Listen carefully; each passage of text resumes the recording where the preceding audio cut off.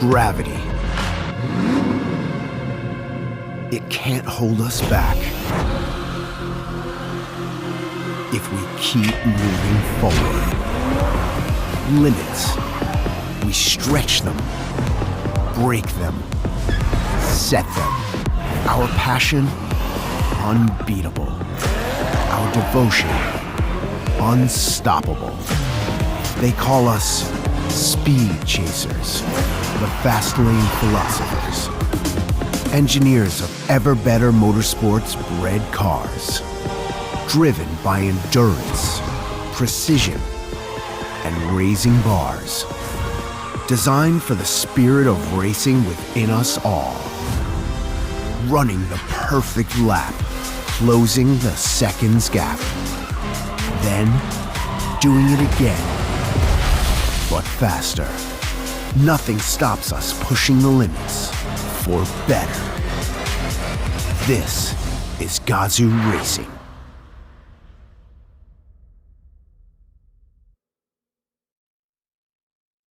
Just what on earth is GAZOO Racing? GAZOO Racing is a spirit.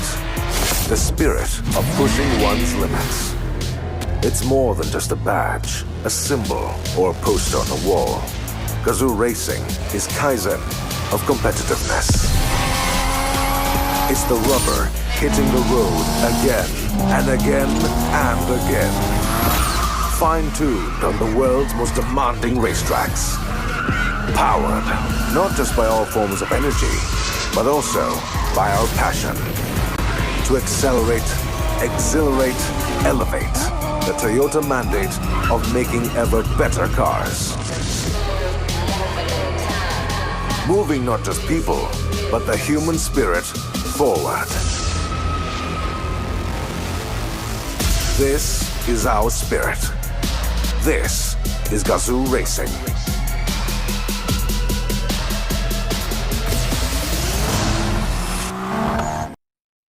Toyota. Move your world. Everyone expects you to be someone. But what if you want to be someone else?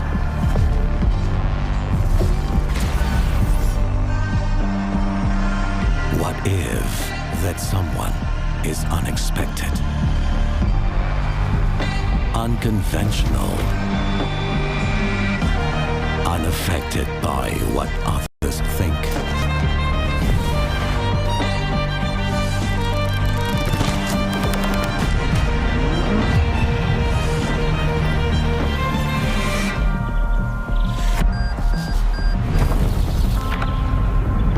Untraditional, unfazed by demands, unstoppable,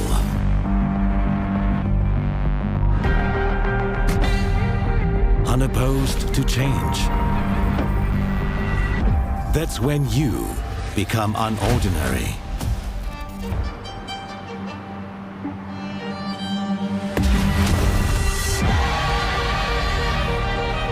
Undeniably you.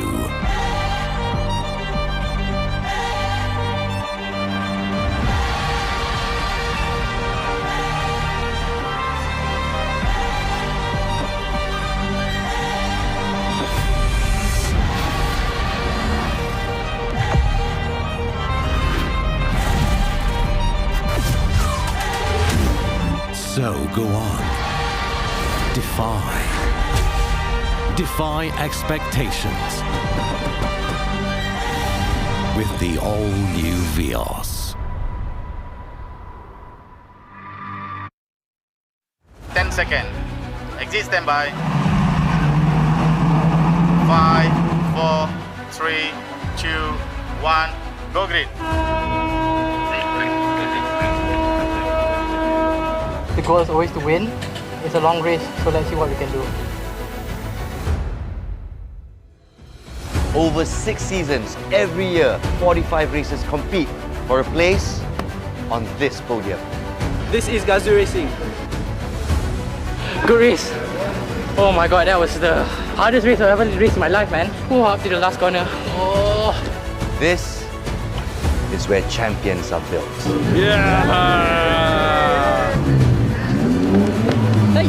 Ready to race. Talents uncovered. I mean, tomorrow is a new race. Plenty of opportunities starting from P3, so I'll try to make it work. It's a new day.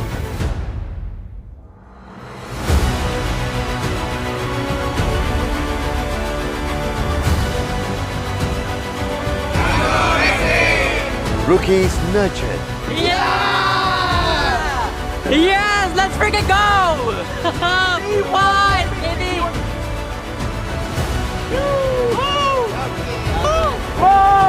Let's go!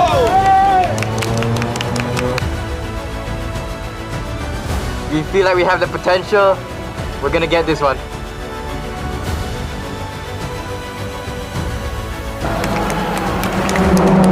This is GAZOO Racing.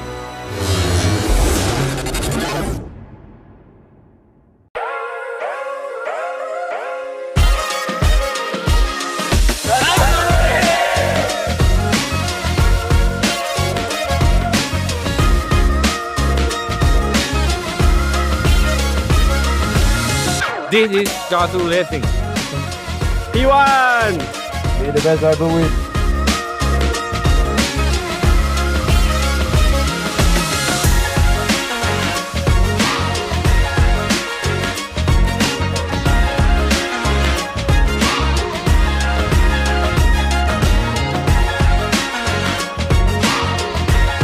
Alright, racing fans, we draw round 1 of Toyota GAZOO Racing Vios Challenge 2025 to a close. Congratulations to all our winners here on this podium. Congratulations to the teams as well. And we look forward to round 2 that's happening at the end of June.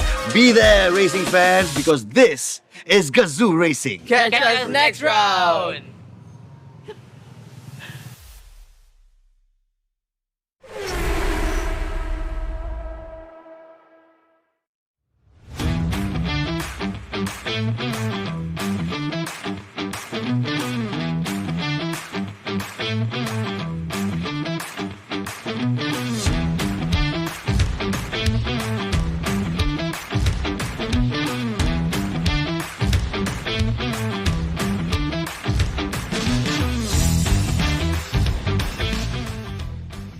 Toyo Tires.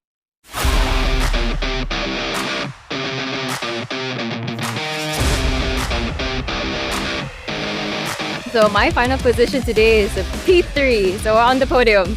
I feel so much better, compared to yesterday. It really picked up the pace today. Even though a bad start dropped me to last place, I still managed to actually stick to the boys, unlike yesterday, and managed to get my elbows out with them. And it felt really good to be on track and battle with them, and it really brings back the fire of racing again in me.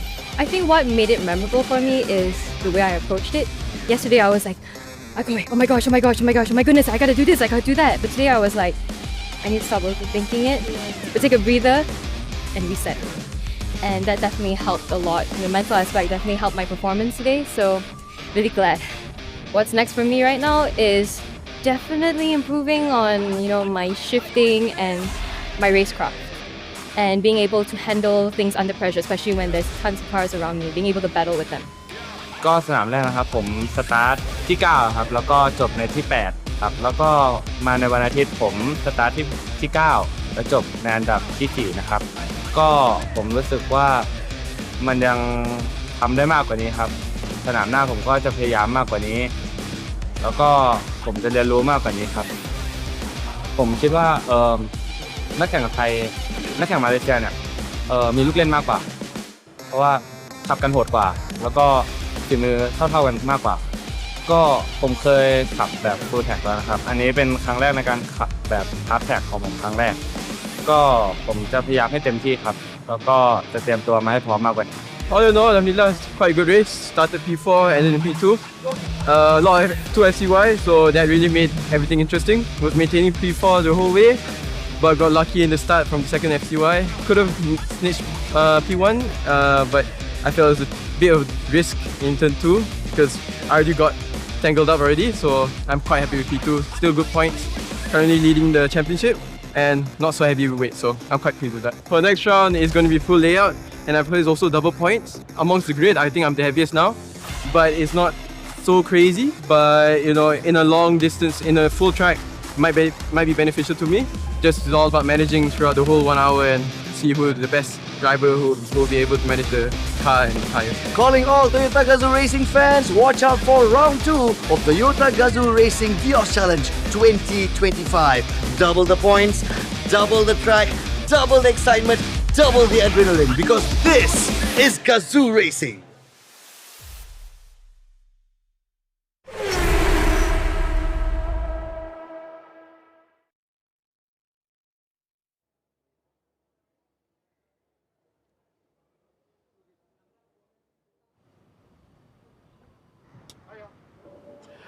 Good morning, selamat pagi as we come to you live on our streaming channel. Saya Nazruddin Rahman, pengacara anda, and this time around I have a partner in crime. Blessings upon blessings. Welcome Arina Chong to the Toyota GAZOO Racing Vios Challenge finale for 2025. Thank you, Abang Naz. That's quite an introduction. It's not usually one I get, especially the people I usually partner up with, probably watching at home, always diss me when I start the game. Really, yeah? Yeah, they always like to make fun of me. There is but respect because probably they're follically challenged. That's the reason Probably. why. We're still waiting to see how this is going to work out for us. But once again, thank you to all your viewers at home watching our live stream right here. Thank you for joining us for this Toyota GAZOO Racing Vios Challenge 2025 season finale. You've We're at round joined 4. us. I joined at finale, Abang Naz. That's the right time, that's for sure, because the thrills and spills from the first 3 rounds, and it comes down to this 300,000 in cash already up for grabs, and it's no holds barred this time around for all our 3 classes. Toyota GAZOO Racing Vios Challenge GOLD Championship, consisting of Super Sporting, Sporting and Rookie class. Just a little bit of homework for you. I'm sure you've done your homework already. Of course, and pretty sure. And one thing that is pretty eye-catching, I would say, for me, as a fresh face joining you for finale round, we also have a fresh new game. I would say we have the Vios Classic Race. Absolutely right. So for those of you who are familiar, who's been sticking with us throughout all the seasons, this time around we bring the classics to the fore. We are bringing the Generation 1 and Generation 2 Vios cars back on track. So we've got a 1 hour endurance race. 1 hour endurance race around the right. track, and they're going to be probably a pit stop with 2 switch-in drivers. That's it's right. going to be an amazing race to witness, of course. And I don't know about you, Abang Nas, but for me, I've actually witnessed and also sat in, or at least driven, most of the generation of Vios. So I'm actually a big fan of Vios as well. So No wonder. I can't wait to see how all of them are going to be competing on this Sepang International tracks. Now, of course, before we give you of all what's going on about this round 4, Abang Nas, how has it been the past few rounds for you? Because My I goodness. was not here. That's true. You that's never true. invite me here. Just to fill you in.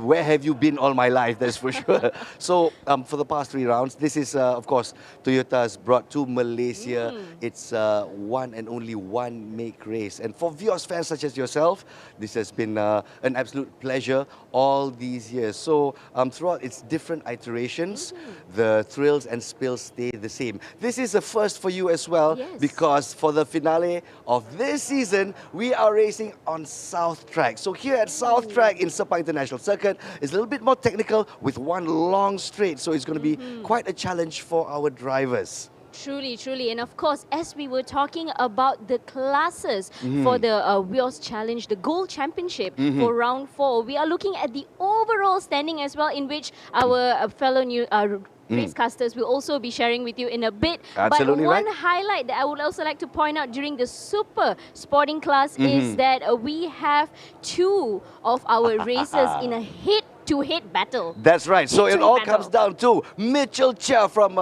Prima Pearl Racing, and also Freddie Freddie Ang Ding Ang. Yu from Yes. Telaga Mas Racing. So Freddie Only 8 is points, the huh? only 8 Only points. 8 points. And here's the thing about these 2 drivers. Maybe you fill you in, and of course to our viewers out there they have their own fans. Mitchell Chia, the younger of the 2, he's got pace. That's for sure. 3 wins, but consistency belongs to the older Freddie Ang. 1 win and 4 podium finishes, puts him at 8 points above in the standings. But it's all to race for here in the final round. It's all what's going to be going down for round 4. I can't wait. Race 1 today, race 2 tomorrow. But That's of right. course, right up, we have the qualifying that we will be witnessing soon as well. And not to mention and not to forget, the sporting class and the rookie class. If you guys want to differentiate how it's like, super sporting class is probably like the elite professional, the professionals. like Nasir. And it's going down to a rookie class, which is probably like me because I'm the first timer here.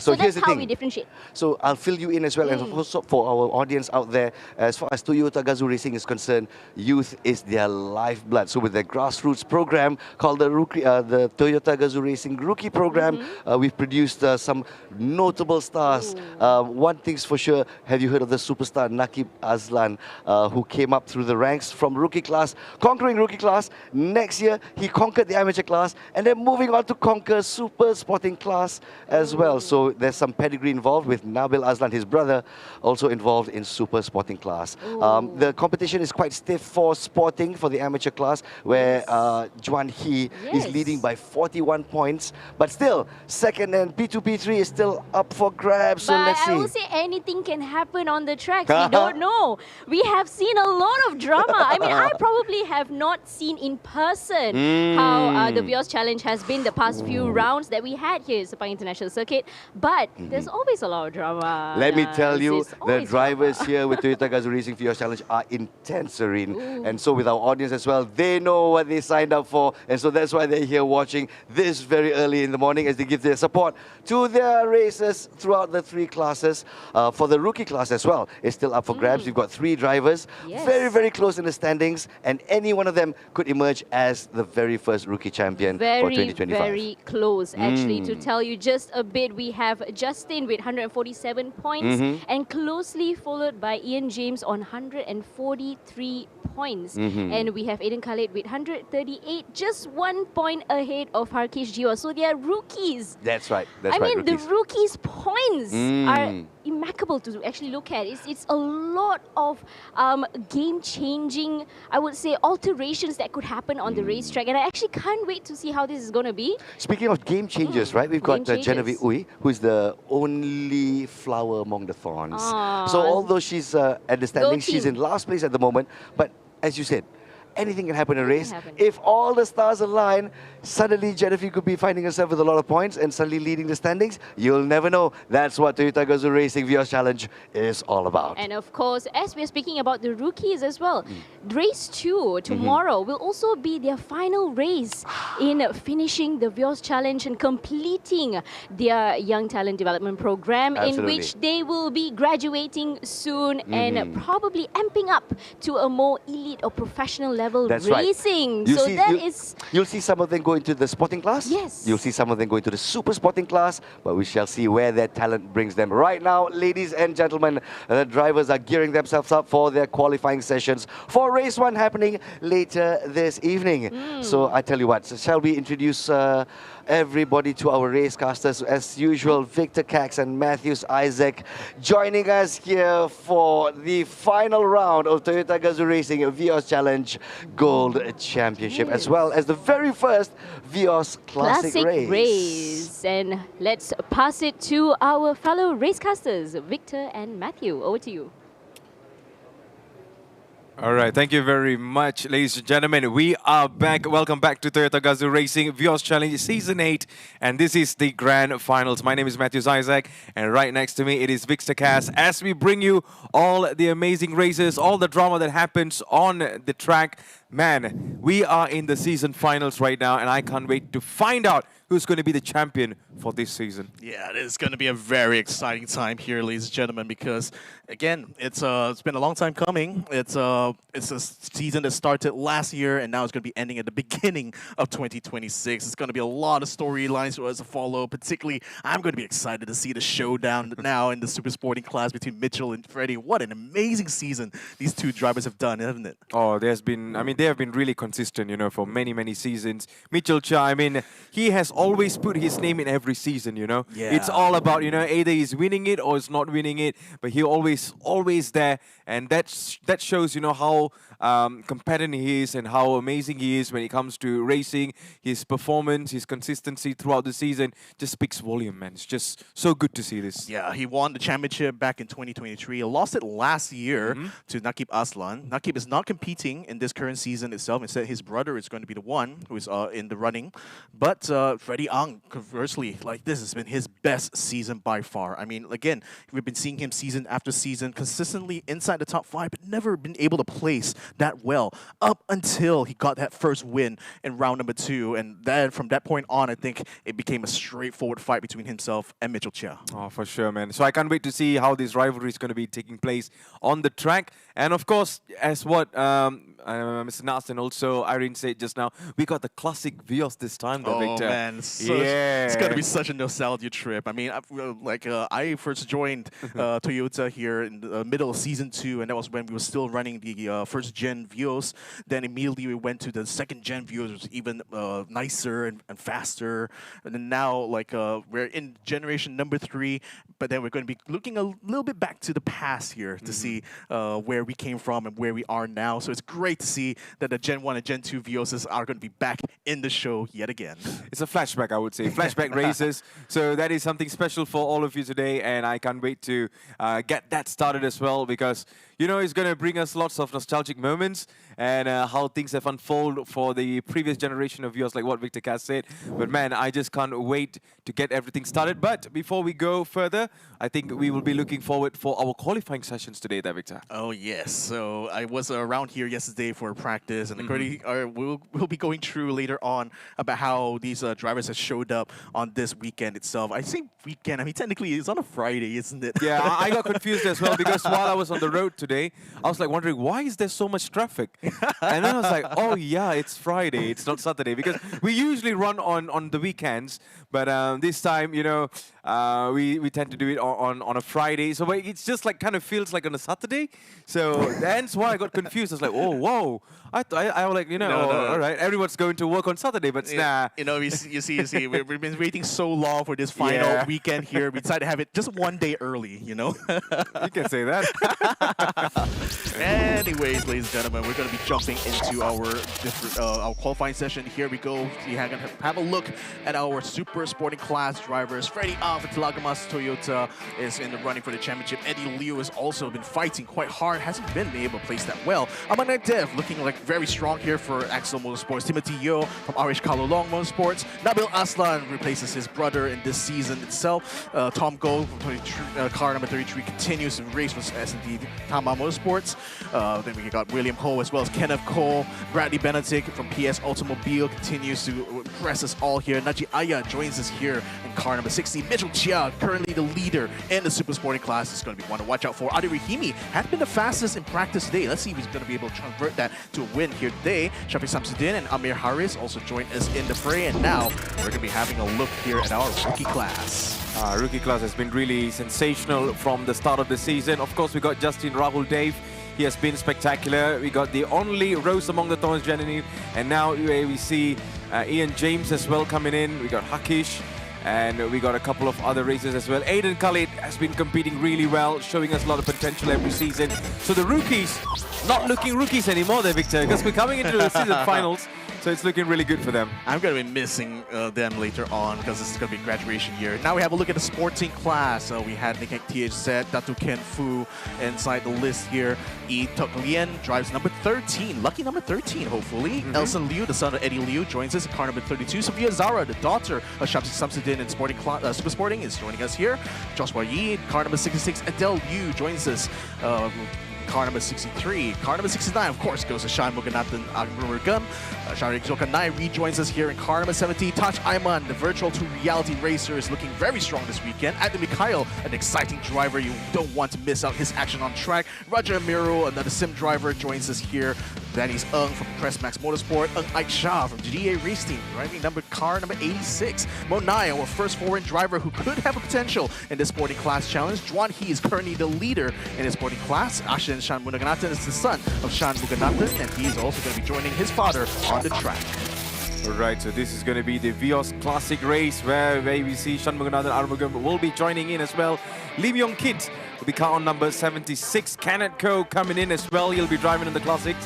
And we got Kirill, who will be on the car number 78, Khair Nur Adli on car number 80.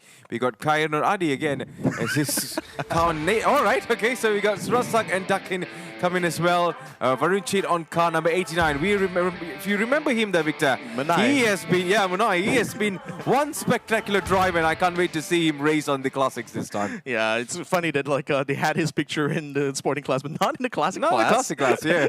But then again, it's really exciting to see like the foreign drivers join us here. And Kirill Pushinsky, he's joining us here. He's actually he hails from Canada, but he's actually of Belarusian descent. It's something that I learned from our Calvin from Toyota yesterday. Here is the track. Here is very bright and sunny, and actually quite a warm day here today. Perfect conditions for racing here in the South Loop of Sabang International Circuit. I think we have always been racing on the north side, so it's really nice to see a different sets of atmosphere this time. It's going to be on the south, so make sure you guys are ready for this, because, you know, this track is going to be much more difficult compared to the northern ones, because I mean, you were talking earlier, there was this one part where the exit is going to be really tight and barely two cars could fit in.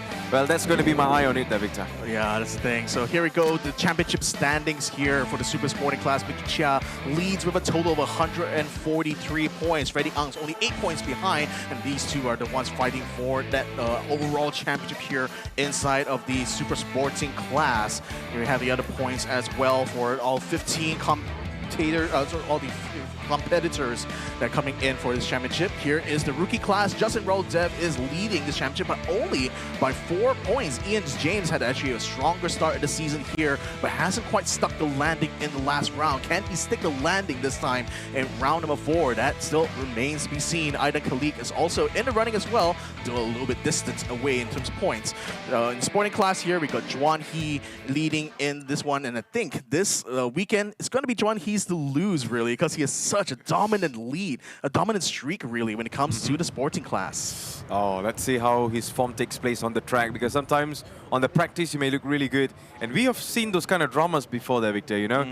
When they get into the actual race, things just doesn't go the other way around, because the pressure builds up, and sometimes mistakes from other drivers could cost you to end the race as well. And we have seen that a couple of times. I mean, not a couple of times, throughout many seasons. Yeah, throughout many seasons, yeah. I was going to say many times we've seen that happen over and over again. That's why you guys all like to join us here in the Toyota GAZOO Racing. You want to see that action here, and we're going to continue to bring you guys all that action this very Friday and Saturday. Here is a track we're racing on the South Loop circuit, and as you alluded to, the most interesting bit is going to be turn 1 and turn 2. Turn 1, as you can see, happens at the end, where normally you'll be turning to the left to get onto the main straight. This time, you're taking the escape road. That road is actually very narrow. Barely 2 cars can stay side by side through that turn, and going into turn 2, really you have to be the first one to get to the apex in order to confirm your position. So it's going to be very tricky, I think, even from lap 1.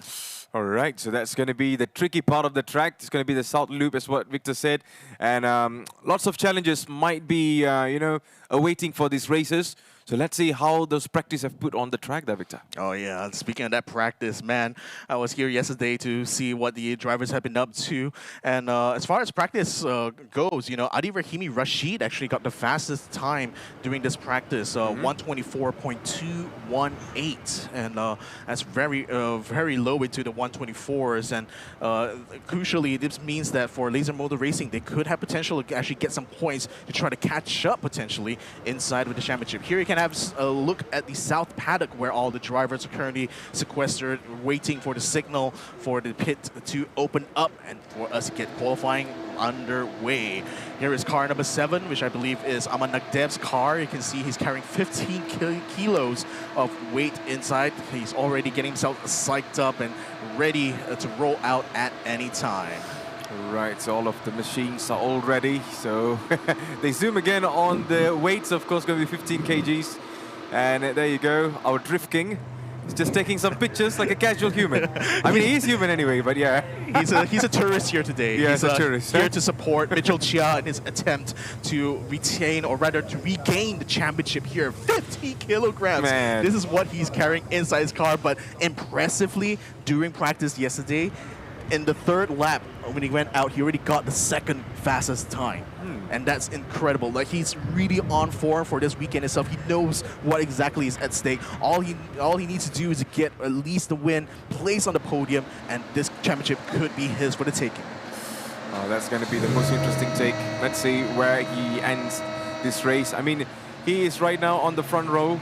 Just see if he's able to regain the title there, Victor. Because last season he could not. This season he might get it. You know, it's just very close. It's so close. Yeah. Literally, the final round of the season is all important. It's all about how you stick the landing here. He's done well to claim several wins in this race, in this season. But this one race here could be the one that seals the ticket for him. So we have a look at the drivers. I think they're already getting themselves lined up onto the track here. I believe that pits should be opening up now, and we're going to be seeing these guys get out and get themselves into the running. Yep, off they go. And the weather on the track, everything looks good today, bright and sunny. I mean, it's quite rare to see the sun coming out for this couple of months there, Victor. You know, right now it's always raining, but remember, it's Sepang, so anything can happen at any moment. Yeah. I just witnessed Freddie Ang passing Mitchell Chia immediately through the turn there. I mean, already giving us shades of what might potentially happen later on in race number 1. But still, this is qualifying, guys. Keep it nice, keep it cool, keep it clean, and hopefully we'll see you guys on that front row. Yep, so we got car number 63 and also 33 out as well. The one at the back just, you know, warming up the tires before they go into the track. And there you go. Got all 3 cars right now. I think this is where you can actually try to push your limit and see where you are doing mistakes or where you are actually doing your very best. Because once you're on the track there, Victor, once you're on the actual race, you cannot be making mistakes anymore. No, you can't. And in fact, like, some of these drivers are already trying to set themselves up for that push lap. Mitchell is going to let car number 60, Najib Ayat, to pass by him. Maybe he wants to try to get the toe from him, actually, in order to get things started. Or there's a bit of communication going on between the 2 drivers. Let's see how that will unfold as pit crews are just nervously watching the screen right now, hoping that their driver will perform well. So here we have Najib Ayat again. A bit slow, but I think he's trying to set up for the push once he gets onto that main straight. And in fact, on the main straight now is Adi Rahimi Rashid, who is currently being passed by Tom Goh. In fact, he's going to be letting him pass here because I think, again, he wants to have a nice clear track in front of him before he can go ahead and get for his push lap. Because with this qualifying for the Toyota Vios Challenge here, they usually have only one set of tires to use, so pretty much the first few laps of this, you have to be absolutely on it already. And like Mitchell Chia is extremely good at that. As I said, from practice alone, he was already getting that fastest time on that first set of tires. So I'm expecting he's going to try to do the same again here today. Yeah, I agree on that, man, because, you know, you get the very best grip right now, so you don't want to miss that. And talking about Mitchell Chia there, Victor, what else do you see that he can improve in this race? You know, like, you know, even though there's 50 kgs on his car, but still he's clocking really good speed. He's been a really top contender throughout the season. And even on the practice, you say yesterday he was really incredible in the performance. But what else he could improve, you know? I'm really not too sure if there's much to improve, really. I think it's more about maintaining that consistency, because that's what Freddie Ang has in spades. Because in spite of the fact that Mitchell Chia pulls out amazing performances and wants more races here compared to Freddie, Freddie's actually placed on the podium more times compared to Mitchell. So really, it's just that consistency through the season that he needed to fix. But the thing is, we're already on the final round here, so it's really going to be about these 2 races. The one race here on Friday and the one race here on Saturday. Those are the only 2 things that should be existing in Mitchell Chia's mind. Oh, for sure. No more fun and games. It's all about you getting serious. Just get into the track and just roll out the way you want it to be, and let's see where it ends. So right now, we are having on the look on the names on the left, where we see all of our races. Aman Nakdev on car number 7. So sooner or later we'll get much more better timings where we can see who is doing really well. And at the moment, we are on board with car number 3 right now, Victor, and that is going to be Freddie Young.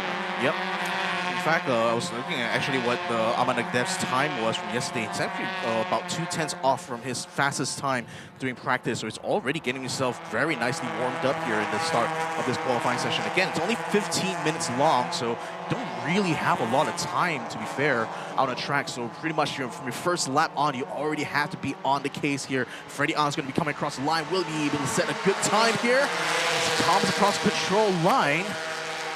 Only 7th best so far, 2/10 off of Aman Nagdev's time so far, and that's only good enough to keep him in the top 7. Impressive. Impressive so far. There you go. The crews are all looking a bit nervous. You know, they're pretty nervous and just looking through the time, and let's see how their races are performing. And, you know, the pressure is definitely piling up. Although it's not even, we are not even in the actual race yet, but, you know, qualifying matters a lot. We have seen how important qualifying is, and you know, qualifying sometimes can make it or break it, Victor. Exactly. I mean, qualifying's quite literally half the race, pretty much done at that point, you know. From that point on, it's about not only trying to gain positions, but to maintain the position that you're already qualified in. And that's pretty much the key, really, for all these drivers here in order to pull their best performances here. But Mitchell, of course, carrying so much weight, 50 kilograms in total inside his car. He's practically got an extra passenger inside with that amount of weight here. And that's certainly going to be affecting his performance. In fact, as of right now, he's still, less than a 10th of a second. In fact, only 10 milliseconds behind Freddie Ang right now. So very neck to neck between our two top championship contenders here in the super sporting class. Of course. So right now, this is car number 7, Aman Nagdev from Axel Sports. I mean, in the previous races, he has done really well, and he has been a top impressive driver for me there, Victor, you know. Despite, you know, he's just coming through the season, he's still able to, you know, take down some of the other races and put himself at the very top. So that shows his potential, and I just can't wait to see how much he can grow in the next season or in the future, any races that he might be going in. Yeah, his crew chief is actually Alistair Young himself, and Alistair has always been waxing lyrical actually about Aman's progress throughout the season. He's improved steadily race to race, and now it's actually looking like he may even qualify on the front row here, having the time that he set earlier on this session is already enough to keep him still in P2, even though Adi Rahimi has already overtaken him for that spot in pole position here by 43 milliseconds. Bradley Benedict, in the meantime, he's managed to put himself up into P3. He is now inside the pits right now, maybe trying to do some checks or adjustments to his car. Adi Rahimi right now looking like the strongest, rather the fastest car out here on this weekend so far. I mean, he already was fastest during practice. He's continuing to be the fastest right now. He's comparatively carrying way less weight compared to like our championship leaders here. Only 10 kilograms, I believe, on his car here. So that certainly gives a big opportunity here for Laser Motor Racing to put a good finish to the season. That's something to watch out for. 7 minutes to go in this qualifying for Super Sporting class.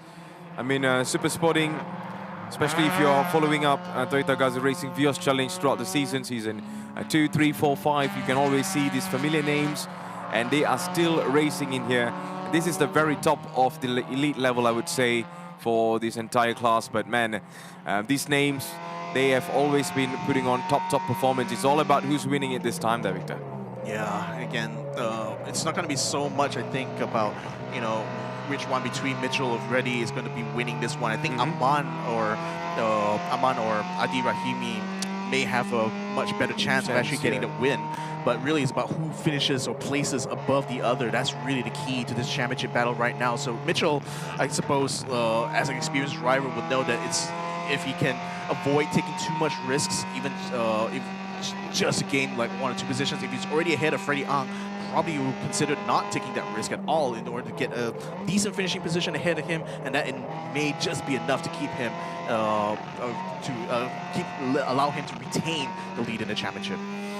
That's for sure. So there you go. We're on board with Aman Nagdev. This is the view from inside the car as we're coming into turn 1. And I mean, he has been impressive. You know, he's just really impressive. And just give the mic to Alistair. He will tell you.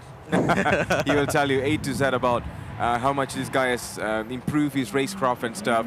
But other than Amanakdev there, Victor, who is that one driver in this list here that you would really love to see? Oh, I love to see that Kenneth Cole has actually put himself up into P2 now, actually dethroned Amanakdev. William Ho as well got himself up to P3, so that replaces Bradley Benedict as well.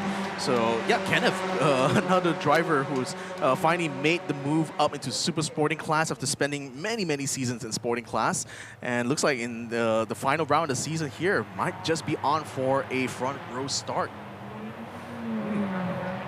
So we got less than 5 minutes left in this qualifying session, and all the races are still on the track.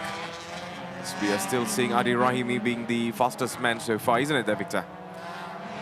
Yeah, because I don't have the timer, so, Yeah. so I gotta like predict what's going on. Yeah, so okay. So the thing is, like, this South Loop is going to be a very interesting race. I mean, we've never actually raced here technically for our TGR Vios Challenge season. We normally run like the full circuit layout when it comes to Endurer series. But this time around, we decided to change things up quite a bit. This South Loop circuit is a lot more technical, and because we rarely race here as far as TGR is concerned, this is going to be a very tricky one for the drivers. It's very much practically speaking, an even playing field for everyone involved here, because very little data for a lot of these drivers about how the car performs on the South Loop. Now, they will certainly be very familiar with the entirety of the layout here, but that does mean that the overtaking points are going to be different. The challenging parts of this track, particularly I feel like turns 1 and 2 is going to be super, way more difficult compared to turns 1 and 2 for the North Loop. Then, of course, you got the downhill section that starts all the way from turn 5 all the way to turn 8, which is in this layout, the final turn here. So a very important battleground is going to be the final bit of the sector. So yeah, essentially this South Loop really tests the driver's ability to master the final sector of Sepang National Circuit. All right, so I think they're going to be the masters of both sides. North is pretty much done many times there, Victor. Now it's all about the South, and it's in the grand finals as well. But one name I would really look out over here is going to be William Ho there, Victor. He's on the 3rd position right now, the 3rd fastest man on the track. He clocked about 1.24.588. I mean, he's not that close to Kenneth Koh and also Adi Rahimi, but if he improves a little bit more on his on the other sectors and stuff, he's definitely going to be there. Yeah. We're going to be watching out for that. I mean, I've seen William Ho in practice yesterday. He was really on that ragged edge. Literally, was locking up his brakes going into the Bajaya corner, like braking so hard and so stiff as well. And it's going to be a tricky one, actually, like the Bajaya corner itself, because the track itself dips down slightly. And then after you exit turn 3, you're going uphill already. So the weight transfer in that section, that particular corner, is very tricky to do in these cars here. And that's going to be one of the key things I feel for these drivers, because if they don't do turn 3 well, they lose that momentum going uphill into turn 5. And from that point on, they'll be super vulnerable to anyone who's coming in hot from behind. All right. So that is something that we need to, you know, catch as well once we're on the track. Let's see which racer might be getting trapped in there, Victor, you know. Especially the part where you say, you know, there's going to be a really tight corner. So I'm really looking for that. That's in turn 2, right? That's the turn 1 and turn 2. Turn 1 and turn 2, yeah. okay. I mean, turn 1 itself, it starts wide and it starts to narrow up as you enter the escape road. But then turn 2 itself is extremely tight as a hairpin, even tighter compared to turn 3. So I feel that it's pretty much going to be a single file line for all the drivers going into that turn. But really, like, that's why, especially for the guys who are carrying extra weight in this class here, getting a good exit out of turn 8 is super important, because they're not going to be able to, you know, battle it out effectively if they cannot hit the maximum speed by the time they enter turn 1. Yep. So, ladies and gentlemen, we got less than 1 minute to go. So 1 minute left for all of our races in super sporting class. And already looking very racy. Look at that. Hold up. Just rolling over onto the sand trap there on the apex.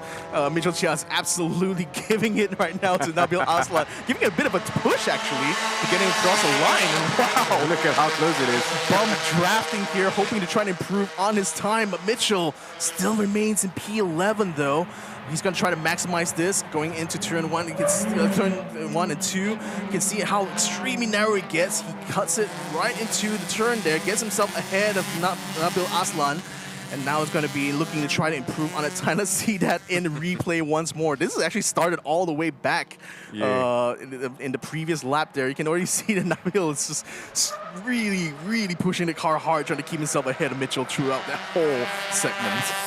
That was really good bump drafting earlier on. We saw. I was like, okay, he's pushing it, but man, that was really, really close.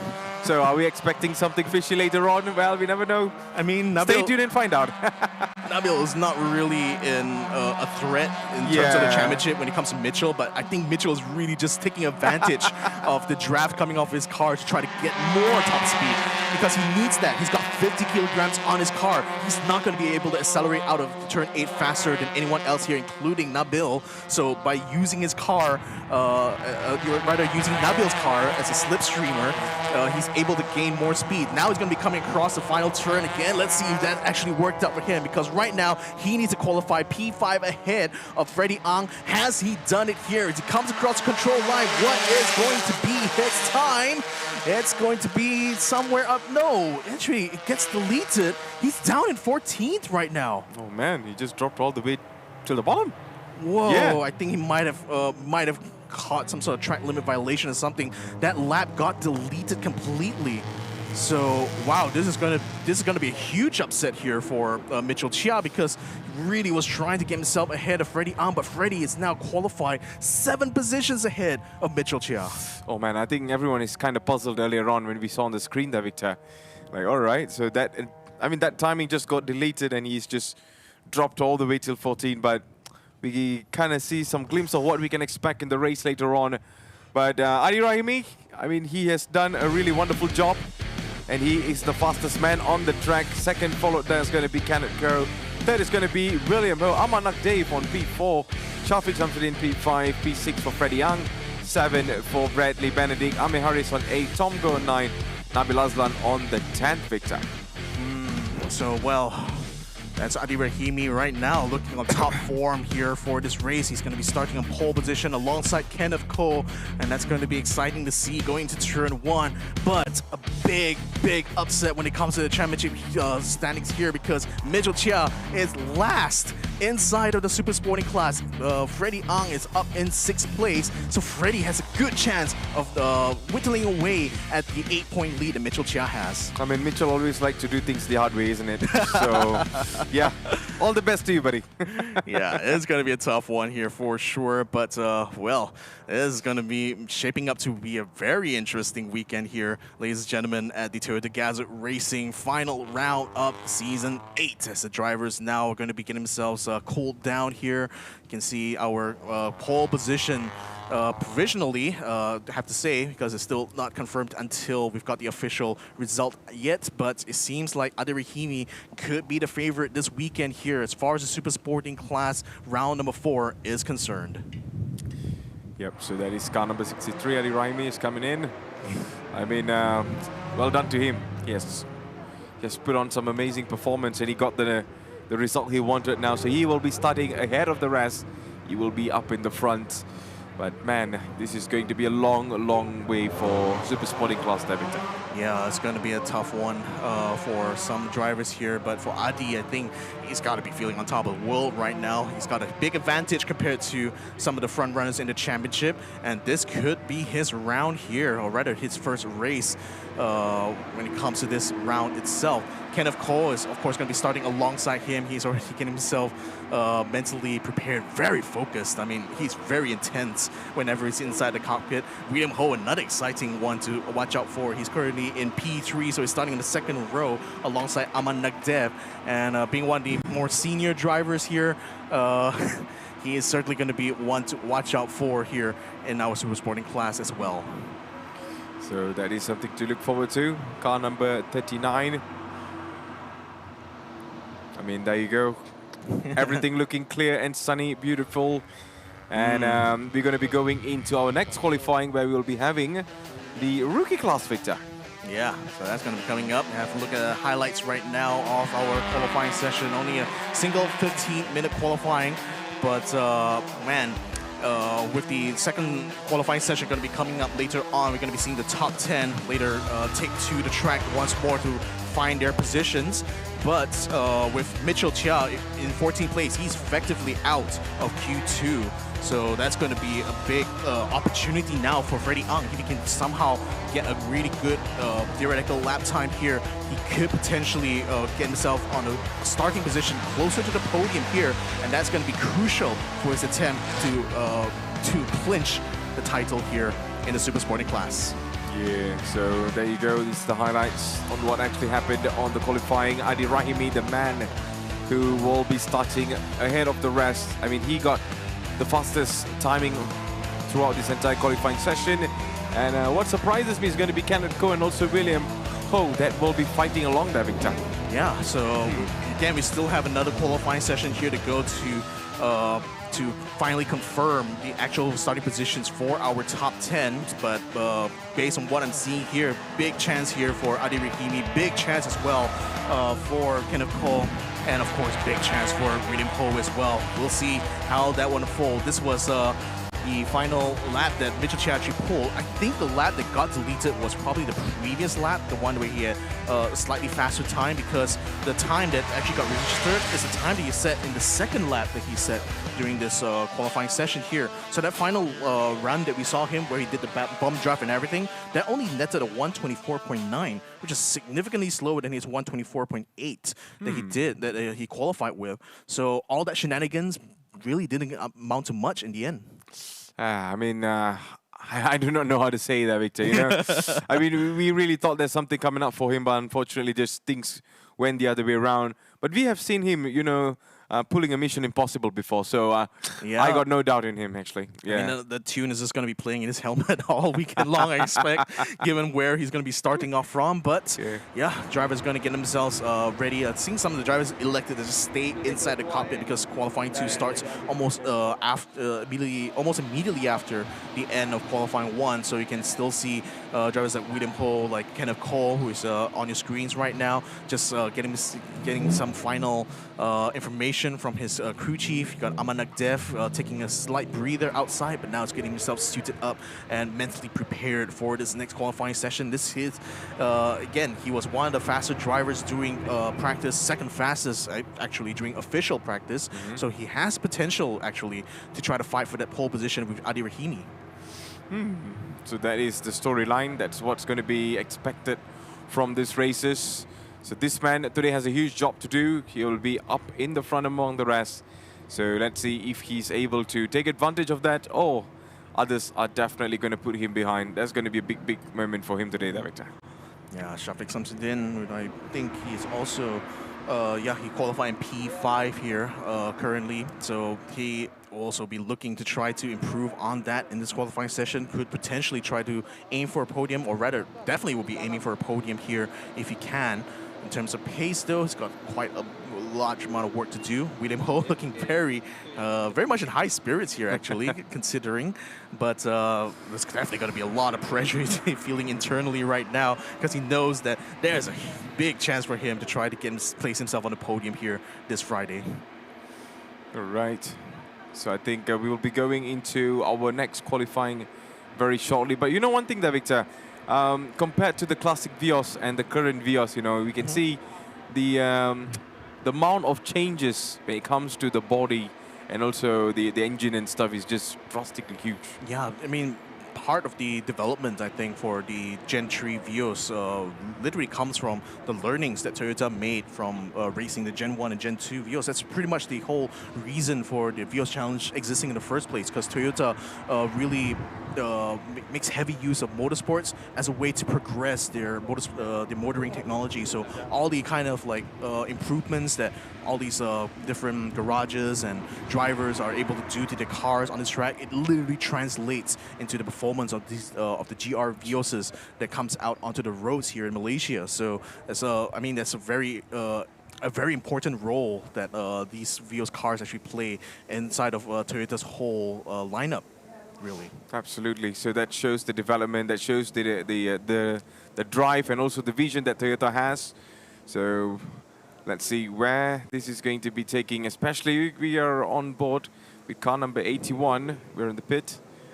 So I think most of these crew chief and stuff are just getting things sorted out before they mentally prepare their races there, Victor. Oh, they know they have a very, very tough weekend ahead of them right now. I mean, of course, with Mitchell Chia being in 14th place, definitely you can see John just pacing around, just really getting himself focused right now at the task at hand here. I mean, the whole garage here, Prima Pearl, you know, they've been in these kind of positions before. You know, Mitchell Chia even has done, as you've alluded to, the Mission Impossible, you know, fighting from the back of the grid all the way to the front. So he's going to have to do that all over again here today if he wants to be able to retain his championship lead. For sure, man. So there you go, everything looking good. Yeah. Just bright and sunny.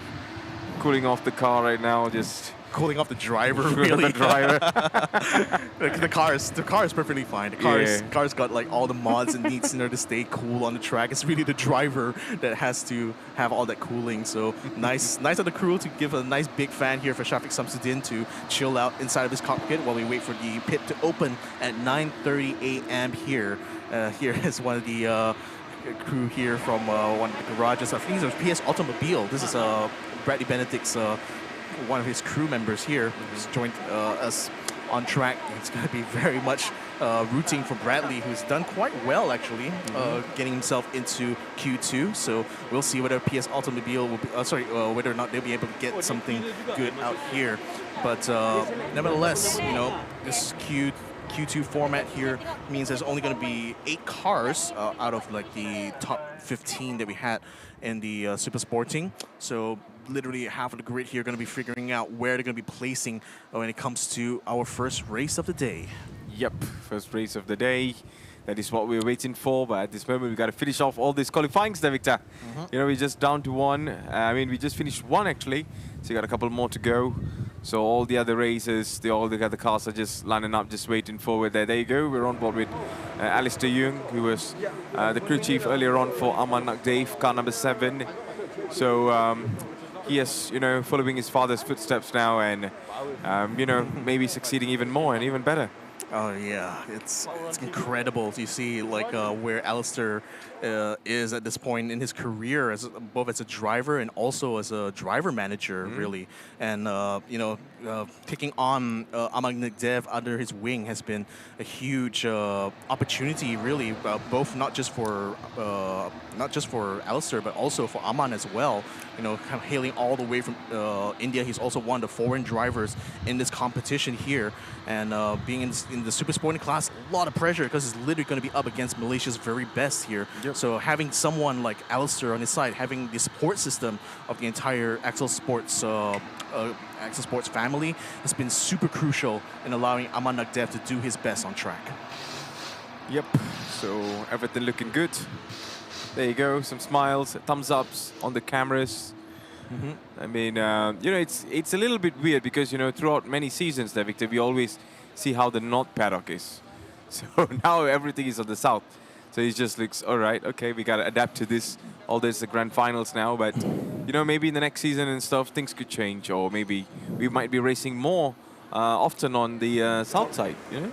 Oh yeah, I mean the view actually from the Southside paddock is absolutely beautiful. Like when we were here for the Super GT weekend, it was literally the best seat in the house. You know, staying on that south paddock, watching all the cars circle around, pass us by. It's incredible scenes, really, if you're able to experience it at the south paddock. But for all the crews, all the drivers, it's pretty much another day in the office here as they can themselves prepare with all the data, all the information. Data that I absolutely need for this race because we've rarely raced here even. So this is really a very challenging situation here, you know, to do this in the final round of the season. But that's exactly why we call this the Vios Challenge. All right, so if you just tune in, ladies and gentlemen, make sure you are liking our live stream and also sharing it as well. And make sure you are rooting for your favorite racer for this season, because this is the grand finals and we can't wait to find out who will be winning it. And right now we are on board with car number, okay, could not see the number earlier on, but of course all the other races are all preparing before we go into the track. There you go, we got all the gashes and stuff just making sure they are preparing their race. And now, there you go, Victor. No more fence. Out now. They're going to be going into the track. Yeah, that's Amir Harris here in car number 99. He's also looking to try to get himself a good position. Hasn't been the strongest even in this season and even in this round itself. He's currently, I believe, qualified, just barely eked it into Q2 here. So anything he can do to improve in this session is going to certainly help him in the long run here.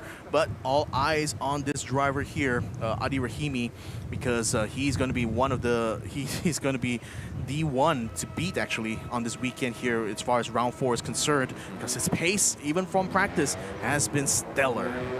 Yeah, I mean, even in the previous season, we have seen him how aggressive he is when it comes to racing, especially when he gets the lead. It's a little bit difficult to actually get past him, but I believe right now things could have been improved, things could have changed. But let's see how much he can hold on once the race starts, Victor. William Ho, first one out of the pits here with the pits being open. Some of the drivers actually electing to stay back a little bit. I think they want to try to take advantage of the tow can get from the cars ahead of them. So you can see Kenneth Cole finally pulling in. So has Shafiq Samsudin as well as Bradley Benedict. So finally we're going to be seeing our top 8 who are qualified from Q1 going to be starting their runs in Q2. Yep, so we are going in right now for qualifying 2. This is still for the Super Sporting, and this is for the top drivers, isn't it, there, Victor? Those who have done really well in the qualifying 1. Yep. So, wow. I mean, they already know exactly what to expect from this track. They know what their targets are as far as their perfect lap is going to be. Now it's about nailing it in the next 14 minutes or so. As one final check of the tires here for Adi Rahimi before he gets himself started. A little bit slow to get out of the pits so far for him. I think he's clearing out some rubber that was inside his wheel well. Could have been rubbing as he was like turning in.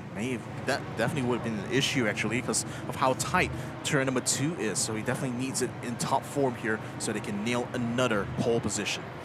Yeah, so there you go, Adi Rahimi. He's on a 10 kg balance, of course. And I mean, I think, Victor, he might have a really good chance of winning it, but you know, it's all down to him on the form once he's on the track, because sometimes pressure could get onto you and sometimes mistakes can happen. And sometimes you might be doing it well, but the other races or some circumstances could change your fate. So let's see where he ends up today there, Victor. Yep, another one we want to see where he ends up. It's going to be Kenneth Cole. He's carrying no weight compared to Adi Rahimi or even the other front runners here like Freddie Ang.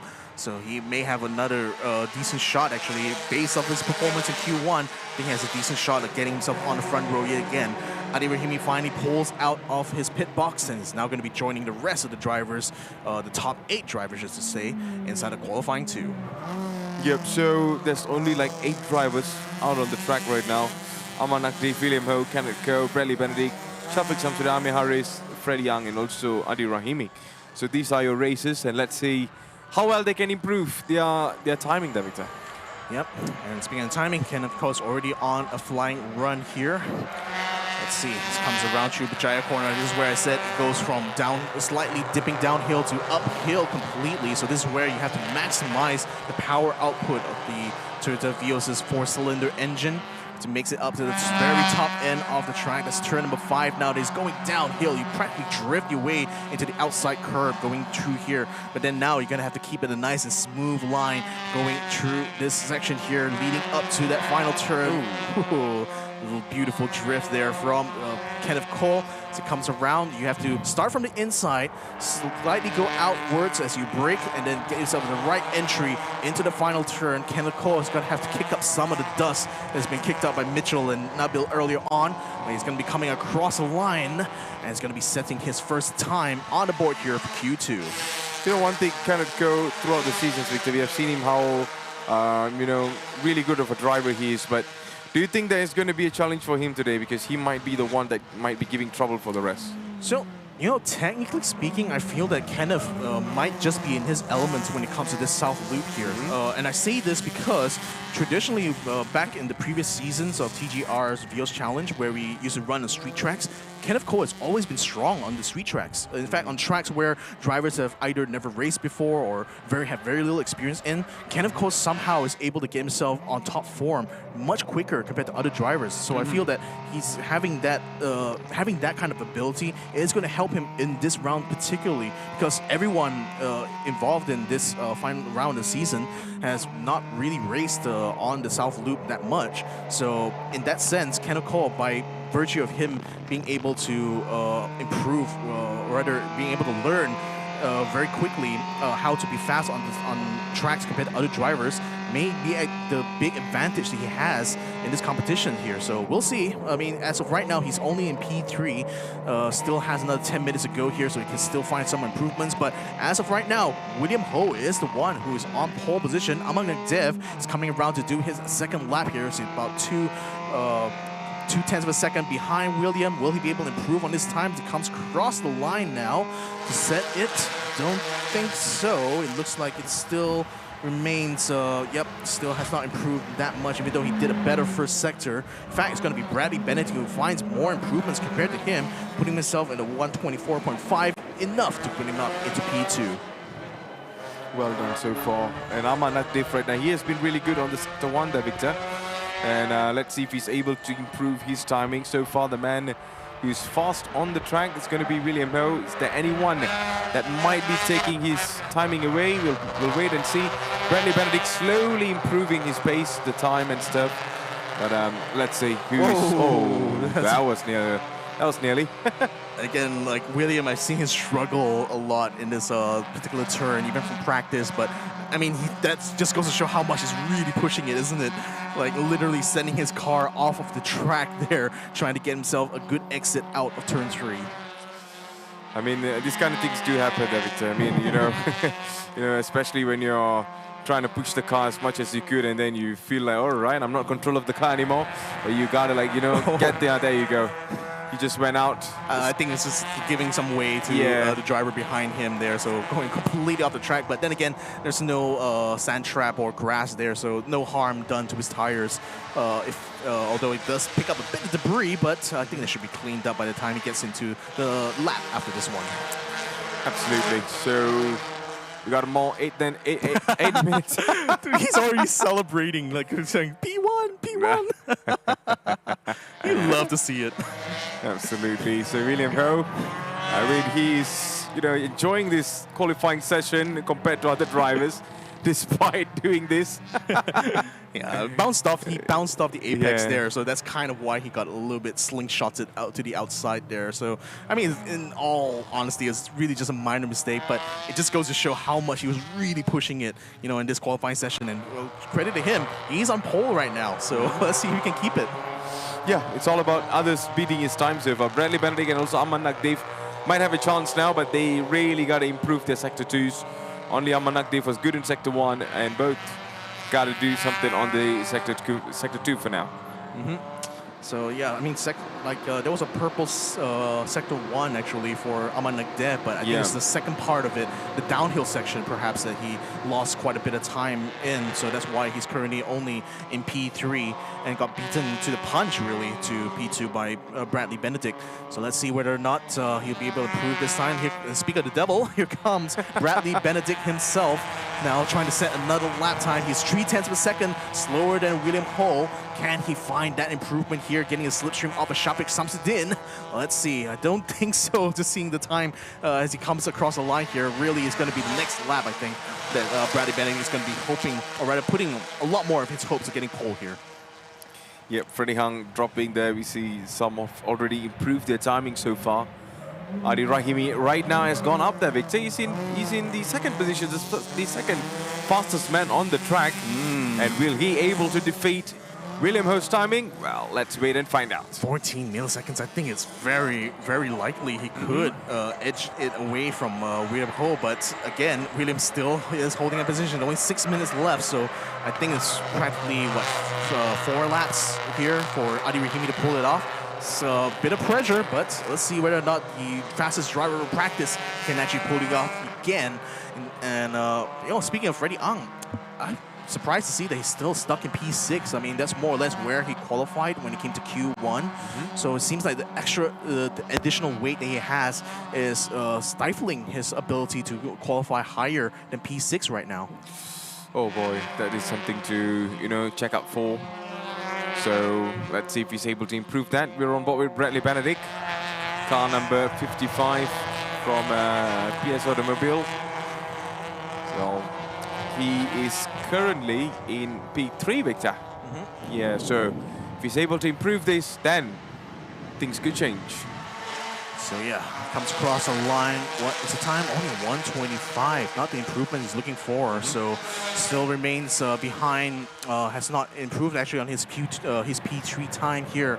So still remain searching for the next 5 minutes here for improvements out on track. So as it stands right now, William Ho still remains on the throne really for the start of race number 1. Adi Rahimi may have a good chance here, but he doesn't really have any cars around. He does see William Ho ahead of him though, so perhaps it's going to be a good indicator of where how he's doing comparatively to William in his qualifying. But still, 14 milliseconds doesn't sound like a lot, but when you talk about trying to be the fastest man on track here, that could may as well be a mile long. Well, there you go, Adi Rahimi earlier on in the qualifying one. He has done a really wonderful job qualifying too. Still a good job for me there, Victor. He's keeping himself in P2 so far. But if he's able to improve a little bit more, then he can definitely defeat William Ho's time and get into the P1 again. But William Ho, earlier he has already celebrated that, Victor. He's like, you know, I'm P1. So let's see how long that holds. We got about 44 minutes now. So in that 4 minutes, if things change, then it changes, unless we see William Ho making the rules here.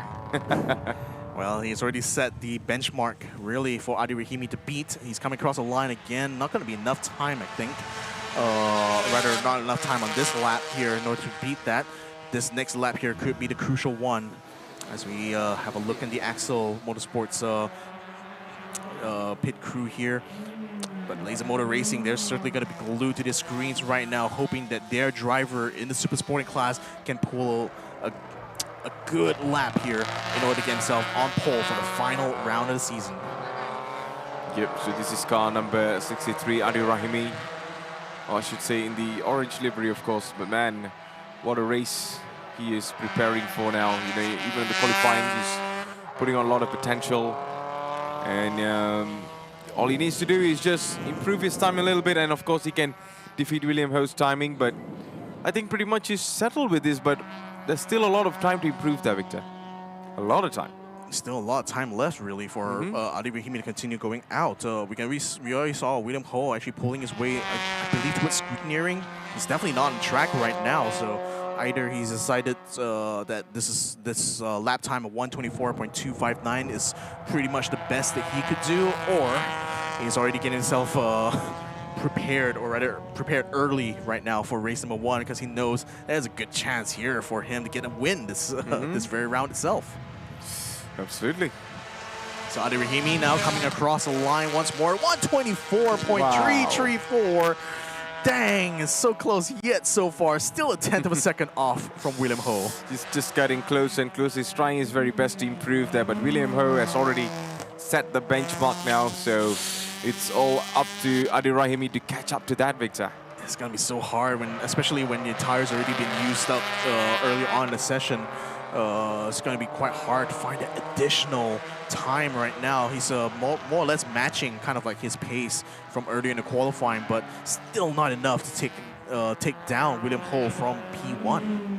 Yeah, I think that's going to be the biggest challenge, and it's very difficult to take off his timing because he has already set it too high, and the others are now fighting to actually get to that level. Adi Rahimi is the closest one so far I could see, but it's going to take much more bigger effort for me there, Victor.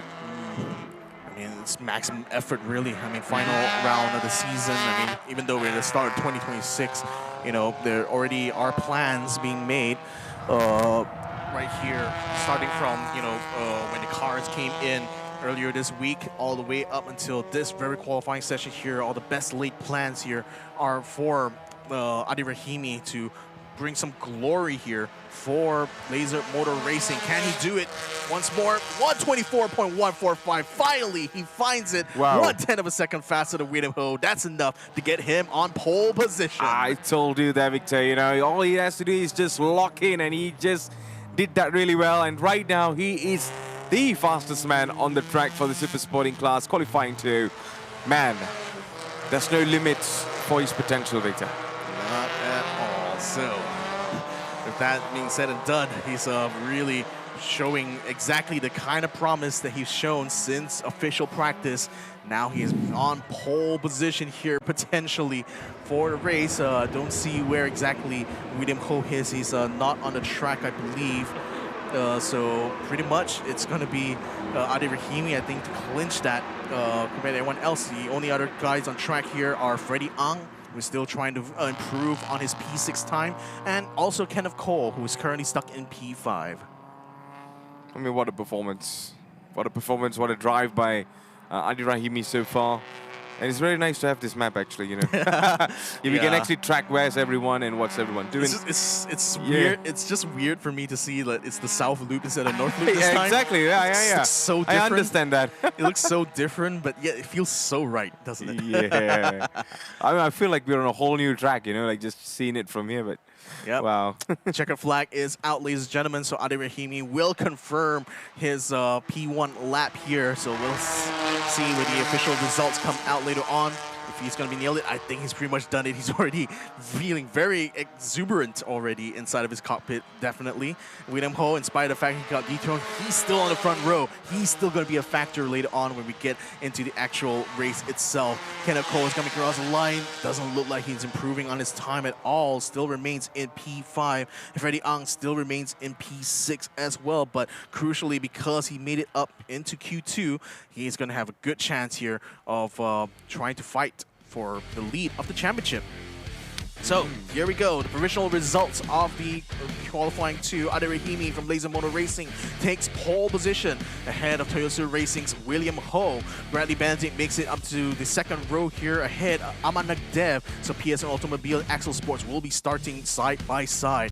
Kenneth Cole and Freddie Ang will be side by side as well. PCM Group Racing Team and Telagamas Toyota will certainly be happy to have made it in Q2, but they certainly would have been hoping for a little bit more than P5 and P6 respectively. Amir Harris of KMS 333 Motorsports still makes it up and actually improved on his time here, making it up to P7 ahead of G-Mart's Best Auto Sports, Shafiq Samsudin.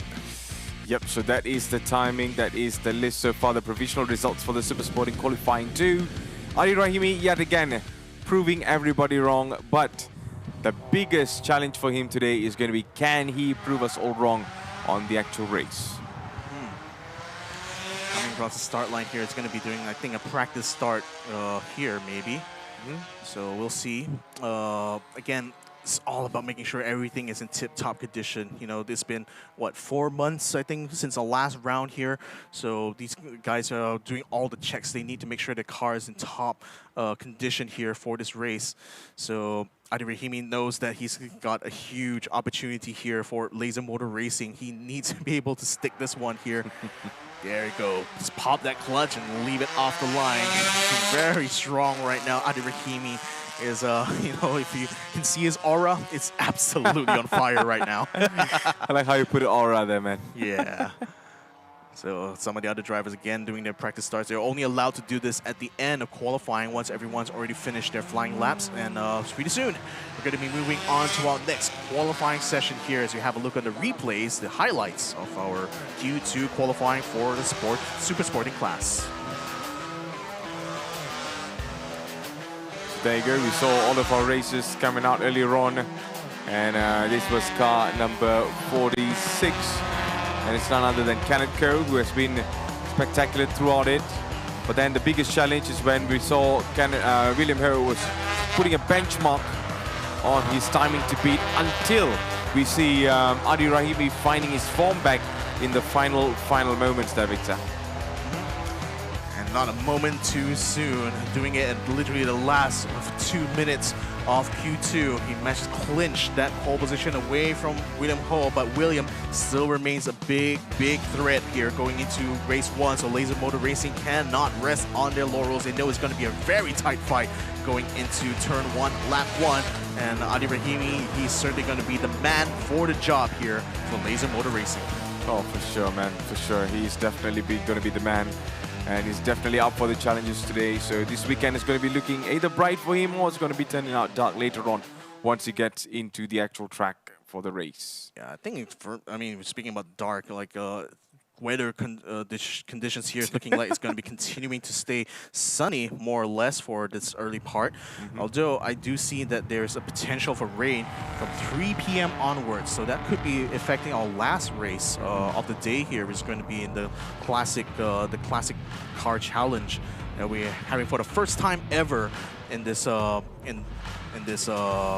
competition. First time ever in Season 8. We're going to be bringing back some of the oldies, all the golden hits, as it were, with our Gen 1 and Gen 2 videos. I like how you say it, golden hits. Wow. Yeah. I mean, it's going to be such a nostalgia trip for all of us here in Toyota, for sure, when we see those cars back on track again. So, rookie class will be starting the qualifying when the pit exit opens at 10 p.m. Another 10 minutes to go. So that's still plenty of time for all the super sporting guys to get the cars off to the weighbridge, to get themselves checked up and sent to Park Ferme, where the cars will remain until race number 1 is ready to begin. So, here we see Adi Rahimi already getting himself onto that weighbridge. It's super important to make sure that all these cars are not only regulated in terms of weight, but also their power deliveries, to make sure that, you know, all the cars are on an even playing field. There's no like no hanky-panky, there's no like hidden performance, anything like that. It's just more or less making sure that everyone has the same power to weight ratio to ensure there's going to be close and clean racing. Oh man, I think we can expect a lot of dramas later on. But Victor, now we're going to be moving on for our rookie class. I mean, you know, I like how you say it, you know, this is the last season for them to actually graduate and also move on to the next season. So that is something to really watch out for. But one thing for sure is that, you know, this rookie class, I mean, they have been doing a wonderful job. They have actually fought among the other big guns as well, especially when we saw in the previous round where we had the mix of GTs and stuff. So it just shows how good they are. So there you go. This is the look on the championship standing. You can see Rahul and also Ian James. They are just a couple of points away. Aidan Khalid is on the 3rd position, 4th for Hakis. Genevieve on the P5 with 98 points. The fight is right now going to be between Justin and also Ian right now, Victor.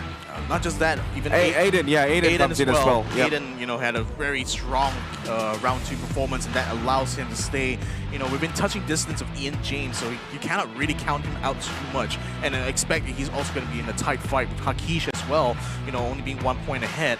So we'll see how it's going to turn out for the rookies, though. Yeah, this is going to be their swan song, literally, for this season. Because after this, we're going to be saying goodbye to them, really, unless they, you know, rejoin us for either sporting or super sporting. That still is going to be up in the air. But, you know, one thing's for sure is that these rookies have set themselves up very nicely at the start of their careers here in motorsports, and, you know, jumping off from this point here, you know, literally, sky could be the limit here for these the drivers as far as their journeys are going to be in the future. No, for sure, man. I mean, the sky is the limit. But when we're going to be going into these rookies there, Victor, who's that one driver that you're really looking forward to? Despite we see everyone is pretty close to each other. Man, yeah. Are you asking me to pick my favorite rookies out of the 5? Yeah. but before that, we're going to have a look on all of our races from the rookie class, where we're starting from Rustin Rahul Dave. We see Genevieve Ooi, who's will be on car number 18.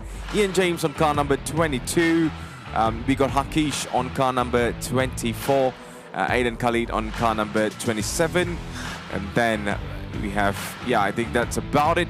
But man, who do you actually see, you know, that might be special today? Like, because you were here for the practice yesterday, you could have seen 1 or 2 on what that could, you know, potentially happen today. I mean, it's so tough for me to choose, really, because I've gotten to know these rookies, you know, over the course of this whole season here.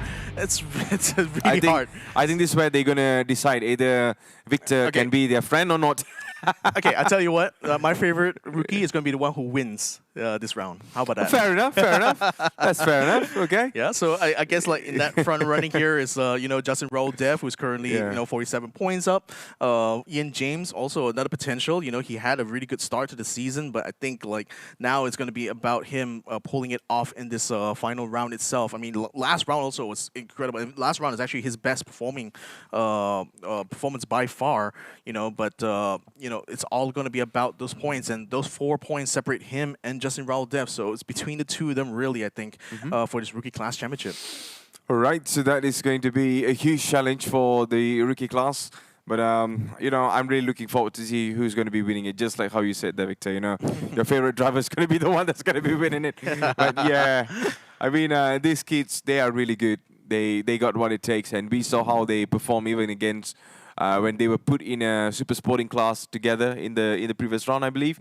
Yeah, so they're still able to, handle the pressure. And right now, this is going to be just them in their own playground, and we're going to be finding out who's going to be winning it.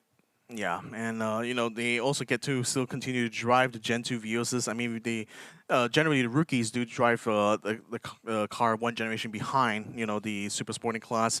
So again, like I think for them, the amount of learnings they've gotten throughout the season, the experience, the track experience they will have gotten certainly over the course of 2025 and now starting into 2026. This is literally them building up, their potential, for what their future career might hold. So who knows? Maybe one day we might see like Justin race in MTCC, or maybe Ian James will also join there as well. Maybe they may even move on to other series across the world, just like with Nakib Aslan. He was currently driving in Japan, in the GR86 Cup, or maybe even like Alistair going all the way to India and winning championships there. So really, these rookies here, I'm really excited to see where the journey is going to take them in the future. Yeah, that's definitely going to be something to look forward to, because it's all about growth. It's all about growth and how far they go in their career. We have seen this before. We have seen since season 2 there, Victor. We have seen a lot of rookies come through. And let's not forget, if we have this Vios Classic Challenge, let's not forget about the celebrity races that used to be there before as well. So we saw a couple of races that actually went into super sporting later on, and they have made it up to the top. So I'm excited to see how they grow in this. Yeah, I mean, they have a perfect example of like that kind of journey in the form of Nakib, right? Like, he started off as a rookie, then he made the move up to sporting class, and then he made the move to super sporting, and now he's racing GR86s in Japan. That's an incredible climb, and certainly he's become kind of like a role model, really, to these drivers here. He's personal friends as well, with Justin, with Ian, Aiden, and Hakish. They all like are having like sim racing background, so they do regularly race online as well. So this is certainly like this crop of rookies really has been, even though we have many rookies in the past, I feel that this current class of 25 in our rookie class here is probably some of the best rookies we've seen in the Vios Challenge thus far. I mean, just based off of the points difference between them, the fact that, the top 4 here, all the way from Justin to Ian to Aiden to Hakish, they're all like within 20 points of each other, even at the final round. This goes to show like how competitive it really has been, amongst the rookies here. So who knows who's going to be the one to clinch it when it comes to this final round. But the qualifying is going to be that first important step here for our rookies, to pull one out of the bag. Now we can see it's much more cloudy compared to sunny, Victor. Yeah, that's how quickly the weather conditions in Sepang changes. So it's getting a little bit cloudy, a little bit heavy, and looking a little bit dark here and there. But yeah, let's see how things goes for these rookies. And as what you predicted, we might be, expecting rain around 3 p.m. later on, and that could affect the final race of the day. But I think for the qualifying, there should be not much of a problem for these races. No, not at all. I mean, for the at least all the way until like lunchtime, it'll still remain sunny and very dry. Actually, it's only 2% humidity at the moment. So I don't know. Like there's still predicted to be rain. It's going to be heavier, definitely in the evening. So, but there's still potential for it to start from 3 or 4 p.m. So that still remains to be seen. But as you can see, the sky's just still completely clear. Barely you could make out any clouds there, although there's a bit of distance fog going on. But as far as the driver is concerned, the track conditions are about as perfect as you can expect. As you can see, the rookies already lining up at the pit. It's not quite open yet. You can see the marshal with the red flag indicating the drivers that you had to stop here, not allowed to go on the track until race control says so. Yep, until race control says so. So there you go, the racers are all lining up right behind. After that, we're going to be going into the race, Victor. You can see the grandstands here. I mean, it's an iconic piece of architecture here, and it's pretty much the symbol of Sepang International Circuit. Unfortunately, we'll not be going around that particular grandstand, though. The drivers are going often to the left, into that little escape road they can barely see on the bottom left-hand corner of the screen there. But that's, again, the all-important battleground that's going to be turn 1. So certainly something that the drivers will want to be able to practice effectively, knowing how to get through that section, but also with the other cars in front, behind, on the side. It's going to be tricky with them only having that experience, either having raced the full layout. But coming into this south layout, it's really turns 1 and 2 is going to be the unknown factor, really, because no one really has that much experience going through those 2 turns in the Vios Challenge even. Yeah, I totally agree on that because, you know, they are just kind of new for this. And coming in as a grand finals, they have to put this track on. They got to, like, you know, really push on it as well. And at the same time, they're learning that, Victor. So it's all about the learning curve for them. So let's see how they're able to adapt fast. But if you adapt really fast, then you're going to be looking really good on the track. That's the most basic thing I could actually reflect on. Yeah, so as we have a look right now, I want to see where they're going to be stacking up, because Justin Raul by having won several races this season, is carrying quite a lot of weight. I believe it's around 45 kilograms, if I recall correctly from having looked at his car yesterday. But just like with Mitchell, you know, he's going to have a tougher time compared to the other drivers who aren't carrying as much weight or not carrying any weight at all even. So that's one thing that's going to be his obstacle, really, in order to retain the championship lead and potentially clinch the title, is whether or not he'll be able to adapt to his car being 40 to 50 kilograms heavier compared to, you know, the previous rounds of the season. And those little bits of weight, they do have a big impact on the car's performance. You know, even a 10-kilogram weight will shift your braking points a little bit. It will shift like your turn-ins. Your racing line has to be adjusted to compensate. And most importantly, it's like the importance of that final corner, turn number 8, becomes even more important when you have so much weight that you cannot accelerate out as effectively as lighter cars around you. So. Again, I'm just listing out all the kind of challenges. You can just imagine the kind of pressure that you have as a driver when you're actually out on track here trying to fight it out. I mean, it's not going to be easy there, Victor. What you say is really logical and also realistic, what we can actually you know, expect from these races. But they are now in that learning curve. They are still, you know, not very highly experienced, not the super sporting level yet.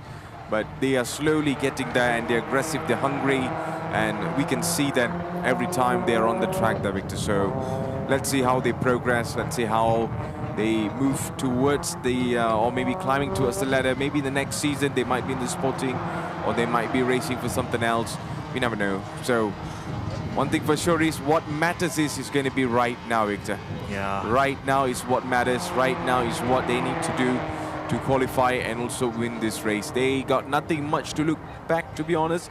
There's nothing much to lose as well, because everyone is really close by when it comes to the championship points. It's all about who's making it count and who is showing up on a grand finale. Yeah, and given that it's the last round of the season, it's going to be the last round here for this batch of rookies. You know, they're certainly going to be looking to go all out and show us their performance here. You know, in particular, I think this is also going to be an opportunity for the other drivers who are not in the championship running to actually have a chance to shine, really, because in yesterday's practice, Hakish Jiva actually got the fastest time out of all the rookies, so the only one to break under 126 in official practice yesterday. So he's certainly looking. I mean, he certainly has a big advantage. You know, he's not carrying weight compared to Justin's 45 kilos. Ian James probably around 30 or 40 kilos as well as Aiden Khalik. But yeah, Hakish has a very light car. He's certainly taking advantage of it going in and making sure that, I mean, he needs to make sure that he's able to make his way into the front of the grid here by the end of this 15-minute qualifying session. It's only going to be one qualifying session, by the way, for our rookie class, given it's only 5 cars in the running here. There's no sense for split it up into 2 sessions, so it's pretty much going to be one and done for these guys out on track. Ian James is going to be looking to make his one and fast lap here as he comes across the line. He's got Aiden Khalik just behind him as well. Not close enough to get a toe, unfortunately, but Ian James comes across the line. Still, I think it's going to be in the low 1 in 26. It's only 126.9. Not quite enough there to try to challenge even Hakish Jiva compared to his practice times from yesterday. So, as we see Aiden Khalik also trying to get himself closer and closer here to Ian James. I mean, Aiden, conversely, had actually the worst performance out of all the rookies when it came to the practice. Only a 126.7 throughout official practice yesterday. So he's certainly going to be looking to try to improve as much as possible in these in this first qualifying session. You can see the amount of weight he's carrying there. I believe that should be around 35 kilograms there for Aiden Khalik. So I think Ian James is probably carrying 40 kilos, and then Justin Raudev covers the 45 kilos. Makes sense, about right. Now we have a look on the onboard. I love this kind of shot here because you not only get to see what the driver sees from their helmets, but also you can see the drivers wrestling their way through the steering wheel and also shifting the H shifter. That's right, ladies and gentlemen. The Vios cars all run on a H shifter 5-speed manual, not the automatic boxes that come in the original cars. These cars have been fully modified and tuned up specifically for this Vios Challenge. Very clean line here for Justin Raudev as he comes through that final turn. Let's see as he comes across the line, is he going to be able to improve his time? 45 kilograms makes it a very tough car to take around the track here. As he comes across the line, only a 126.2. I say only, that's actually pretty good for Justin Raudev's, in spite of his additional ballast weight. Puts himself up into P2 now, just behind Genevieve Henrietta Uy, who has made her way up into P1, broken under that 126 here, 125.898. That's enough to keep her up there so far. Hakish Jiva still in the 126.9s, just improved his time here to make it a 126.5. So he's up into P3, just behind Justin Raudev, who is just behind Genevieve Uy. So here you can see the pit crew. This is the pit crew for all the rookie drivers. The Toyota graciously provided each of these rookie drivers here their own crew chief and also their own pits here. And these are the guys who have been supporting them throughout the last 3 rounds of the season and will continue to support them in this 4th and final round. Here is our current pole position holder, Genevieve Uy, in car number 18.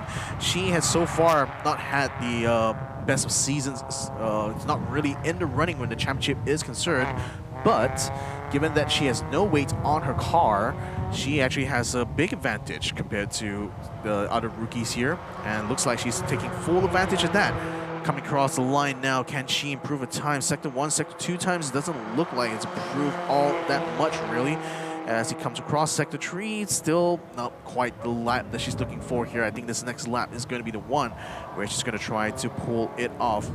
Ian James, in the meantime, has actually dethroned Aiden Khalik to make it up into P3.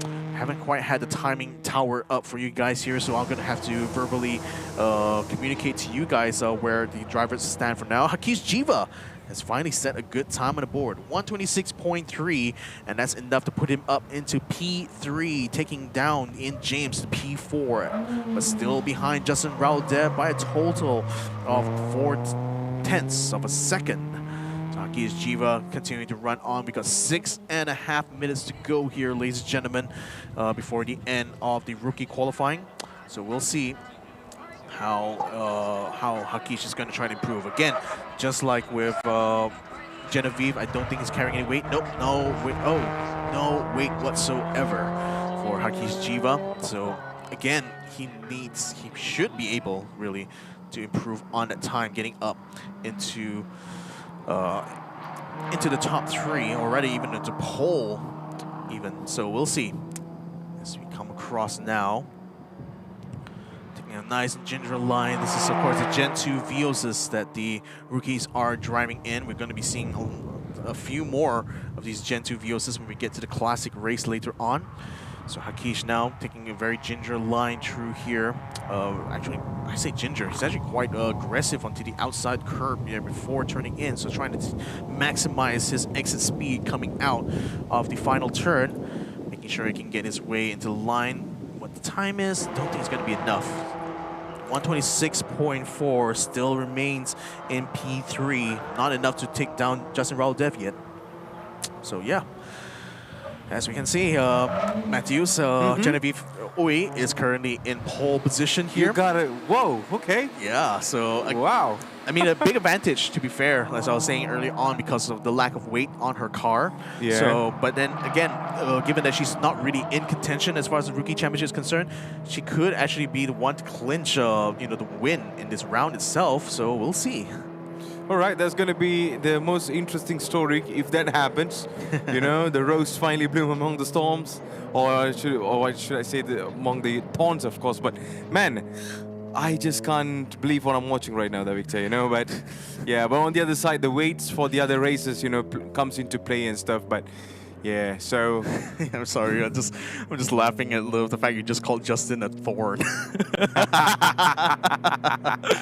Well, come on. I mean, Genevieve is the only woman in this entire race so far. So, not the entire race, to be fair. Of the rookies, she's the only. On the rookie stage. Yeah. That's what I'm saying. So, yeah. So she got nothing much to worry about. The one that needs to worry about right now is the guys. You know, it's Rahul, Hakeesh, Ian, and also Aiden. They are the ones that, you know, got to worry each other and stuff. All right, boys, we got to step up the game.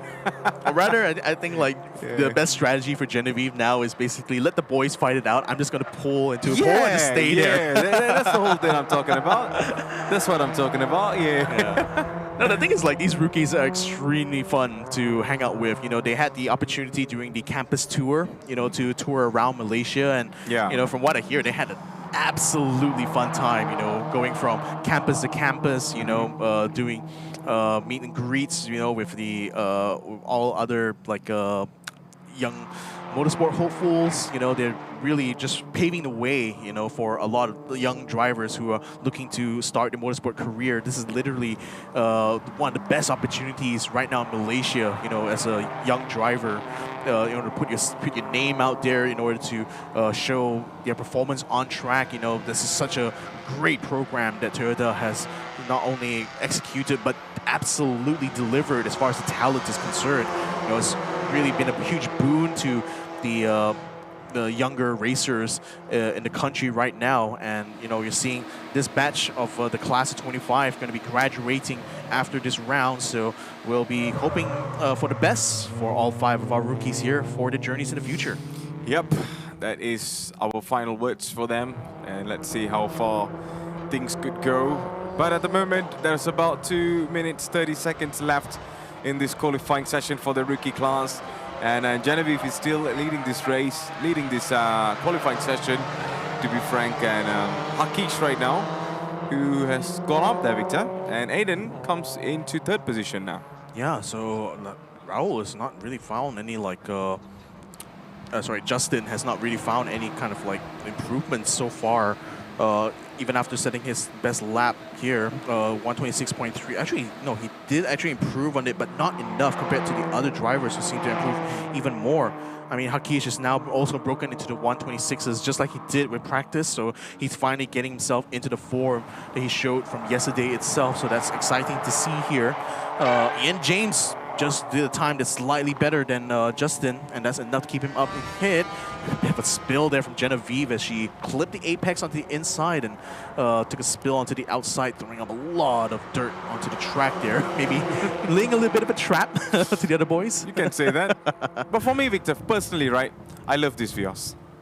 This is my most favorite Vios, you know. I mean, it's a Vios that we've commentated for so many seasons. So many seasons, right? yeah. Yeah. Like, it gives that, you know, that shark kind of looking feeling. So, yeah, like in Malaysia, in Bahasa Melayu, they call it Vios Jerung. Jerung. Yeah, they call it Vios Jerung, you know. So, that's how they, you know, classify other Vioses compared to different versions of it. So this, they call it the Vios Jerung. So because it has that sharp features on it. Yeah, so that's the entire thing. But I didn't see the classic Vios cars. I'm yet to see that. We'll be seeing that later on. We'll be seeing that later on. Towards the end of the stream. So make sure you guys at home stick around because we're going to be seeing the classic Vios out later on for the classic qualifying when they had a full 30-minute qualifying with them as well. Wow. So yeah, so you're going to get to see a lot of them on track later on. So here we go. Justin Raul Dev going to be coming across the line yet again. His last lap had not looked that good. So is he going to be able to prove it this time? Indeed he has. Gets himself back up into P3 here for 126.1, almost breaking into the 125s here, but still not quite. Yep, still not quite for Justin Rahul Dev, but I think it's going to be time's up very soon. And what you are seeing on the screen is what they will be, you know, bringing back home now, Victor. Yeah, braking very hard. You can see this is how quickly you have to start turning in as soon as you finish your shift. Here comes the checkered flag already, so this is going to be the last lap here for Justin. Last lap for Hakias Jiva, who has actually gotten pole position now, ladies and gentlemen. All right. Taking down Genevieve by, what is that? Less than a tenth of a second, or practically a tenth of a second faster than Genevieve to take pole position. Here is Hakias Jiva. Hakias Jiva, well done. Amazing improvement, and right now he's leading it. So there you go, we're in car number 8, Justin Rahul Dev. I mean, I'm not sure what actually happened to him, but he's still right now in P3 so far. If he does it really well without, you know, going off track limits and stuff, then he can surely be behind Hakish, or maybe above Hakish if he does it much more better. Well, he needs to beat Genevieve first, and right now 125.8 is going to be what the time he needs to get. Only a 121.6 still matches his last best, but not enough to get himself up onto the front row, so Genevieve can breathe a sigh of relief as she is still on the front row alongside Haki's Jiva. Ian James only comes in 4th, and Aiden Khalik only matches a time of 126.8. And that unfortunately puts him at the back of the grid here for the rookie class. Yeah, well done to all of our rookie class racers in this qualifying. And I think this is it. There you go. We're on board with our very own F1 driver, of course, the Malaysian pride, Alex Young. Well, I think he has been the one that has been behind all of our rookie racers, you know, nurturing them and also guiding them towards greatness, and they've been doing really wonderful jobs so far. I mean, come on, Genevieve in P2, you know. Yeah, I'm just saying because based on her previous result, it was not there, but this time she's there. So we can see lots of major improvements being done, regardless of gender and stuff, you know. We see them all as an actual racer. So you see, it's all about improvement, all about growth and stuff. So they've been doing a wonderful job so far there, Victor. But this is it. This is what we can actually expect from the rookie class. I can guarantee that Genevieve probably can beat most guys on track. Of course. I mean, again, of course. Again, we're talking about, you know, literal drivers who literally trained under the tutelage of Alex Young himself. You know, has been with them, you know, from the start of their rookie journey to now the very end where they're about to graduate. So here we go. This is the provisional results for rookies. Hakias Jiva takes the pole position with a time of 125.8, 1/10 of a second faster than car number 18, Genevieve Chloe, the only lady inside of the rookie class, and certainly going to be one of the faster ones in this round. Justin Raul-Dev, the current championship leader, is ahead of Ian James right now on P3 and P4 respectively. Aidan Khalid is going to have quite a lot of work ahead of him, but at least he's not too far off in terms of pace. P5 for him so far. Let's see if he can improve when we get to the actual race. Yeah, well done to them. That's the provisional results, and I think we pretty much have already seen every action on the rookie class so far. Still, the everything looking bright and sunny so far there, Victor. Nothing much or expect of rain yet. It's a long way. It's a long way to go, right? Still a long way to go for that. I'm just excited for, wet race. I mean, I know it's been like a rainy season right now in Malaysia. It's been raining throughout most of December and even November even. So yeah, I mean, again, we're still at that tail end of this season of weather, but right now I think it's still going to be very clear for everyone going to qualifying, so things should be pretty much predictable from this point on. Let's have a look at the highlights now going into our final qualifying session for the rookie class. So we can already see, the swan song really of our Gen 2 Vioses. We're going to be seeing a lot more of these cars when we get to the classic qualifying. But for the rookies, this is going to be their last chance to get out on track here for the Vios Challenge and to set their times. And then off that, Genevieve certainly has impressed us all by being able to get pole position initially before getting dethroned by Hakiz Jiva, who was able to get himself a good time breaking under the 126s. Just like he did with official practice. Yet again, will be on pole position here for this rookie class race number 1. Yeah, it's all about consistency, it's all about the drive, and they have done a really good job so far, despite using the, this is second gen Vios, right, Victor? Yeah. Yeah, this is the second gen Vios, and they're doing a wonderful job, and excellent qualifying sessions for the rookies today, Victor. Indeed it has. So, this is where we're going to be having a look at our future qualifyings here. We're going to be having our sporting class coming up soon as the rookies get themselves onto the Way Bridge to go into Park Ferme. We will also have our classic car challenge later on to end the stream with. Let's have a look one more time at the provisional results for the rookie class. But yeah, it's so far so good. I think the drivers get themselves very well acclimated now to the South Loop. And with the sporting class coming up, this is by far the biggest field of competitors when it comes to the Vios Challenge. 18 cars in total. We're going to be seeing a lot more chaos, I expect, compared to super sporting qualifying.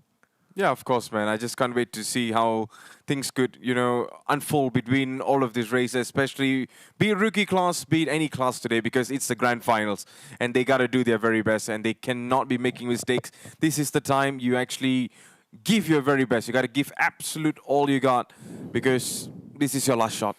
Yeah. Simple as that.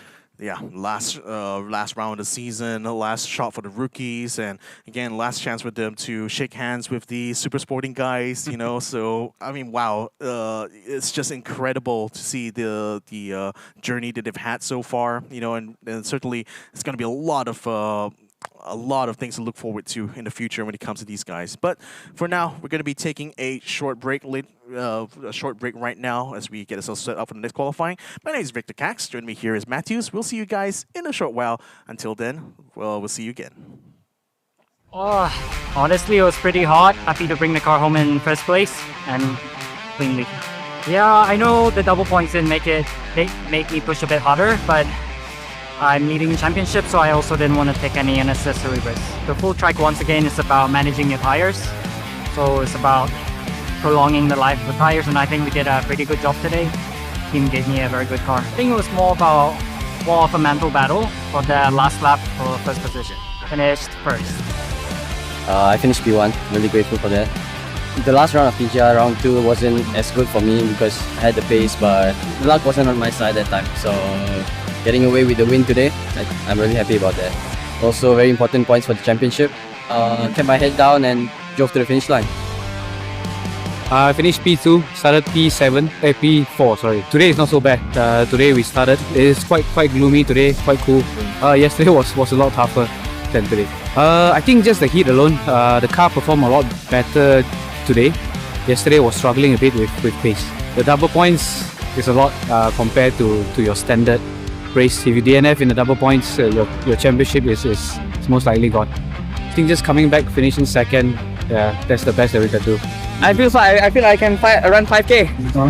This is completely normal. Well, race one was really a big setback. I think Justin Toe hit me and I went into the wall. Unfortunately, I couldn't finish the position. But yeah, started from the back and now P1. It was just trying to get revenge for myself, you can say. I take racing very personally. Well, I would say that the full track is more fun, more corners, a lot more places to attack, and yeah, overall I enjoy it. I'm very tired. My muscles feel like they're dropping down on the floor.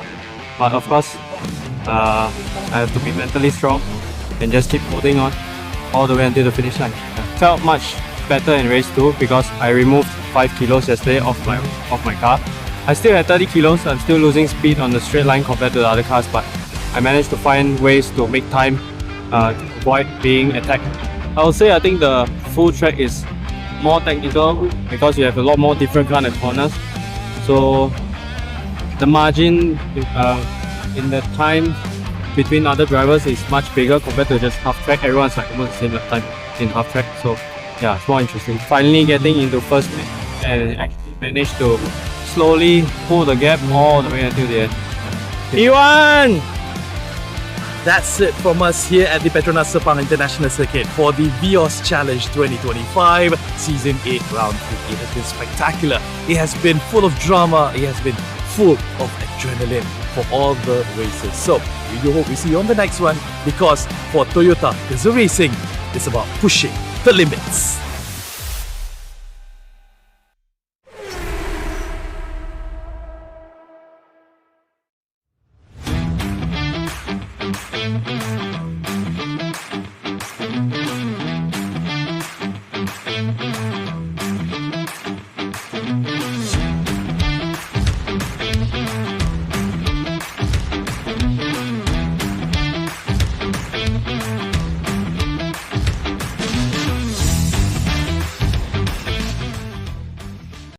Tires.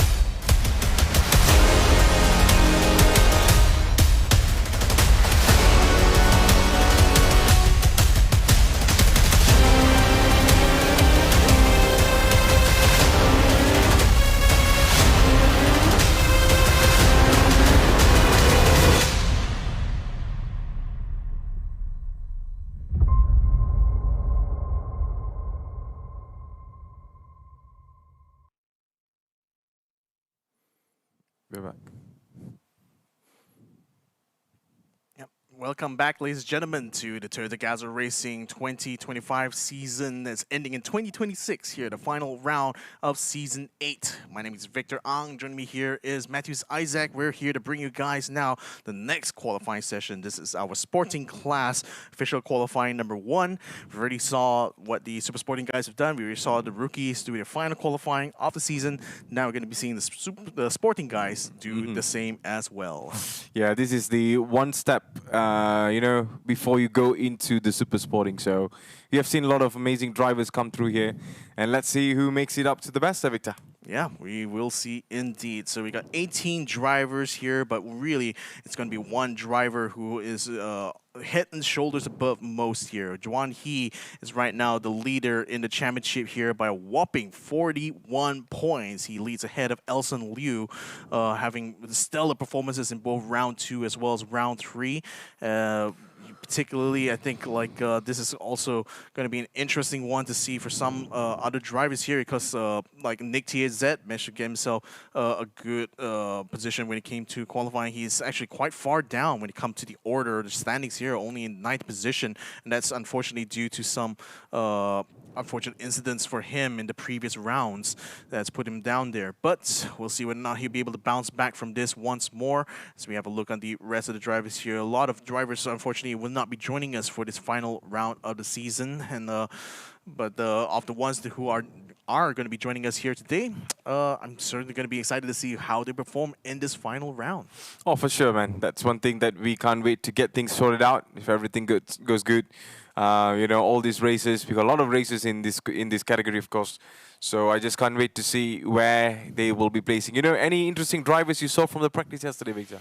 Well, I think most exciting for me personally is seeing that Taj Aiman has got himself 2nd position in official practice. You can see the improvements that he's had from round 1 until round 4. So had a bit of a tough time making that transition from virtual to reality here. You know, he's of course the 5-time champion now of the GT Cup, the Gran Turismo Esports Racing Championship that Toyota also runs, and this is his debut season actually into the Toyota GAZOO Racing Vios Challenge itself, and hadn't had the best of starts. You know, it's been a bit of a struggle for him personally in order for him to get to grips with the Vios car itself. But when he does get it together, as we've seen this final round, actually does pull off some good performances here. So let's see whether or not he'll be able to repeat it one more time. There's Taj Aiman on your screens in car number 71 from Saksama Motorsports. Certainly going to be one that I'm personally invested in, given that he is our reigning GT Cup champion. We also saw Adam Mikhail, also another exciting driver. He's already pulled out of the pit box and into the pit lane now. So I believe that the pit exit should be opening any time soon. So Adam Mikhail's already getting himself on the front row. The horns are blaring off, and here we go. Start of 15 minutes of qualifying 1 for the sporting class. Absolutely. So I think everything is going to be up and running for our qualifying session for the sporting class. So let's see who will be coming on the top. We got 15 minutes of qualifying sessions followed. Then this car number 93. Who's that there, Victor? That's our championship leader, Juan He. Juan He, all right. So one taking a little his sweet time, really.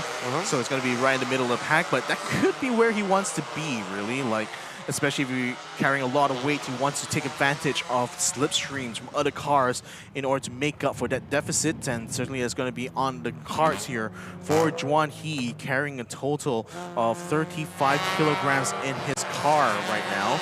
And he's going to definitely need every bit of advantage he can find on track here should he want to remain in pole position. Very interesting indeed. Let's see how these things unfold for him. There you go. Some of them already warming up the tires, just coming around the outside of each turns now. So this is going to be very interesting to watch. Can Juan He be the man to, you know, get everything sorted out? He's still the in P1 when it comes to the championship standing. But how was his performance yesterday on the practice, Victor? For Juan He? Yeah. Oh, very good. He was already still on top of the pace here. He was in fact the fastest in official practice yesterday itself. You know, beating out Taj Aiman by only a tenth or just under a tenth of a second. So even with the additional weight in his car, still performing absolutely in tip-top condition here. So we'll see how that translates into the actual performance on track here. But I think as far as I could see, this is probably going to be Juan He's championship to lose at this point, given the impressive 41-point lead that he's had so far. Well, let's see how he performs in this actual track. So we got another 13 minutes left in this qualifying session. We are on board with car number 66. And that is definitely going to be Joshua. Yeah, Joshua Lee, Victor. Joshua right now, he's actually 13th fastest in practice, so certainly hasn't gotten off to a good start in this weekend so far. So we'll see whether or not he'll be able to at least place himself inside of the top 10 later on, because only the top 10 will be making their way into Q2 to determine the top positions on the grid. This is really qualifying to not only see where you stack up against the rest, but to avoid, really. They want to basically avoid being the bottom 8 that gets eliminated out of Q1. There you go, for sure. We're on board with some of the races right now. You know, oh, look at that. He almost, you know, slipped over there. It's car number 85. Yep. So, yeah, there you go. That is going to be Ung. Yeah, Ung Kai. Danny's Ung Kai E, I believe. That's in car number 85. As we have a look right now, car number 81, Rajamil Shaukat from TD Racing, a driver who will also making his way from virtual to reality, although unlike Touch, Isrin Ayman doesn't have the huge stack of trophies in his cabinet, but he's certainly a feisty racer, even in the online world itself. And you know, even see the hood on his car is bouncing a little bit as the air is getting trapped underneath the little gap there. So this goes to show how much air resistance really is there when these cars hit their top speed of 140 or maybe even 150 kilometers per hour by the time they get end of the main straight. Oh, I mean, they've been doing a really good job so far. So there you go, Raja Amirul Shaukat. I mean, he has been doing a wonderful job so far throughout the season, but we saw him a couple of times fighting against some races in the previous rounds. But today is a whole new day, and let's see who he goes up against. I think there's only one woman as well in this category, David. There's going to be Adele Lu, isn't it? Oh, there's going to be a couple. There's a few, I think. Yeah, Sophia Zara as well. Sophia Zara, and I think Ung Ak Shah as well. Yeah. So as I said, like Genevieve is not the only lady. Oh, someone's gone off the track here. That's I think Ashen, Shanmuganathan, has gone off there. Had his car spun around the wrong direction. He had to turn the car 180 degrees around. So I wonder what has happened there. Spun out completely, it seems. But nevertheless, Raja Miro continues to get some slipstream off of Danny's Ung's car. Right now, we're seeing some time starting to come on board. Nick THZ has taken provisional pole position right now with a time of 125.1, setting quite a high bar. Only Monai is close enough to try to challenge him for that, being 8 milliseconds behind him. But Nick THZ, you know, he's really trying to chase back the points that he lost out from rounds 2 and 3. So could this be his round here in order to gain those points here, Matthews? You know what, Victor? Look at where Monai is right now. I know. Yeah, I mean, he's one incredible driver. I've always loved to watch him perform. Always, you know, like the way he drives, his racecraft, the way he actually mentally prepares and get into the race. You know, is just something special. That's the best word, special.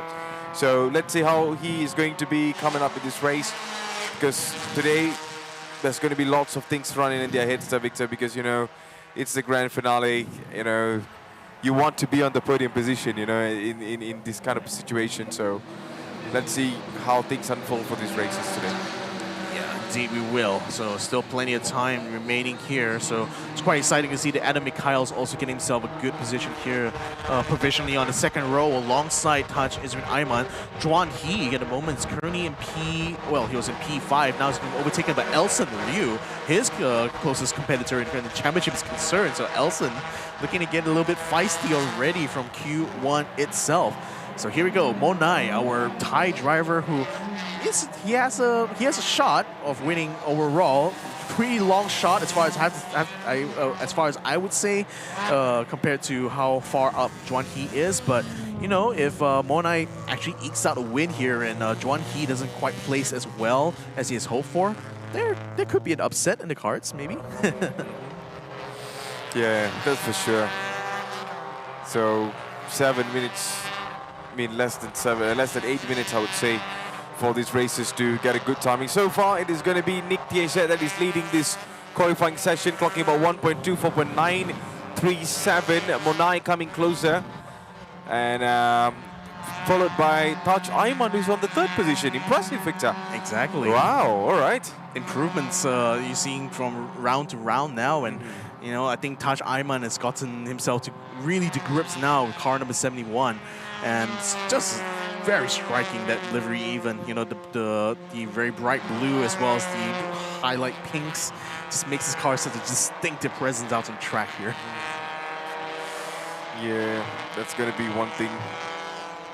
So looking at how things have been going on for the rest of the races, Taji Ayman is one to watch there, because, you know, for many seasons he has been, I mean, he's not only been the best, he is the best when it comes to, you know, virtual racing. But right now he's put onto a whole different world, and even here, Victor, he's still in the podium position. So that shows, you know, he is at a very best. He's like, you know, pushing forward, being virtual or in reality as well. He's just pushing as much as he can. He's learning, and I'm actually proud of how far he's come so far in this entire career of his. From the start we saw, you know, and he was just a humble kid, just, you know, playing some video games, racing, you know, on a Gran Turismo.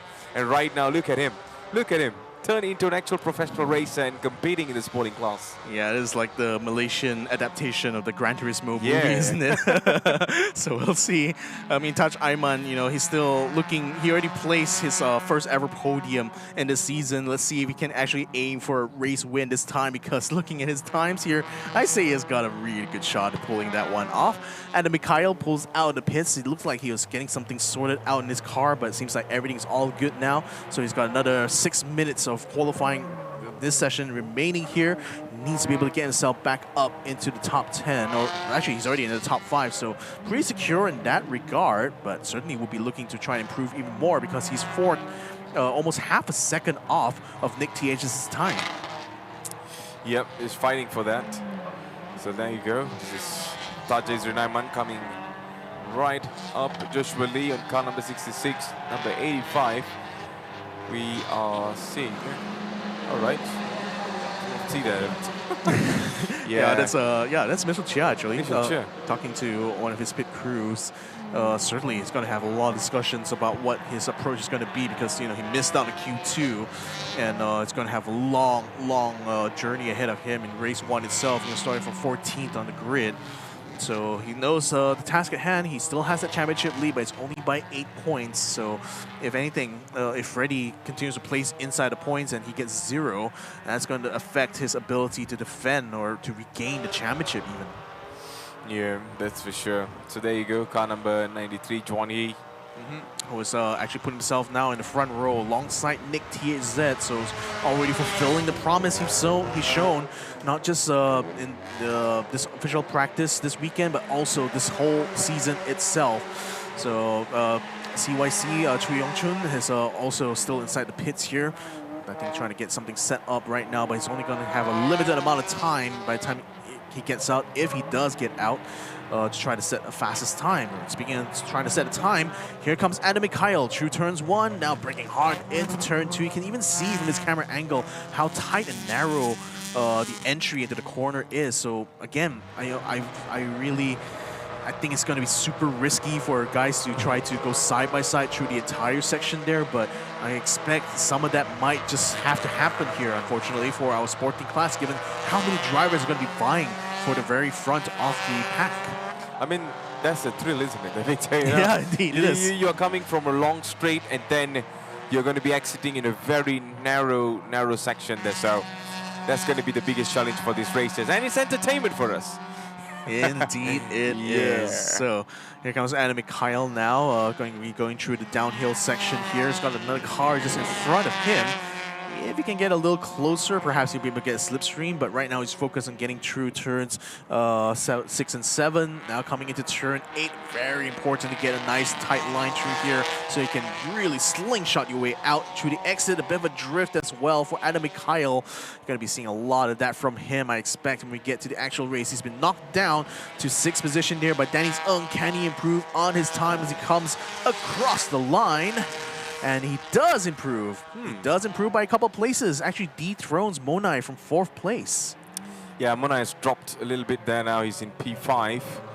So there you go, car number 93, Juan He, who is on the pit now, just getting things sorted out. This is Nick THZ. I mean, he can relax because no one is there to beat his timing yet, Victor. So.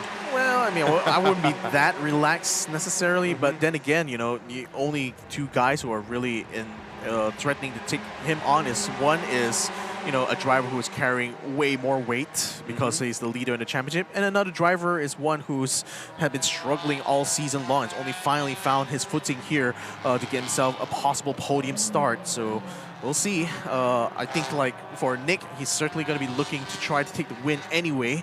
So we'll see how that will shape up. As Chu Yong-chun now coming through here for Haiwa Racing, car number 5. A very pure white livery that he's got going there, just showing just perfectly suited really to show the lines of the Gen 3 Vios here. As it comes down towards the Bajaya corner, this is where the track actually starts dipping down. You know, from where that curb starts is where the corner actually starts going downhill a bit. So that's what makes the braking there very tricky. You know, I've seen drivers like William Ho yesterday like locking up constantly, trying to find like the optimal braking pressure to really use in that spot. And because these guys can't really adjust their brake bias live, you know, so it makes it extra difficult for them, for them to find that balance on the weight transfer. Yeah, that's going to be some challenge that these racers might be going through today. So they got to fix that issue as fast as possible, or it's going to be impacting the performance later on. But ladies and gentlemen, we got the last minute of qualifying session for the sporting class. After that, we're going to be going for only the top drivers, especially for the sporting class. Man, what a performance so far there, Victor. I mean, I would say Nick THZ has been impressive, you know, still in P1, Johnny in P2, Tajis Renaiman in P3. And yeah, some came closer like Monai and all that, but because of consistency, they kind of dropped. But these three right now we are watching, they are consistent. Lots of consistency indeed from our top of the board here when it comes to the sporting class. Another driver's looking to try to be consistent as well here is Sharik Zulkarnain, who, you know, had to take a bit of a sabbatical but has returned in season 8. He is a former rookie as well, mind you. So just like as I mentioned with rookie drivers, you know, they all often end up in very different paths in life after they graduate, and it's great to see that Sharik Zulkarnain is back with us yet again here in the sporting class. Yeah, I mean, he has been, you know, a couple of times we saw him in different seasons, and right now he's racing here as well. It's just amazing to see him as well. There you go, Sharik on car number 70. Impressive driver, impressive kid for me there, Victor. Yeah, impressive indeed. Now trying to follow up behind Monai as they take the checkered flag now. It's going to be able to improve much here. It doesn't look like it's going to be much here for Sharik. Still remains in P8. Still behind Rajamil Shaukat, but still ahead of Joshua Yi. Monai as well cannot improve on his P5 time, so he remains behind Adam Mikhail, who has dethroned him from, not really dethroned, but just knocked him off of the perch. That is row number 2. So Nick THZ still remains supreme here. I don't think Juan He is out on track. Let me just double check that yet again. Nope, he's still not going to be looking to improve on the time. So it looks like Nick THZ still remains in pole position, at least with Q1. Still have yet to see where he will end up in Q2, but he knows at least that you know, he's not going to be the only one fighting for pole later on. There's going to be a lot of takers for that. Juan He being the primary competitor in that regard, but not really a competitor in terms of championship points because Nick is all the way down in 9th when it comes to the overall championship standings. But with Taj Ayman also getting within a 10th of a second his time, it's going to be a very tight pole position qualifying here, I think, later on in Q2. Yep, it's going to be very, very tight, of course. I think we are pretty much done with the first one there, Victor. We're going to be going into the next one for sure. Yeah. So deep discussions, lots of thoughts running through the crew chiefs for each team on each pit, of course. But I think right now we're going to be going for those who have already done really well there, Victor. Indeed, so we'll see. Is it going to be top 8, no? It was top 8 for the Super Sporting. Sporting, but that was because Super Sporting only had 15 drivers. This one's got 18, so I think it's probably going to be top 10 maybe. But of that top 10, Nick THZ is the fastest here by far.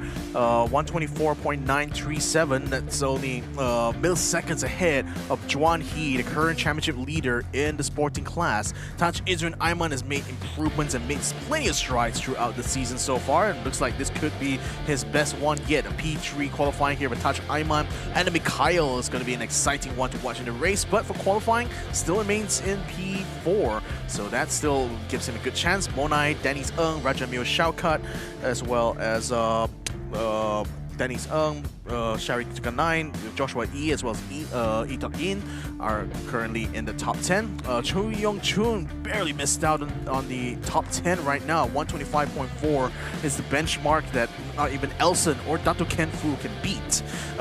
Dennis Ng Aisha, one of the lady drivers here in kind of 86, is in 14th place. Ashen Shanmuganathan, despite the spin, still is able to qualify himself ahead of Adele, ahead of his own dad, and ahead of Sofia Zara. All right. I think we're going to be going into one thing for sure is that these 10 more, I think it's going to be the next 10 races, isn't it, there, Victor? That'll be going for another one more qualifying session. Should be the next 10. Should be, because it's not 10, it's not 8 like the Super Sporting earlier on. It's going to be more or less about half of the grid that will be fighting it out in the final qualifying session here for the sporting class. You can see Tengku Jan right now just relaying some important information to his driver here. He's of course supporting one of the drivers here inside the sporting class. Well, we'll have to see after these highlights here from our Q1. So there's Adam Mikhail being the first one out on the track here. He's managed to put himself into P4, which is great to see. We also have been seeing plenty of drivers here. This is where Ashen actually spun out. I believe he might have spun out in the earlier corner and ended up rested inside the sand trap. Luckily, he was able to get his car extradited in time, so no need for any red flags or stoppages at all in this qualifying session. Taj Izrin Ayman, again, looking very, very strong in this final round of the season. A far cry from where he was at the start of it. And, you know, it's never about how you start. It's always about how you finish. Yeah. And what a finish has been here for Nick THZ. If he can continue this performance and actually eke up a win, might just make up for the disappointment that was the last few rounds of Season 8 here. So Monai, Juan He currently is the leader in the championship and is looking ready to continue to defend that lead here. A whopping 41-point lead is very much insurmountable under normal circumstances, but with Juan He behind the wheel, I think he's feeling very confident about his chances when it comes to the Sporting Class Championship. Oh, he's having his eyes set on the prize right now, there, Victor. You know, he just he's just going to lock in later on. But everything looking good in Sepang International Circuit. We will be going into the next qualifying session. It's going to be qualifying 2 for the sporting class. AP1 there. So we'll see for this crew for Nick THZ, I believe. So they're very, very excited to see that their driver has managed to put himself up on top from Q1 itself. Can he repeat it again for Q2, which starts at 1100 hours? So only another 7-8 minutes to go here. So you can already see these drivers are still keeping their focus, trying to keep their momentum, really, especially for Nick right now, who needs every last bit of that here, in order to put a good end to Season 8 for him. What has been quite a topsy-turvy roller coaster of a ride here for Nick THZ. Yep. So there's going to be another 15 minutes of qualifying sessions between for these races. So Juan He and also Nick THZ all prepared to go for another round. This round, they got to make it count there, Victor. So, okay, so I stand corrected. It is apparently 8 drivers who will be fighting it out in Q2. So that gives from Nick THZ to Shari Zuka 9, Taj Izrin Ayman, Adam Mikhail, Rajamil Shaukat, Dennis Ng Kai, Monai, and of course, Juan He. I always like to wonder what other drivers usually do, you know, in this kind of moments here where they're just waiting for the pit to open, they're inside of the car, like, are they calculating in their mind right now, like, you know, what their approach is going to be for the qualifying lap, or are they already mentally prepared, you know, for the race, preparing for the race, you know, that's about to happen later this afternoon. I mean, again, it's one of the pressures, really, right, of being a driver. You know, pretty much when you're out on track, it's basically you, yourself, and the car, and no one else, you know, to really rely on. So you have to be supremely confident, and I think Nick has shown, you know, his confidence, especially when trying to pass other drivers on track. That's what makes him such an exciting driver, you know, to watch this season. But you know, that kind of performance has not necessarily translated into actual points here for Nick, unfortunately. So I think he's going to be looking to try to, at the very least, get a good final round of the season here, just to prove, I think, to everyone from the doubters that he's also capable, really, of fighting for championships, you know, if he had the right circumstances. Yeah, those kind of things definitely will impact the drivers. You know, they always try to mentally prepare and also physically, you know, be prepared as well. So, you know, there's always this one thing where people, I've seen it on the internet, you know, people say, oh, racing is not a sport. Racing is, come on, you got no idea what these racers go through, you know. Physically and mentally, they gotta prepare for each race, and like, you know, maybe you should start go-karting for 30 minutes. That you might you know, get a hang of it. You know, let's see how it works for you. If it's a sports or not. It sounds a lot like you're speaking from personal experience there, my friend. But no, I mean, just compare, like, just have a look at how thick the necks are of F1 drivers like Charles Leclerc or Daniel Ricciardo. The neck's super thick because they need to have that strength and conditioning, you know, to handle the G-forces of an F1 car. And even though we're talking about a road car like Toyota Vios, one of the biggest challenges, you know, for drivers in this championship is just keeping cool inside the cockpit. You know, usually they don't have, they rather not turn on the air conditioning. I believe air conditioning is still active inside the cars, but typically they keep it off because they want to maximize the amount of performance going to the engines.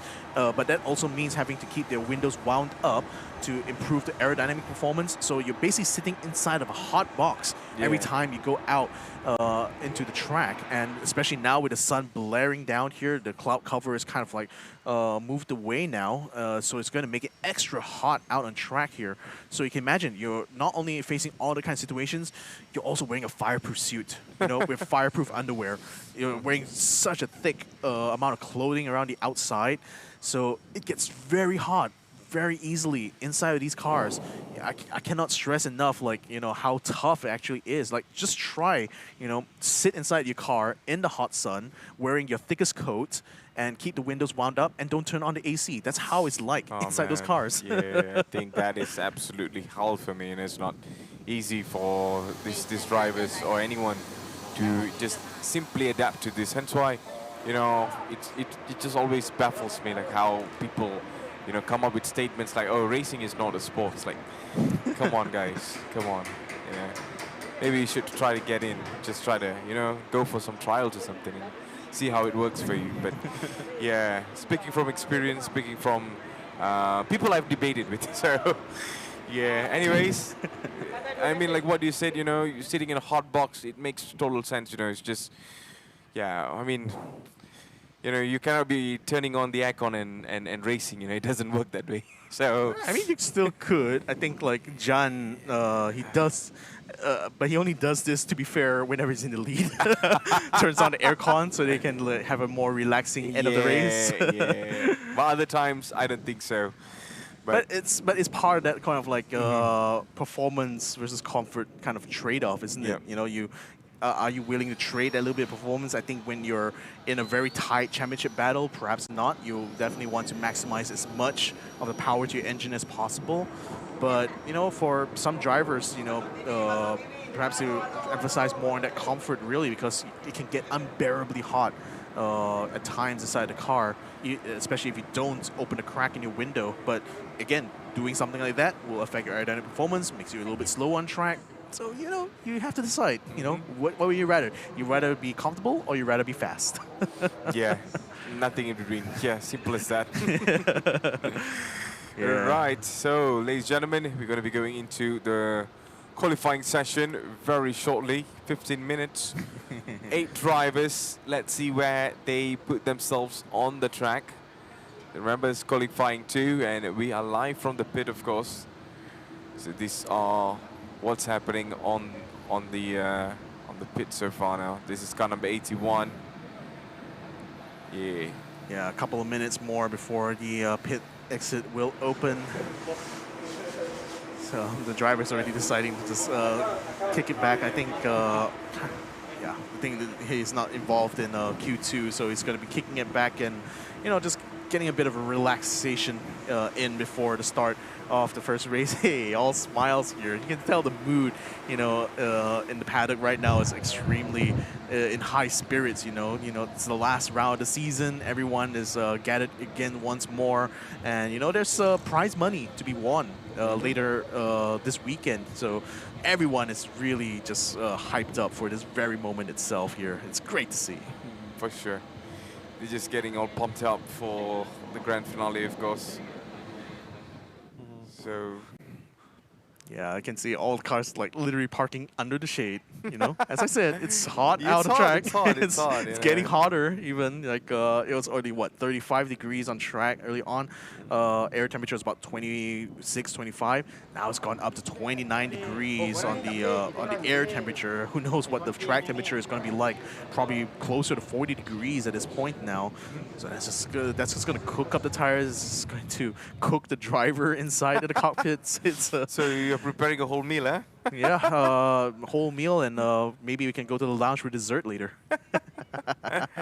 Absolutely. All right. So pit lanes will be opening very, very soon. So another 5 more minutes. That's what he indicates there, Victor. Yeah. So standing by right now, the cars are about to pull out of the box. The pit exit will be opening in less than a minute's time now, ladies and gentlemen. So hope you guys have been getting ready, getting your snacks on the ready, getting your tea nicely brewed up and ready to drink. And they're making me hungry, bro. Don't worry, we'll have time for a lunch break later for sure. Adam Mikhail couldn't wait to get this done and over with. Yet again, first one out on the of the pit box here, getting himself to the pit exit, ready to take that green flag. There we go. He's taking it. He's taking it. Yeah, Yeah. just maximizing it. Hey. This is going all out. Right behind there, it's going to be car number 70. It's going to be Sharik. Yep. So the green flag for the green and white car. Taj Izmin Ayman going to get his last words here from Tengku Jan. So I guess Tengku Jan is supporting him in this round as well. So let's see how he's going to do later on his Q2. His last time was good enough to get him close to the podium. Now he's going to be aiming overall to be on top of that podium, just as he has done in Gran Turismo many, many times over. Nick THZ, the one to watch out for, the fastest man in sporting class qualifying 1. Can he be the fastest yet again? He's got Juan He hot on his heels, the championship leader just behind him, coming out of the pit exit. Yeah, that's a nice view from here. There you go.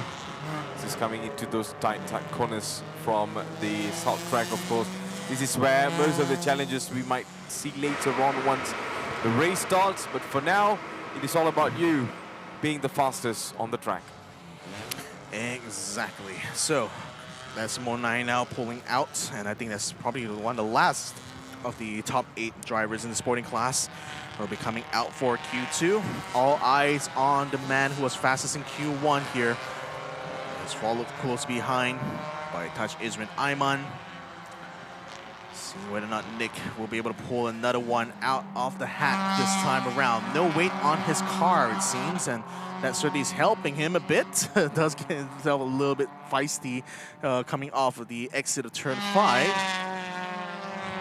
Still keeping it nice and tidy. A bit of a slight drift there, together with Taj Izmin Ayman. Almost a tandem drift even. That's shades of D1 Grand Prix going on there. So here we go. Who's this on track? Yeah, that's Juan He right now. You can see the sun glowing off of his windshield there as he comes across. Well, you're having a look on car number 9 right now. So it's come across the line. He's going to be starting off his flying lap right about now. So this is now going to be maximum push here for Nick THZ. Again, given that they only use one set of tires for this qualifying, these opening laps here, the banker lap is already, potentially could already be, you know, your pole lap. So let's see whether or not Nick will pull it off. Nice and clean through turns 1 and 2. Kept it tidy as well. Keeping it steady under braking here can be a bit tricky, especially with a slight dip just before the entry into Bajaya corner, turn number 3. And now pulling his way up through turns 4 and up into turn 5, the highest point in the southern loop.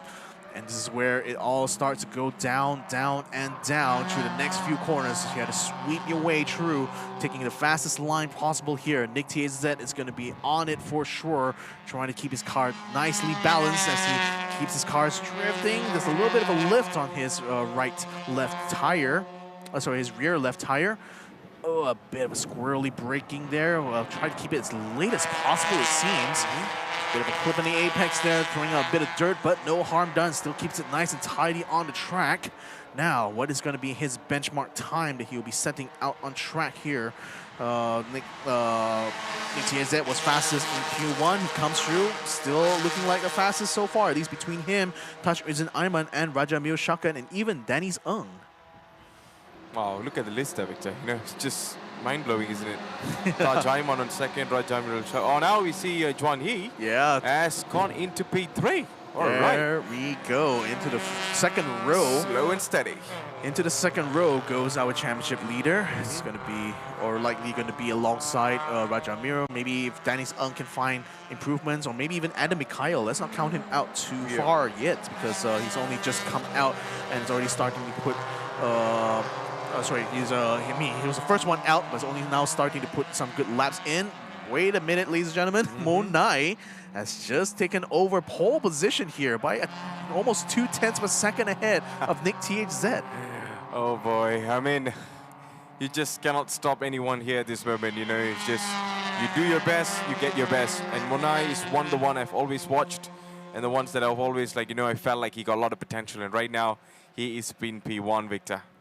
Impressive performance. Yeah, Taj Aiman is still also trying to fight. I think Nick is going to be pulling into the pits early on here, so maybe you want to try to make some adjustments to his tire pressure or something. Maybe getting a bit cooled down again, having pushed quite hard in order to get that pole. Need to be taken out by Monai here, already dethroned from that top position of the timing board. So continuing to push on here is Taj Aiman, followed closely by Raja Miro. Here comes Monai, once again going to be passing Juan He on track here in order to complete his lap. Has to take a bit of a tighter entry into the final turn. I think it's a bit slow. Maybe it's not really on a flying lap. No, he's actually going into the pits here. Yeah, so just like when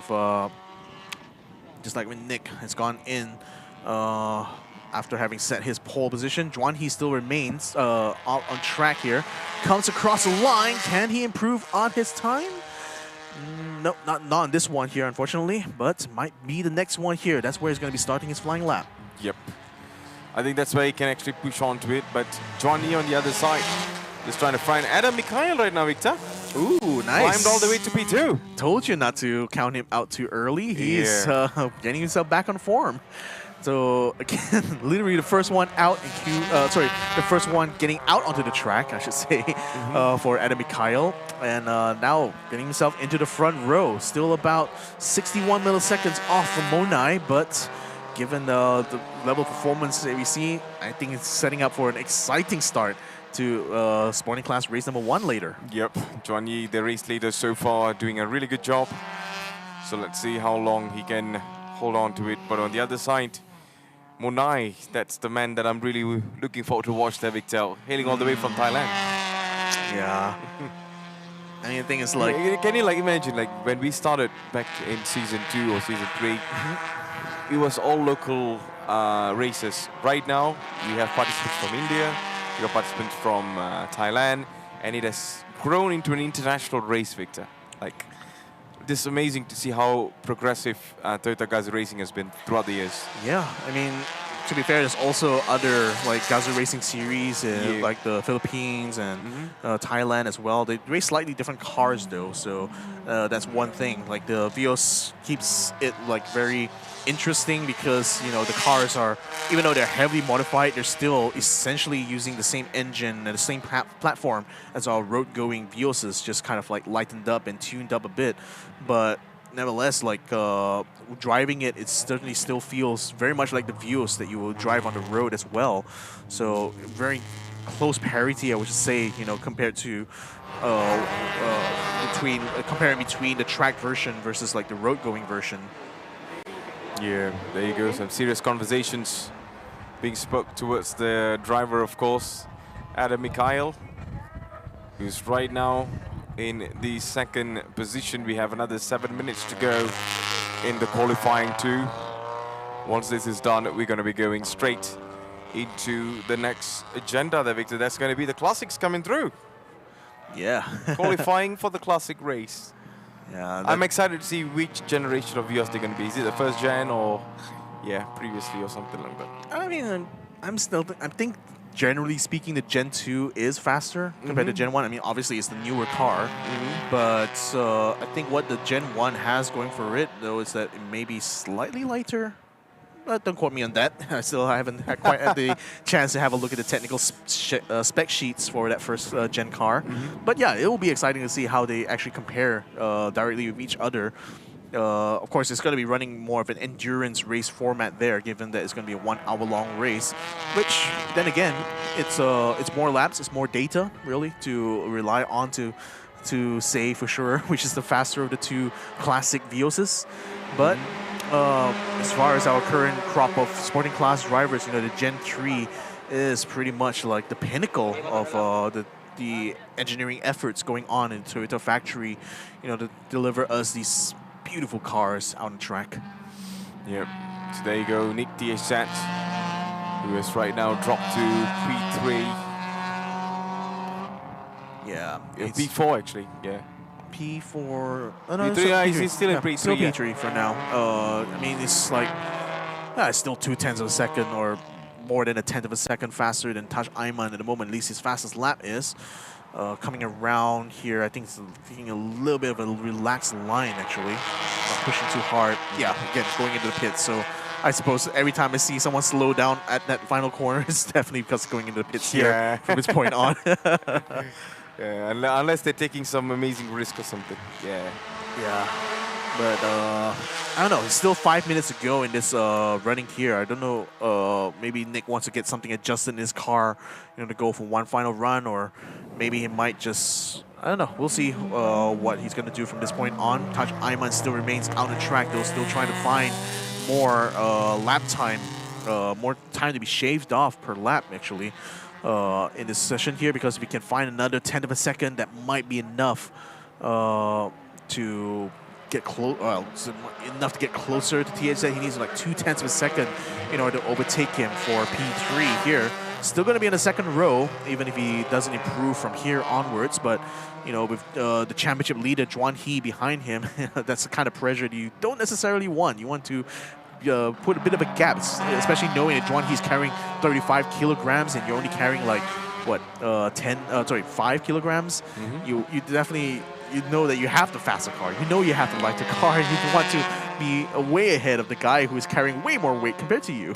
I mean, the weight differences, that's where, you know, it pushes you to become a much more better driver. There you go. We are on board with car number 71, Tajis Ayman. I mean, from virtual to reality, he is living the dream of many, many racers out there, Victor. Indeed. Like, how many people out there really can say that they're champion not just in virtual, in the virtual world, but also in real life motorsports? And you know, Taj Ayman just needs to have that race win here this season, you know, to really claim, to be able to make that claim. He's done well in his progress so far. Made his first podium last round, but now the race win is definitely going to be his target. Well, Tajis Ayman, I mean, very interesting storyline. We can actually speak of him every time, because he has always, you know, inspired many other generation of young racers to come, Especially, you know, back in the days where we used to talk about go-karting was expensive. Now, you know, you got a rig, just go practice, go for a competition, and you could be the next Tajaiman. Yeah. Or the next Akib Aslan. Or the next, yeah. The reason I didn't mention him is he's not here, but yeah. So Tajaiman was the best example I could give it out there. But yeah, let's not forget him as well.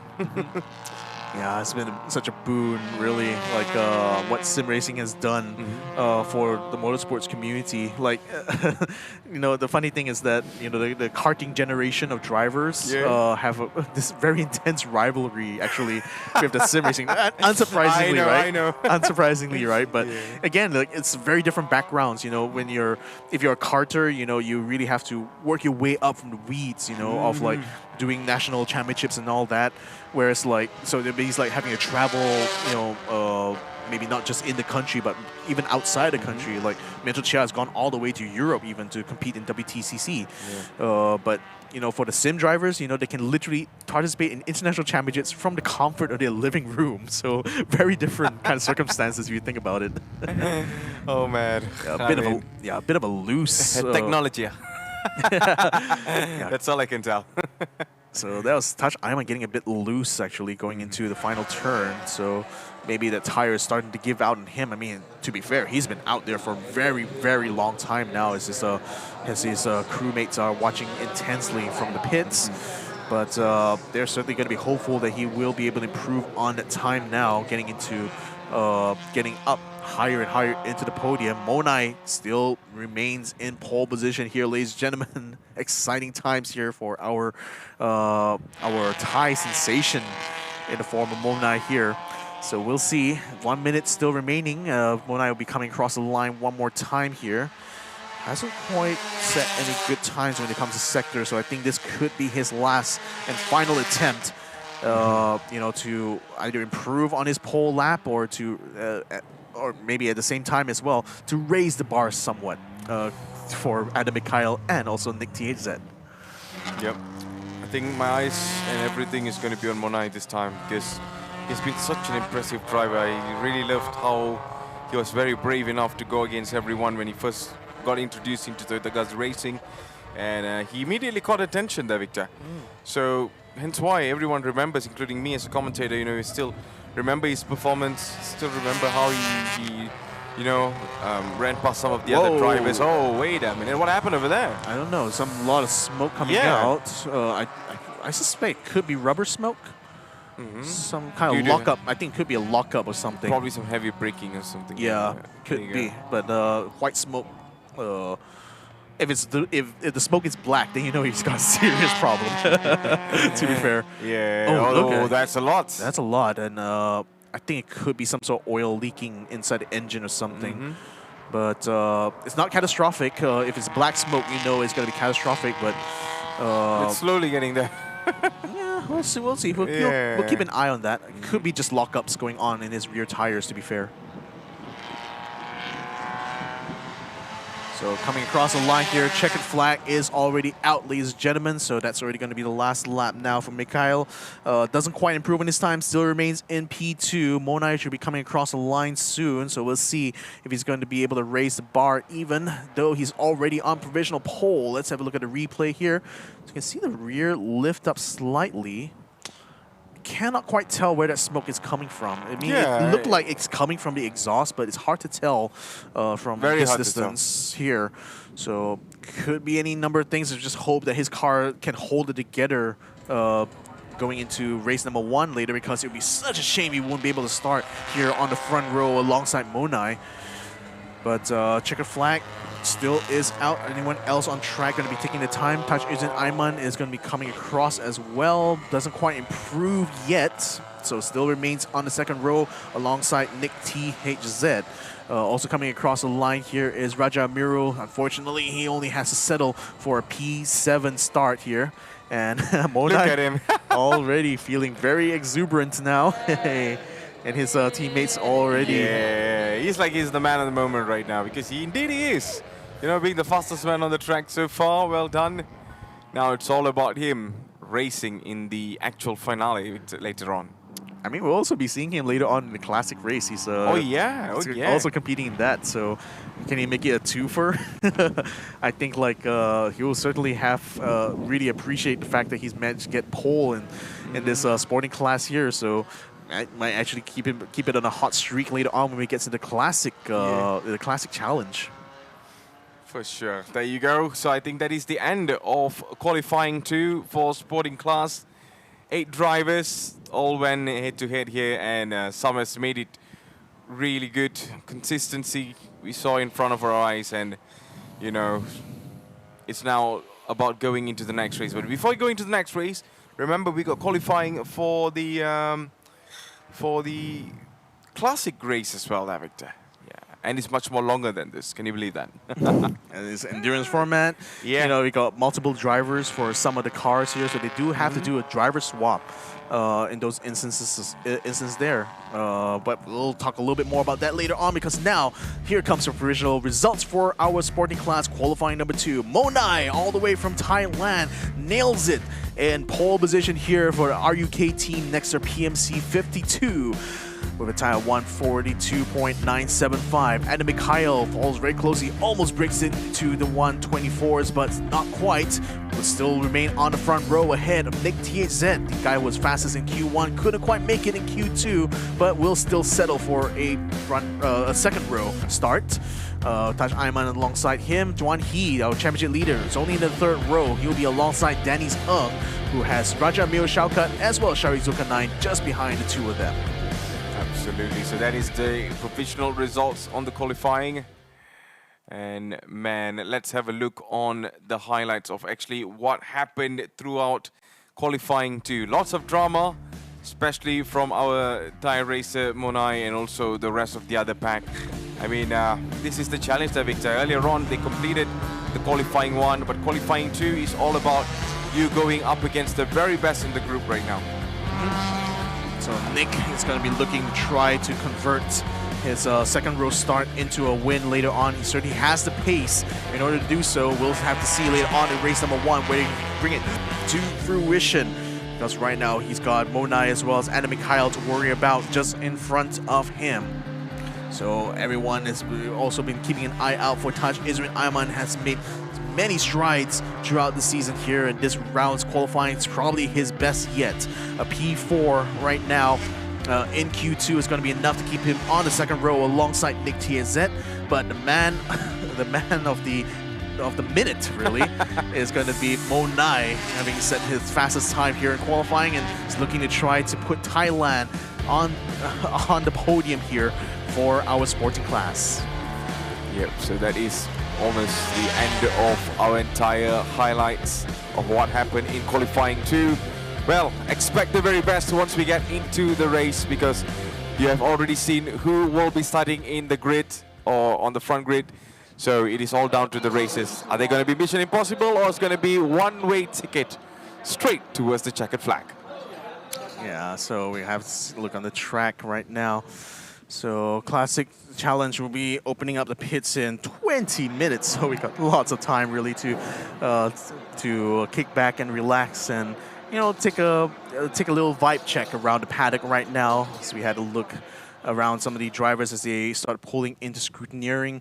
So again, he got to go into the weighbridge after every session here to ensure your car still remains within regulations here. It's very important to make sure that we have an equal playing field for all our Vios Challenge drivers here. So, I mean, what else they could do there, Victor? Like, in case, you know, any major modifications, they can't, right? None that are like not specified by Toyota themselves, so they have to use like spec parts. They have to use, they're only allowed to modify certain elements. They have to, of course, include the roll cage and all the safety equipment inside, including a fire extinguisher. So there's plenty of modifications, you know. It's but mostly it's stuff to make it, you know, suitable for racing on the track, as opposed to making it all out and out like horsepower machine necessarily. It's just more about, you know, making a great driving car, you know, rather than the fastest possible car. Yeah. So there you go. They're all just getting prepared. So Monai and also the rest of his members and stuff, it's just all getting prepared. Yeah. Well, Victor, I mean, the final race is just about to, it's brewing right now. It's brewing. Yeah. Speaking of brewing, like, I mean, I was noticing with the flags as we were looking on the Yeah. track here, and one of the flags that seems to be knocked over. I think the wind is actually starting to pick up quite a bit right now. We don't have any data, unfortunately, to tell you guys exactly how fast or what direction the wind is blowing in, but look at that. Even the Jalur Gemilang is just waving so hard right now. It just gives you indication of what the weather. wind condition, the Yeah. weather condition is like. Yeah. So there you go. Oh, that's That's a beautiful line. Yeah, That's that's beautiful. just nice. It's the beauty of having a racetrack right next to the airport is that you get occasionally a cameo, from Malaysia Airlines. Yeah. So some sportsmanship and also gestures from the race crew and also or maybe the family members and stuff who are there. Well, once this light goes off, we are back to business. Yeah. Yeah, so I mean, continuing on throughout the pits here, I mean, I'm a bit jealous that we're right now sequestered in the northern side. I mean, this is where all the facilities are, fortunately. So we're commentating from this end of the track, whereas all the drivers, all the GAZOO people are over the southern side of the paddock. So we're here. And we're here. And we're here. At the furthest end. Such a shame that we couldn't get to like hang out with the drivers just before the race. But then again, that's just how it is. It's a first for us, to be doing a full race on the Southern Loop itself. We've definitely done full tracks before in the Enduro series. We've done like the Northern Loop so many times now. So it's great to have something of a bit of a change going to the last round of the season. Yeah, that's for sure. I mean, like coming back, how things have been gone through from how many seasons, there, Victor? From season 1. Now we're into season 8. Like, the progress is just huge. And I just can't wait to see how much this is going to be growing. But one thing for sure is that, these races got to make it really count today. Because what matters right now is this moment. This moment is what matters. And speaking of the moment, we're going to be having a moment right now with our hosts who are over in the paddock there. So we're going to be going over to Anas as well as Irene. So take it away, folks. Whoa, what an amazing qualifying. What an amazing start to what's going to be happening later on in the evening. Irene, now you Anas. know what it's all about. Toyota GAZOO Racing Vios Challenge. And of course, we're here with the rookies from the qualifiers. And congratulations, Harkish Jiva, coming in at first place for qualifying. But of course, Mr. Justin Rahul Dave over here still leading the stands for the rookies with 147 points. And Genevieve Uy, second place in qualifying. We got to say that she has no balance and she's the lightest among the three. And of course, I'm team girl all the way. Team girl all the way? Yeah, we're a bit of a scarce population here, you see. I need some ladies here with me. All right, so I'm here with Justin. So let's move over to the leader of the rookie class at this point in time. This is the final race. Not holding anything back, the last 2 races. Are you feeling good? And although coming in third place for qualifying, what's your feeling for the car and what's your feeling for the race? For qualifying, I felt it was a bit of a suboptimal performance. A lot better than yesterday, though. But at least today, the lap times were coming in. I was getting the corners a little bit better. Managed to get a lap time just in time at the end. So thank God for that. The pressure is on, obviously, leading the championship. But today, the car's feeling great. It felt a lot better than yesterday. And it's all full push from here. All the drivers are gunning for you, Justin. You're the man to beat. How do you feel about that? I'm not afraid. Bring it on, guys. No! So Harkish over there is also like looking at one car. Yeah, but Harkish, you came in position 1, P1 for qualifying. So how do you feel about that right now? I mean, it's a good start to the weekend. Sets me up right for the race, but one thing to know is that this round is not double points, so it's going to be hard to close the gap. There is chance, of course, so I'll do what I can. But since it's the last race, I also want to have fun, Definitely. And of course, in terms of points, because we're looking at overall standing as well, and Justin, you're 10 points ahead of Harkish at the moment. So do you think you can pull off a win through this? Since you're qualifying, you're actually, at position 1. Do you think you can maintain that throughout the race? I guess we'll find out. Find out? Because it's only a 5-car grid. We're not really far away from each other, so anything can happen. I mean, that's true. That's actually a phrase we like to say on set as well. Anything can happen. Absolutely, and I think that's what Genevieve Uy here is expecting as well. Of course, you're the last one in the standings right now, but good run this weekend, coming in second for qualifying. So what are your thoughts about that? And I think, what's your role this time around when we talk about the final race? I think I'm feeling really excited. Although I'm not in the fight for the championship, that gives me less pressure this weekend. Like, everyone is so worried about the championship, and I'm just here having the time of my life. No pressure, and it's my last race as a Toyota rookie. And no pressure means I can actually perform better. And I have no ballast. And I'm already the lightest without any ballast. So I'm just out here to have fun. One last race, well, second last race. And I want to give it my all without any pressure and, you know, try and beat them and try and get my first win. Nice. So no targets at all? My target is P1. It's a strategy we have, you know, as us women. We like to give it to you guys first, and then we come back a little stronger later. That's what we like to do, don't we?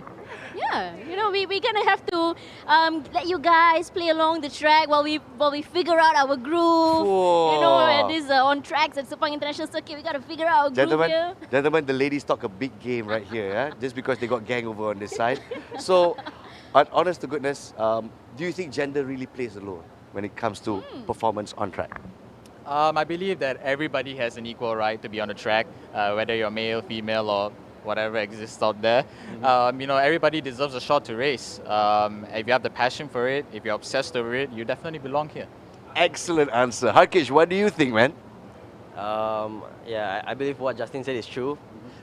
So, I mean, it doesn't matter what gender you are. If you can drive, you can drive. So, yeah. Anyone can you drive. hear that, Genevieve? If you can drive, you can drive. So, Genevieve, can you drive? Hell yeah, I can. And that's how we're going to be seeing what's going to go down later. Race Absolutely right. 1, round 4 of the Vios Challenge 2025. These were all our rookies, our Toyota GAZOO Racing young talents. And you guys are graduating tomorrow. Yes, tomorrow you guys are graduating. How you guys feel about that? A bit somber, but I'll be honest, it's been a great season. There's lots to learn. I think we've all, as drivers and as people, have grown a lot more mature. And you know, after graduating, we'll be on our own. So we're excited to see what's in store for all of us, really. All right, Mr. Harkish Jiva, I think you've already made some steps. I see your father looking at you. This is the pride of my family, my son. So, what's your next step after this rookie program? Hopefully I can do a lot more races next year. Still looking for opportunities. But just want to say thank you to Toyota for all of this. It kick-started my journey in car racing, so yeah. Interesting. Jalan terus. I do want to ask, are we going to see more of you, Genevieve? Do you have something coming up? Oh, definitely this will not be the last you'll see of me. I do want to continue my career, my racing career in Toyota by moving to the sporting class. So hoping for that, because this will definitely not be the last time you'll see me. I've not had enough of TGR just yet. So I'm looking forward to that. And I'm looking forward to not just be the best female driver, but to be the best driver. It's the redemption we need. Ooh, redemption arc coming up. There you go. Wow, when the hero comes back like that. Ooh, like Hero Hindustan. I like it. Thank you, Genevieve. Do join the others over here. Thank Justin, you, guys. And also Harkish, best of luck. All right, your last 2 races. Can't wait to see you guys on the track.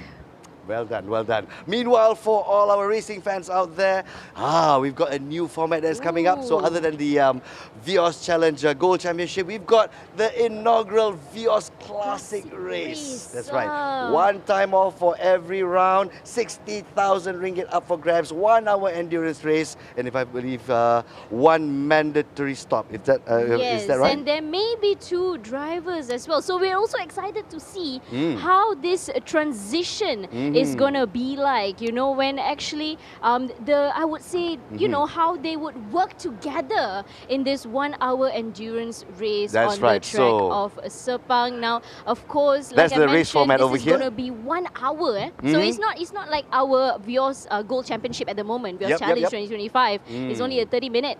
But right now, we have a minimum, more of a mandatory pit stop that we'll also have to do as well. 120 seconds. 120 seconds. For solo drivers, plus 15 seconds added as well.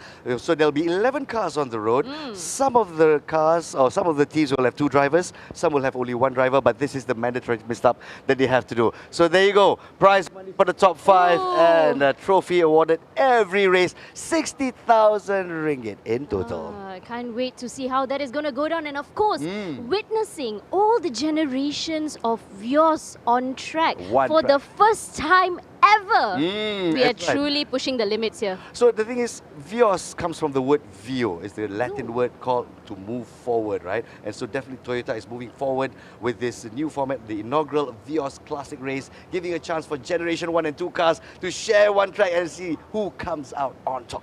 Yes, and of course, for the Generation 3 cars, it will be driven by the super sporting drivers, racers again. So we're really excited to see how all these cars are going to pan out right here on the hot tracks of Sepang International Circuit. A bit nostalgic for me as well, because the Vios has always been a popular model here in Malaysia. It's the #1 in Philippines. Southeast Asia, Middle East, emerging markets, the Vios has always been that #1 car. And to see them all on one track, it's kind of nostalgic for me, that's for sure. I'm sure some of you have stories of my first Vios ride and so on and so forth. And to see them on track with our professional drivers to vie for the championship. Yes, so Vios Classic Race will be coming up, and of course, right after this, first time ever as well, we will be witnessing the qualifying of the Vios Classic Race that will determine our next Race 1 and Race 2 position. So make sure you guys tune in and stay tuned for that as well. Very good. Stay tuned. We're going to go for a quick break right here. Areen and I are going to take a little bit of a water break. It's quite hot at Sepang International Circuit, but when we come back, qualifying for the very first Vios Classic Challenge.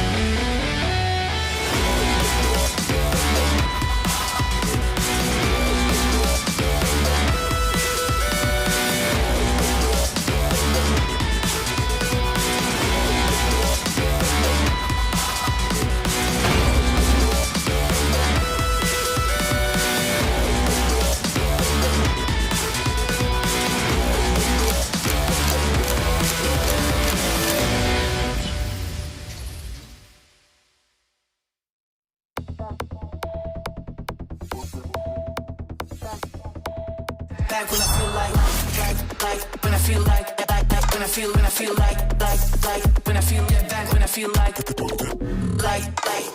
like when I feel when I feel like don't give me when I feel like when I feel like.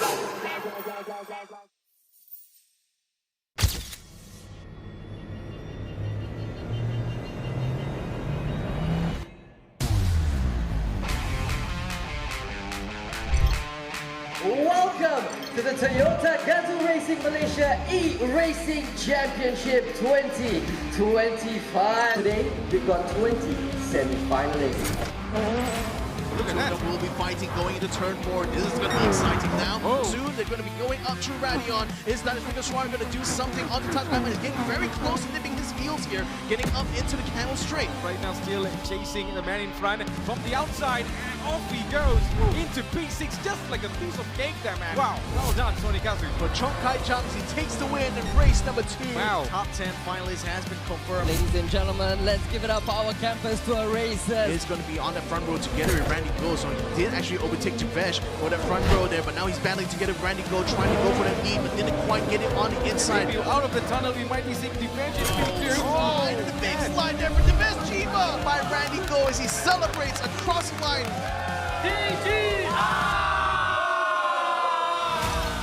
We have already seen today is our grand finale, but today we have our top 10 finalists.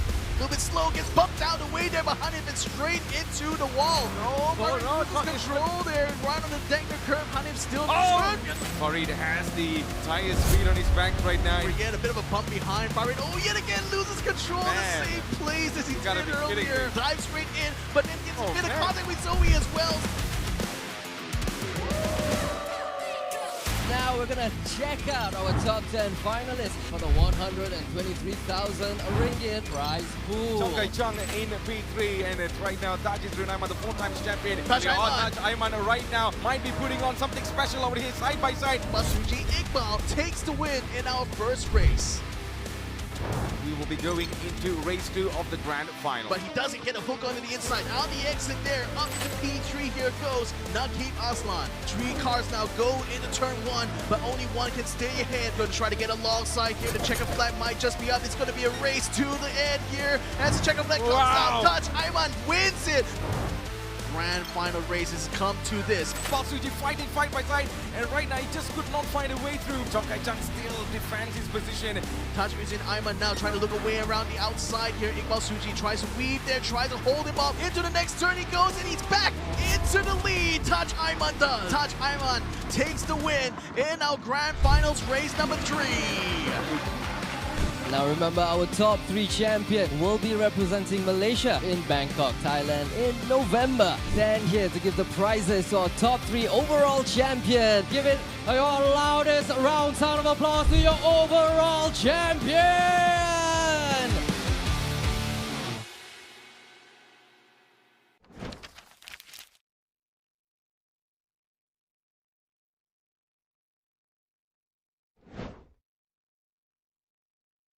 Whip it up, all these rocks to my wrist.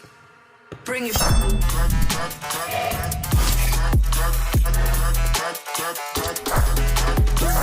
keep it look at all this, bring it.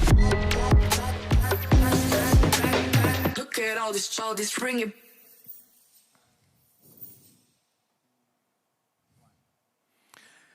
Welcome back, ladies and gentlemen, to the Toyota GAZOO Racing Season 8 of 2025-26. My name is Victor Ang. Joining me here is Matthews as we're bringing to you guys, for the first time ever, our classic race here in the TGR Vios Challenge. So this is going to be exciting. We're going to be seeing the cars from the previous seasons rejoin us once again here for a very, very special 1-hour race. Oh, well, this is where your nostalgia is going to kick in, because we got those classic Vios going to be coming through.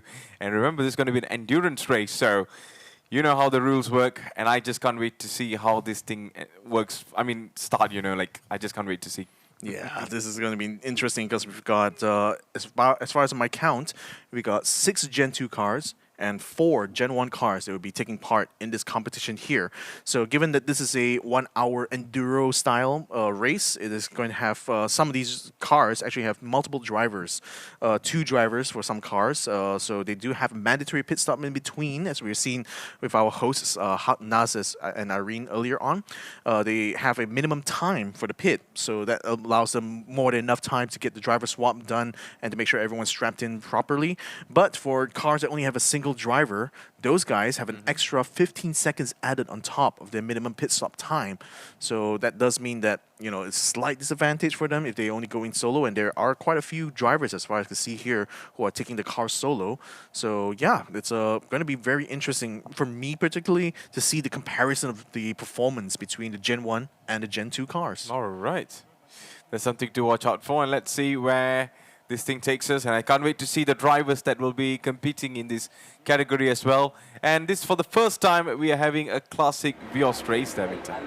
Yeah, there we go. That's one of the Gen 2 Vioses out on your screens here. Nice orange livery here. Not very detailed one, just a plain orange color, but very bright one indeed, and complete with the black hood as well. Classic street style going on here. So this is the car that's driven by Kainur Adi and Kainur Adli. I do wonder, both of these two are definitely brothers, but I wonder if they're actually twins, because even from the driver introduction, they kind of look exactly with a similar face, doesn't it?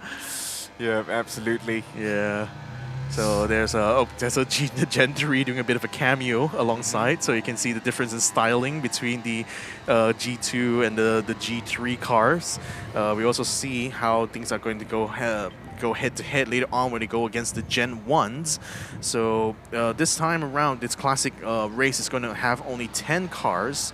So we have going to have all 10 of these guys go out on track here. It's going to be a bit of an interesting one because for one, it's more going to be about endurance, rather than actually trying to go all out fighting as we typically see with our more sprint style regular Vios Challenge racing We got series. this Vios there, Victor. Oh yeah, that's the Gen 1 right here, ladies and gentlemen. A nice pink and red here, and perfect as well because it's Nurul Auni and Nurul Hushna who are going to be driving this car here. So a bit of another ladies team actually going to be joining us even in this classic race itself.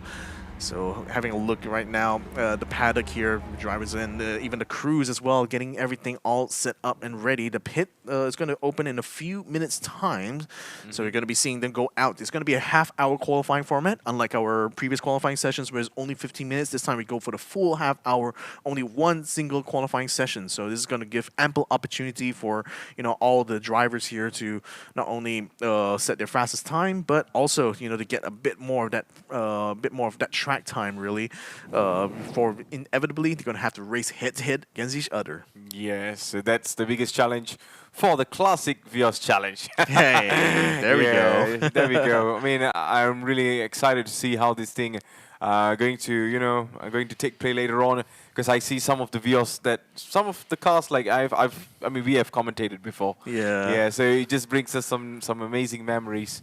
It's like a run down in the memory lane. Yeah, something like that. Would you want to try listing off some of our most memorable moments, in the previous generation of Vioses? I think when it comes to the Gen 2s, I'm thinking about Tengku Jan's incredible charge, from 10th position all the way to P1. He did that in the Gen 2 Vios, in an era where all the cars are extremely close with each other. For the Gen 1 Vios, I mean, again, I only joined in the middle of Season 2, and I think by that point, the Gen 1 is already on its way out. So, but those cars, have very distinctive silhouette to them. In my opinion, the spoiler at the back of these cars is just really added to the look, compared to the Gen 2 and the following Gen 3s.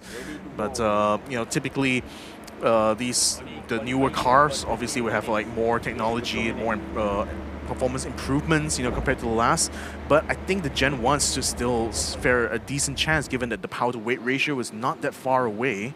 And again, this is more of an endurance race, so it's it's not going to be more about how hard you battle, how harsh you are on the track. It's more about how smooth and how consistent you are. And I think the drivability of the Gen 1s is comparable, if not better, than the Gen 2s. There you go. Cars are all getting prepared. Yep, and they're already revving it up. I just love to hear that sound. I mean, it's still the same engine, essentially, with some minor tweaks and improvements over time. But that's why, it's viable actually to have both these two generational cars completely far apart in terms of when they actually came out, but are still able to effectively race against each other. So lining up into the pits now are all these gentlemen and gentle ladies as they get themselves ready to go. And here we are. The green flag is out. Race Control has leashed the pack here to get themselves started on this half-hour-long qualifying affair. All right, so here we go. Off we go. And yeah, 30 minutes of qualifying action for all of our races today. You can see a mix of Gen 1 and Gen 2 Vios in this race. And this is going to be really fun to watch because, this is the time where the people on the internet could debate, which one is the best. Yeah, we leave that to you guys, not to us. Yeah, absolutely. But for me personally, Victor, I would love the Gen 2, of course. Oh, the Gen 2 is always going to be a special place in my heart. Mostly because it's the car I've been commenting the most on, especially because it's the car that has been the mainstay from season 3 and 4 onwards, and. Yeah, I mean, it's overall, I think the styling improvements is definitely one of the biggest pluses, of the Gen 2s. That's why they call them the Jurong, as you say. Yeah. Yeah, the Gen 2 Vioses. You know what the Gen 1 they call? You know what they call the Gen 1? What? Kali. Kelly. Vios Kelly, yeah. Because it looks like a catfish. Yeah, kind of yeah, face. I can see that. You know how do I know? Because I'm friends with lots of Toyota owners. Yeah. So they describe this a lot of times. So I was like, okay, all right. So this is what the slang is out there. Okay. I mean, I think like if anyone out there probably knows more about what the difference are between the Gen 1 and Gen 2, is definitely going to be the Vios Owners Club. Yeah, definitely. Yeah. So here we go, one of our drivers here. I mean, we've got some like familiar faces, like the Shanmuganathan Amurugam as well as his son Ashen are also racing in this classic, although they're racing these in separate vehicles here. Like Shan has one and Ashen also has one as well. But at the same time, you have drivers who are in the sporting and the super sporting class, like Shafiq Samsuddin and Sophia Zara. Both father and daughter, they're going to be sharing the same car together, so a bit of a contrast between two. The father and son team are racing each other, whereas the father and daughter team are racing together, which is interesting. Then you also have like twins, I believe, in Kainur Adli and Kainur Adi. You also have Axel Sports bringing back Amanak Dev and also Alistair Young driving their car number 21, which has been one of the strong cars, back when the Gen 2s were still in full force. Then as far as like the Gen 1s are concerned, I'm having a look at the list right now of like who's who and who's driving what. And Gen 1s are mostly like newcomers, although I say that. There's also like a Gen 1 that's being driven by Lim Yong Kit as well as Kenneth Cole from the super sporting class. So that one, I think it's going to be a good benchmark to see, especially when he's up against people like Alistair and Amanatev. Nice little slide there. Just barely keeps it on the track as well there, towards the end. But still kicked up a lot of dirt. It's car number 76, which is the Kagani Racing Academy. And this is driven by Kirill Sirapushinsky. He's actually a Canadian driver, but his ethnicity hails from Belarus. So another foreign driver joining us here, and this is actually his first ever participation in the Vios Challenge, in fact.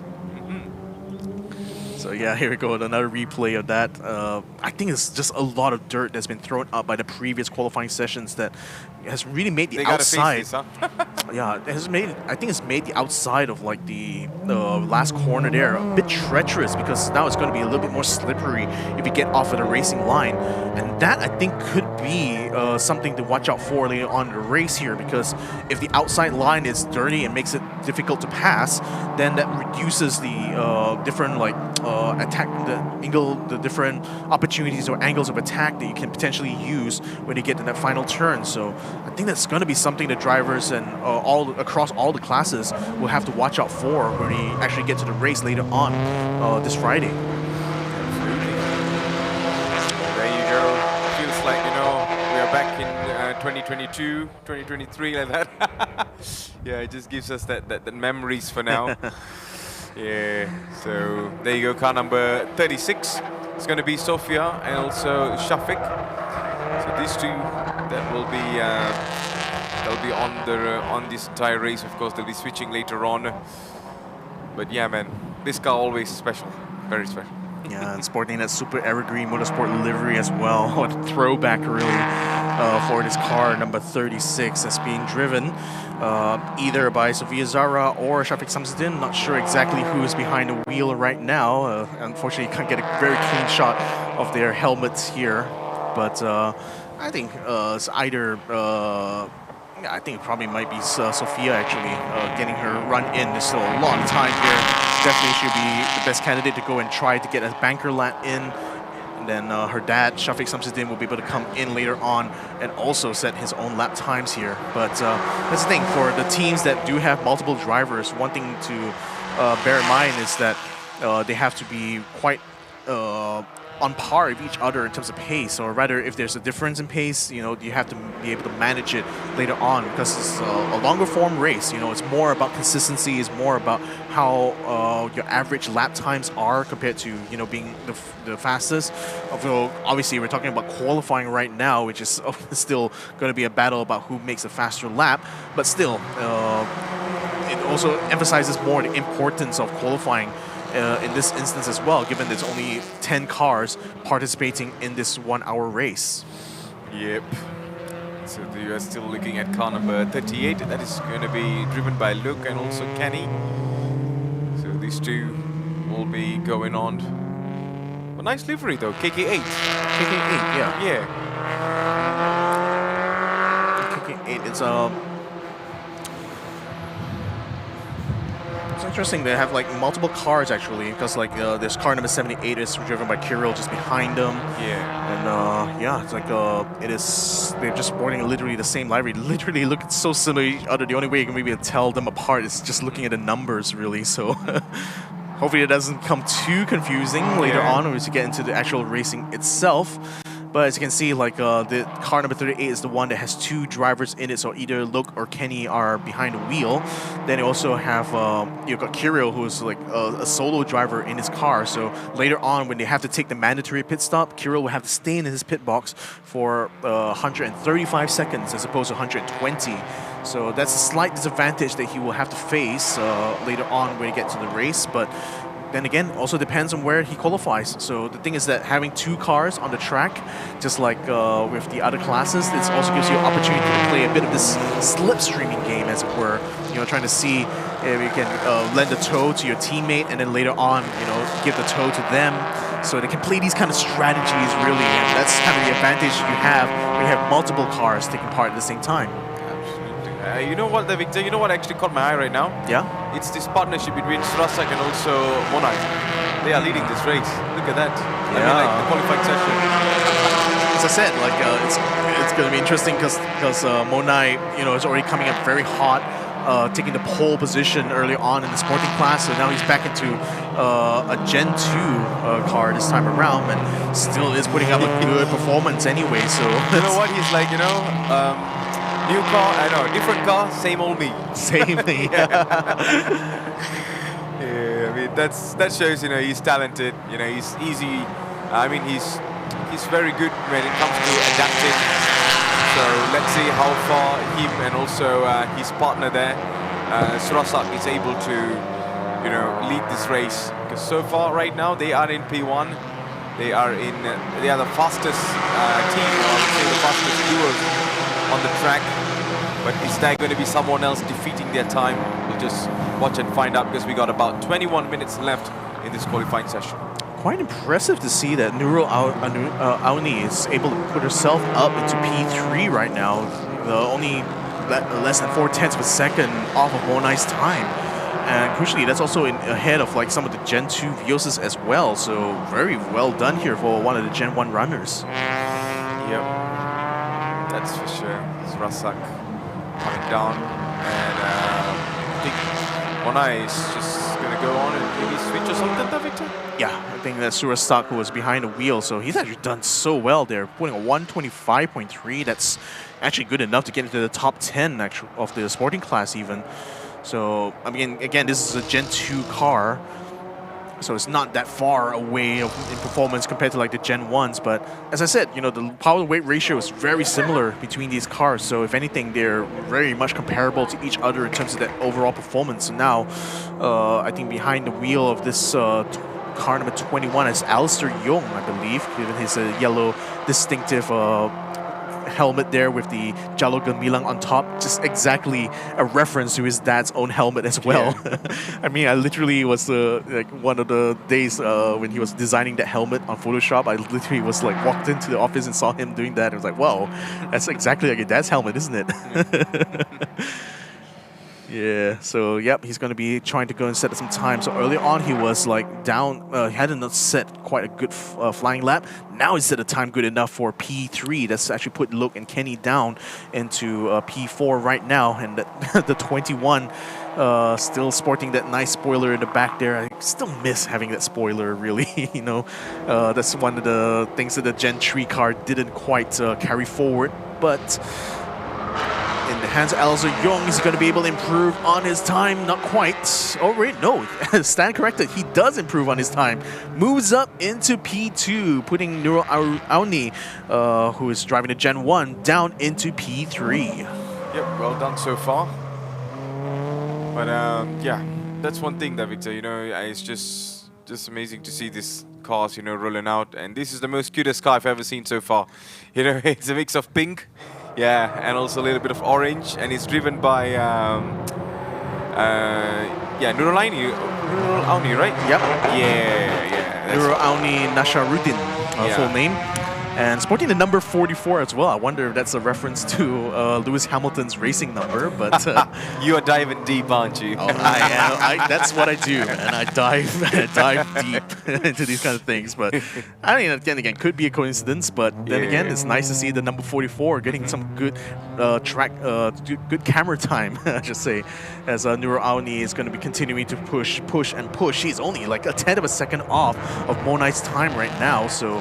Actually, very, very impressive to see there, and very much for the guys who are Gen 1, like hardcore Gen 1 fans, they're going to be rooting a lot for Nurul right now. Oh, absolutely. Yeah, so we got another 17 minutes left in this qualifying session. So we are still underway and having a look on Nurul Auni Kasharuddin, who's right now, I mean, that's a really good racecraft so far there, Victor. Well, I mean, he's doing an impressive job so far, but I mean, to be fair, I think the car in front of her is slowing into the pits. Yeah, there we go. I told you. Now we're starting to get it. Like, if you slow down to turn 8, that means you're entering the pits. Yeah. So Nurul is coming across the line again. She's 1/10, 2/10 off of the fastest time that Alistair's just set. Still not going to be able to get up from P3 yet, though she does improve on her time somewhat. Let's have a look at the replay once more and see what we have here. Oh, just having a look at the little pass there on the driver who's headed into the pits there. But you can still see the amount of dust that gets kicked up on the outside of turn 8, right? So I think if there's no rain and it still continues to be that dusty, that turn 8 is going to be very tricky to pass in. Yeah. And I think that's going to pose a big problem, not just for passing alone, but even for guys who are carrying the weights, right? Like guys like Mitchell, who's carrying 50 kilograms, Freddie's carrying 45 kilograms. Those guys, if they move, if the car moves a little too far to the outside of the racing line, they're going to lose so much grip and it could potentially even spin out if they lose traction completely. That's for sure. So that's something to watch out for. Especially if it doesn't rain later on before it gets started into the racing, that's going to be a point of contention for sure. They go, the family members and also crew chief and stuff are just monitoring the performance of their races.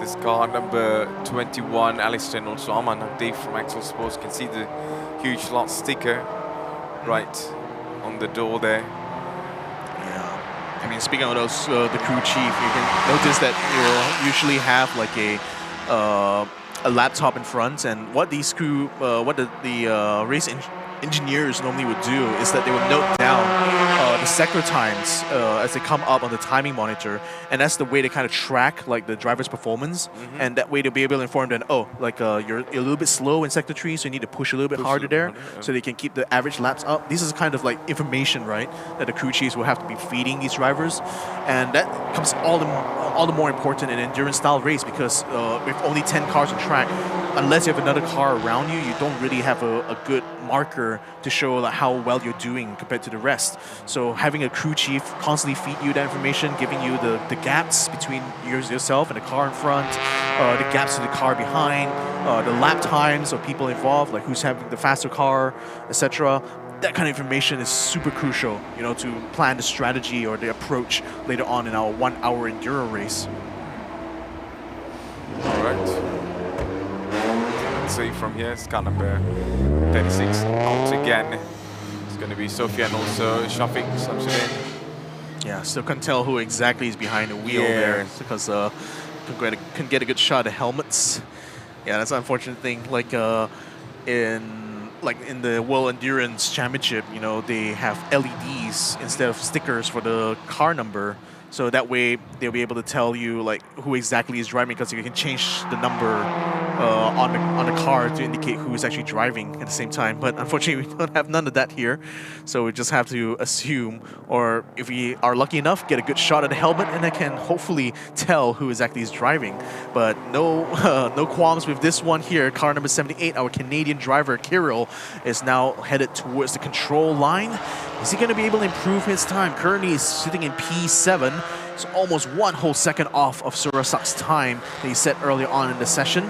Comes across, looks like it's 128.8, so he does improve. No, not quite, not the improvement he's looking for, actually. Still remains in P7, so that's still ahead of Ashen Shanmunaganathan and still behind both Lim as well as Kenneth Cole. Yeah, there you go.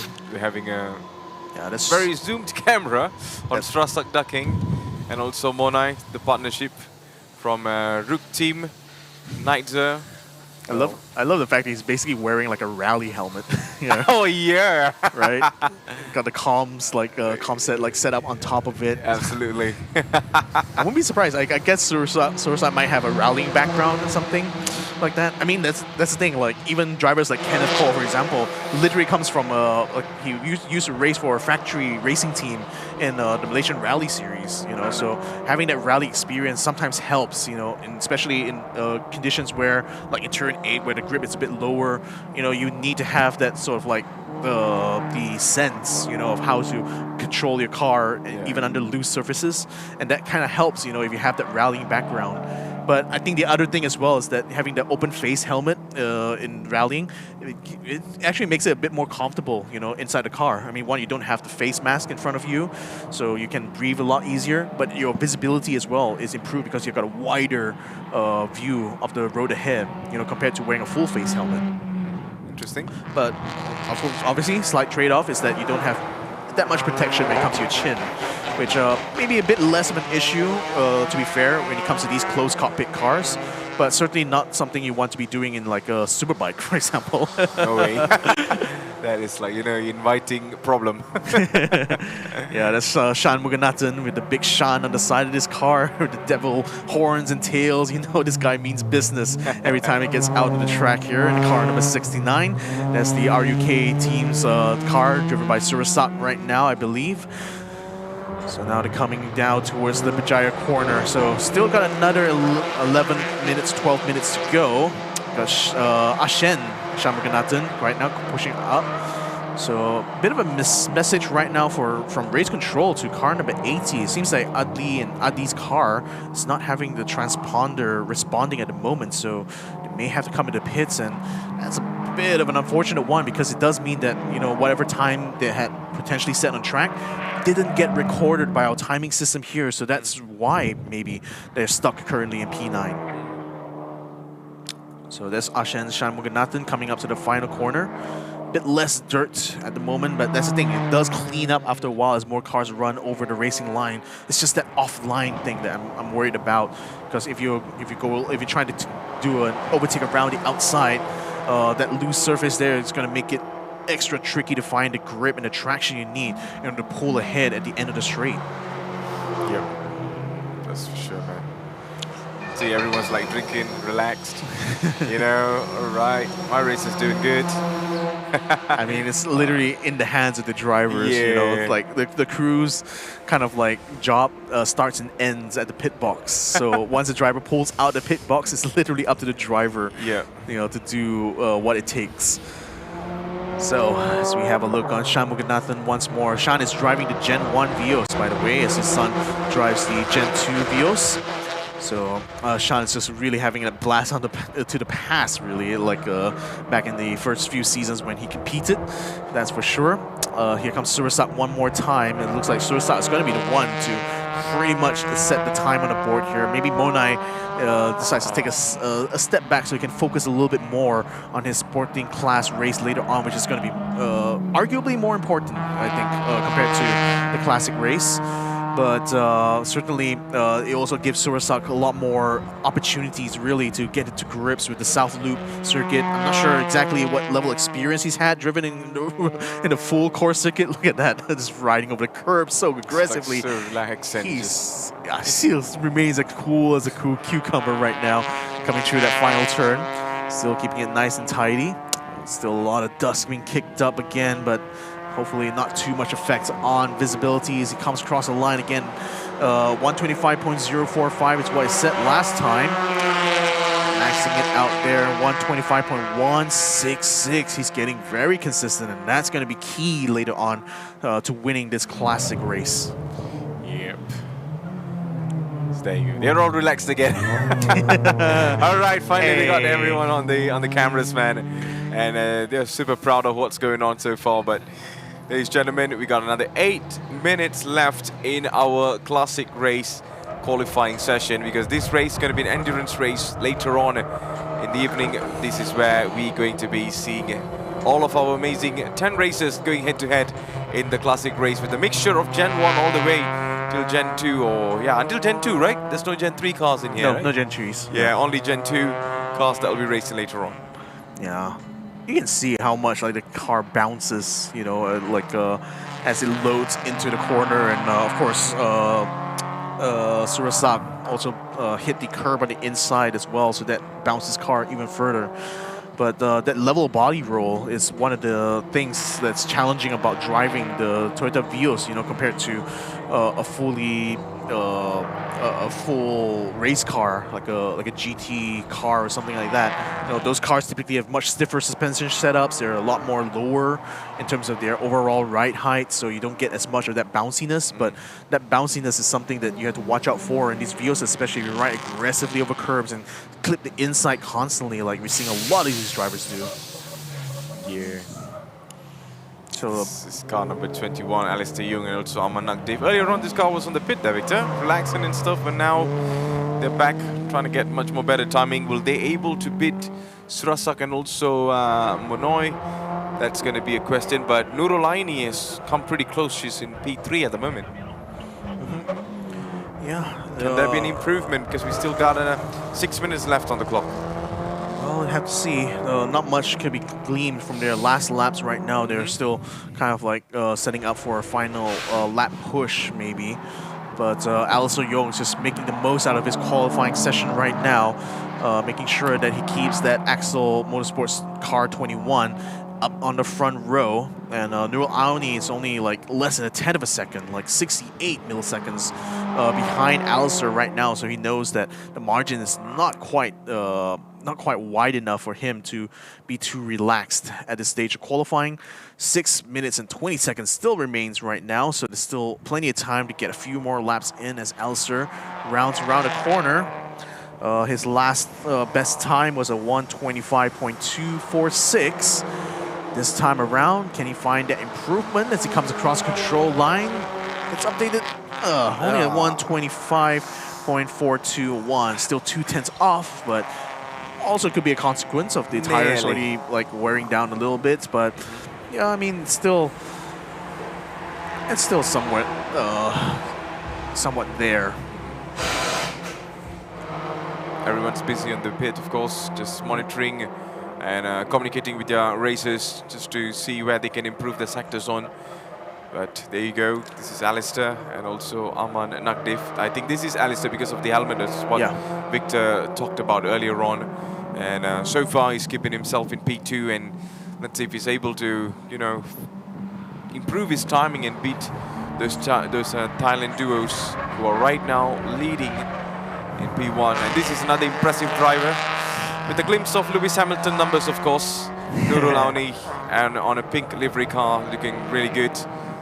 Looking cute, I would say, but cute but deadly. There you go. Yeah, there we go. And ready to eat up any Gen 2 cars that decide to get close. I mean, she's surrounded by Gen 2. It's pretty much like being the only Gen 1 on the front rows. So definitely looking like in the very prime position, really. So we'll see. I mean, Nurul Auni, at least in the registry here, she's the only driver of this car here, although I see on the side window there apparently are 2 names, but as far as registration is concerned, I think she may be the only solo driver in this instance. So we'll have to see as we get into later on into our 1 hour race. The disadvantage of running a solo driver in the car is just that they have to add more time in their mandatory pit stop.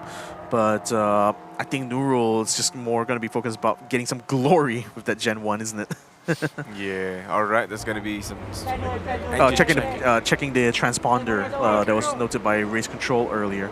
And that's going to be super important because right now, Adli is just basically nowhere right now in this qualifying. There's no registration of time on the timing monitor for them. So any efforts they've made on track is just not registered at all. So they really have to get this done. But there's only less than 4 minutes to go. At most, they probably only have like 1 or 2 laps if they are successful in getting that sorted out here even. Right, so there is still a couple of minutes coming through for all of these races. We got about 3 minutes on the clock left, and we're on board with Luke and also Kenny. They're on the. This is another very chill type of livery on the left there, Victor. You know, it's very bluish and with the KK8. I think that's the team number, team name and stuff. Yeah. So they're currently in P. No, they're actually in P5. Yeah, P5. Yeah. Not sure what KK8 exactly stands for, but this is the Kagani Racing Academy team that's on your screens here. This is in particular the car driven by either Lo In Yi or Kenny Lee. And I have to say, yeah, like the blue color especially matches well with the Toyo tires decal as well. It just makes it look almost like a Toyo branded Toyota Vios Gen 2 that's out on track here, but definitely a very striking livery no matter how you cut it. I mean, it's just beautiful to see like that mix of colors out here on the track. So yeah, we still have another 2 minutes to go. Who else is still out on track here? I mean, basically still about half the grid are still out there, still trying to make their final pushes and try to set even more times on the board. Car number 38 is about to set another time here. Let's see if he will be able to improve from their current position of P5. Not quite, still remains in P5 for now with that time. So still gonna try to find more performance, or at the very least try to find where they can cut some time. I don't think he's gonna be cutting much time there, going so wide off the apex in turn number 2. But yeah, probably will still have an opportunity to go for one more lap. Here is either Lim or Kenneth, who is driving car number 76. I think it could be Lim actually, but I cannot quite tell from that helmet design. That's the problem with us today. Yeah, it's like, I mean, it's also testament to how good the tinting is actually on the Vios cars. Is that you can't really see the driver too well from the outside. So yeah, so car number 76 now on a flying lap. This could be the last lap potentially for them, as there's only 1 minute remaining after this. So he needs to do it absolutely right. Oh no, he's already putting an indicator up. I think he might be going into pits, or is he going to go for another run? Nope, going for another run here. I knew it. He's going for another run. Yeah. So still has the indicator up for some reason. Decided to go closer to the pit wall. 45 seconds still remains here. Car number 76 comes across control line. I don't think he's going to be setting a blast of a time yet. This is now going to be his final lap to go here before checkered flag. Still have a few more cars coming through. Ashen just come across control line. I think Alistair is going to be coming through as well as Kirill. And then followed by that Shan Muganathan. Now going to be kicking off their final attempt here at qualifying. Super, super important here, given that it's going to be a 1 hour race, to place yourself as high as possible, to give yourself the best possible chance of starting things off strong. And Surasak has done pretty much that here. I mean, 1/10 of a second faster than Alistair consistently throughout this qualifying session. This is looking like another Thai dream here for the RUK team, as the checkered flag is out here, ladies and gentlemen. Surasak has already locked in his time here, so let's see if anyone else on the track is going to be able to beat him. Nuru Auni is also confirming her slot in the second row of the grid here, as has Sophia or Shafiq Samshuddin, who has confirmed their 6th place. Now we're going to be seeing car number 89, Surasak, going to be continuing going on a cool down lap. There is Nuru Auni Kasharudin, or well, we'll have to see later on when we actually get to see the driver themselves.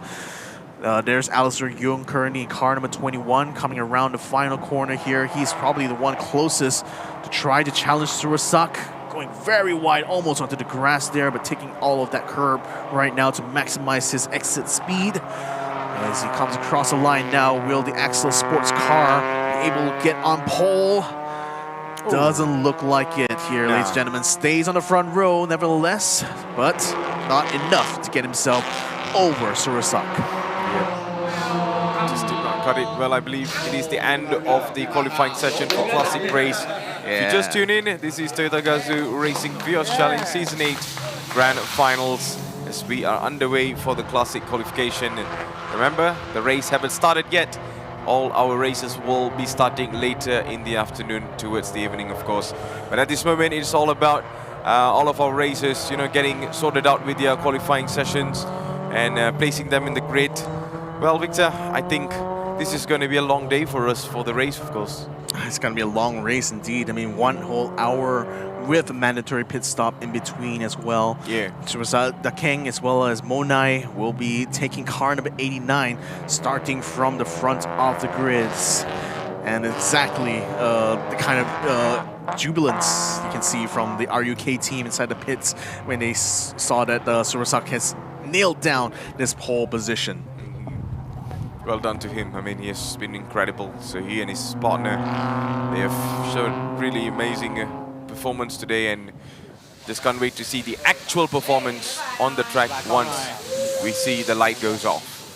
Yeah, you can see Monai pointing the finger, number 1. Surasak Dakeng pulls that off with a 125.045 provisional pole for the RUK team next to PMC 52 car number 89. Alistair Young has successfully put the Axel Sports number 21 up into P2, starting alongside the Thai team. Then we got Nurauni Nasharuddin, the fastest Gen 1 driver out on track here, starting on the second row alongside Lim Yong Kit as well as Kenneth Ko. Kirill Shapushsinski starts in the third row together with Lok Yin Yi as well as Kenny Lee, Sophia Zara, and Shafiq Samsudin did well enough to get into the fourth row alongside Ashen Shanmuganathan. Kayanu Adli and Kayanu Adi had some problems with their transponder, so can't quite tell if this is the best they can do, but P9 nevertheless for car number 80, and Shanmuganathan Amuragam finishes up the top 10 here in this classic race, the first ever in Toyota Gazoo Racing Vios Challenge. Yeah. Well done to all of our races today, and man, it is looking good. Spang looking still sunny and bright there, Victor. Yeah. Yeah, you can still see like the heat radiating off of the asphalt there. Radiating, I like it. Yeah, but that just goes to show how hot it is. It's going to shred any tires that come into contact with it, especially if you're going sideways like what car number 76 just did over there. There is Monai watching intensely as his teammate Surasak successfully puts the car onto pole position. A very beautiful shot here of the KK8, aka the Kagani Racing Academy team cars.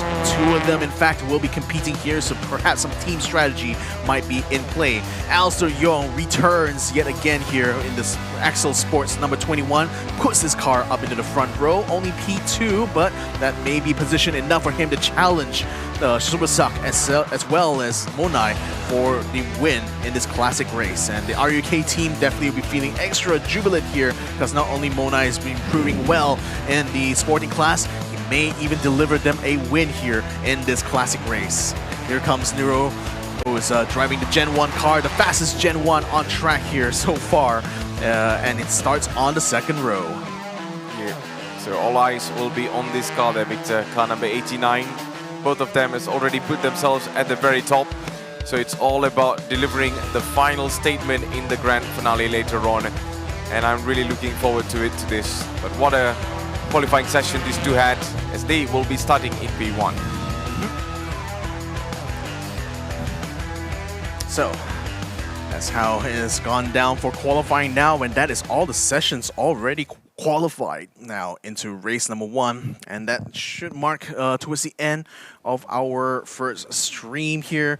This is again only the qualifying sessions. We're going to be having our races later on this day, so make sure you guys stay subscribed to our YouTubes. Make sure you guys are following us on our social medias on Facebook or Instagram, where we'll be posting not just results but also the live streams on YouTube as well. And make sure you guys stick around because you don't want to miss the first race of the final round of the season. The season that started in 2025 is ending at the start of 2026, and we're going to be seeing it live over here in Toyota GAZOO Racing Malaysia. Yep, so everything is cooking up, everything is, you know, just brewing so far in the qualifying session. Up next is definitely going to be the race, and that is where you should not miss. So make sure you tune in back again once Stream 2 starts. But I just can't wait to get everything started there, Victor, because today, after a long year, starting from last year actually, we had from round 1, round 2, round 3, and right now round 4 to finally determine who is going to be the champion for this season. Exactly. So having a nice look on the weather right now. Bit of clouds starting to form, but not really enough to give any consternation. You can still see in the distance the heat radiating off of the ground. Still plenty of wind, even in fact. So maybe a bit cool, especially if you're out in the paddock and you just want to enjoy the summer breeze. You know, it's the best place to be in there. That's going to be for sure. I think we should, you know, because Malaysia has been pretty cold lately, starting from November actually. You know, it's constantly raining, and the weather's been very cold, very nice, cozy weather. But if you want some summer weather, just step outside Sepang there, you know. You might get that sunny feeling, or maybe, you know, the tarmac feeling and stuff. Yeah, it's hot and stuff, but yeah, that's how things have been going on. So I wish all the best to our races, because that's what matters right now, and see who's going to be the champion, man. Yeah, so I think we're going to be handing things off to our hosts who are over in the South Paddock here. So over to you guys there, Nas and Irene, take it away. Thank you very much, Mr. Victor Cax and Matthews Isaac. Sterling job as racecasters, as always. And the qualifying rounds have just been concluded. We've got some of the final results over here. We've got the final results for Super Sporting Class as well as the rookie professional results. For the sporting class. Yes, and as well as the classic race that you have just witnessed, the qualifying, the first ever qualifying. Super exciting. I was also by the pit there, you know, witnessing a little car trouble, as we call it. Perhaps we might get a chance to interview some of our fellow racers later on. We might get a glimpse of what went wrong, perhaps during the qualifying. And let's see how they pan out during the race 1 and 2. But of course, we're super excited to share with you the qualifying positions that have been brought forward for the race 1 later on. That's right. So we shall move on with Super Sporting Class. Congratulations, Adi Rahimi Rashid. In the standings, he's in 3rd place, but seizing P1 for race 1. Mr. Ho William from Toyota Racing, William Ho coming in at P2, and Bradley Benedict Anthony at P3 Racing. We took a look at the leader of the standings, Freddie Ang, racing for Telaga Mas Toyota. He's at P5. And Mitchell Chia, Prima Pearl, leading the standings. He is at P13. Of course, he's carrying a lot of ballast right there. Yes, he is. But Mitchell Chia, if there's anyone who can overturn results, this is the man to watch out for. So that's the final results for Super Sporting Class Race 1. Yes, and of course for the sporting class, at the moment we have the provisional results that we would love to share with you. First place, position 1.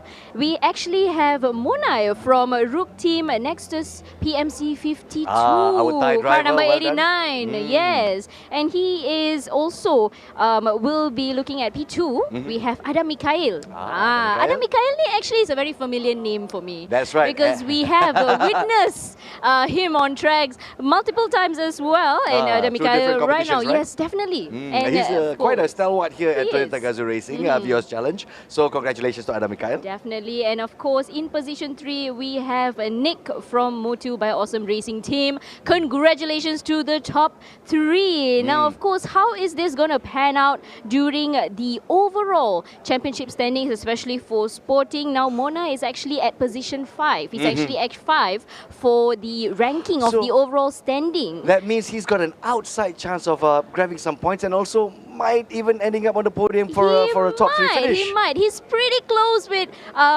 Justin To and also Dato Ken Fu, who's at the top. So he's pretty close.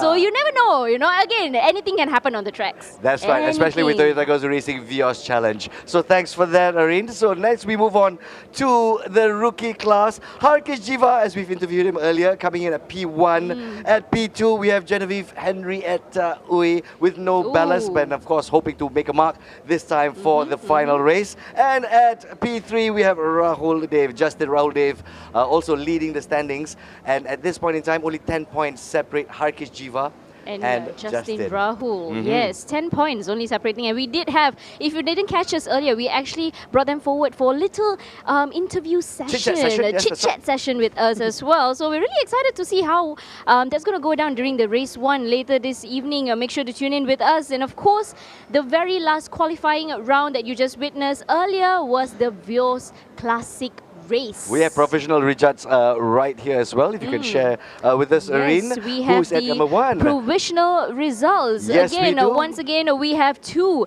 races car number 89, Surasak and Munai. That's right. That's RUK next coming in at first place.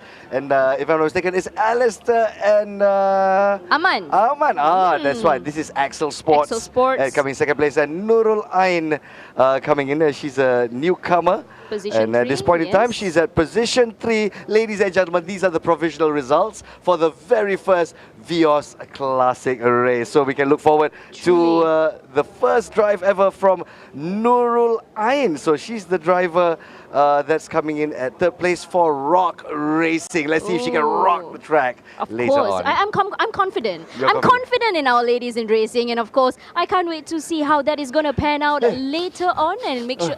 I smell something. I smell the smell of bias. No, I smell the smell of biasness. He smells burn. No, I smell biasness coming from the ladies. Oh, tak boleh macam tu, tak boleh. Tak boleh lah.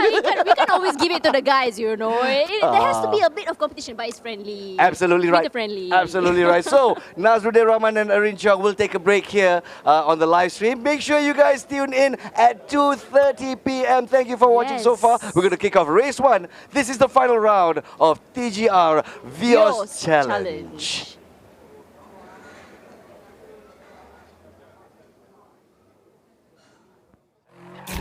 Control K79 Rukis reverse. Safety car. Keluar sekarang.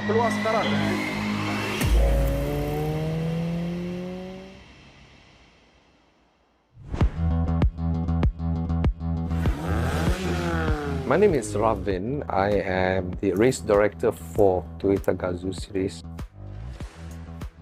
I got myself involved in 1982, 42 years in motorsport.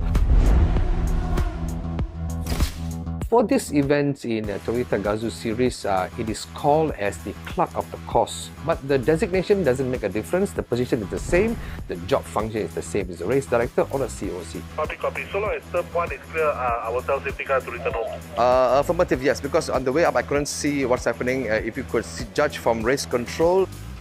What made me involved was the smell of the fuel, the sound. I like it.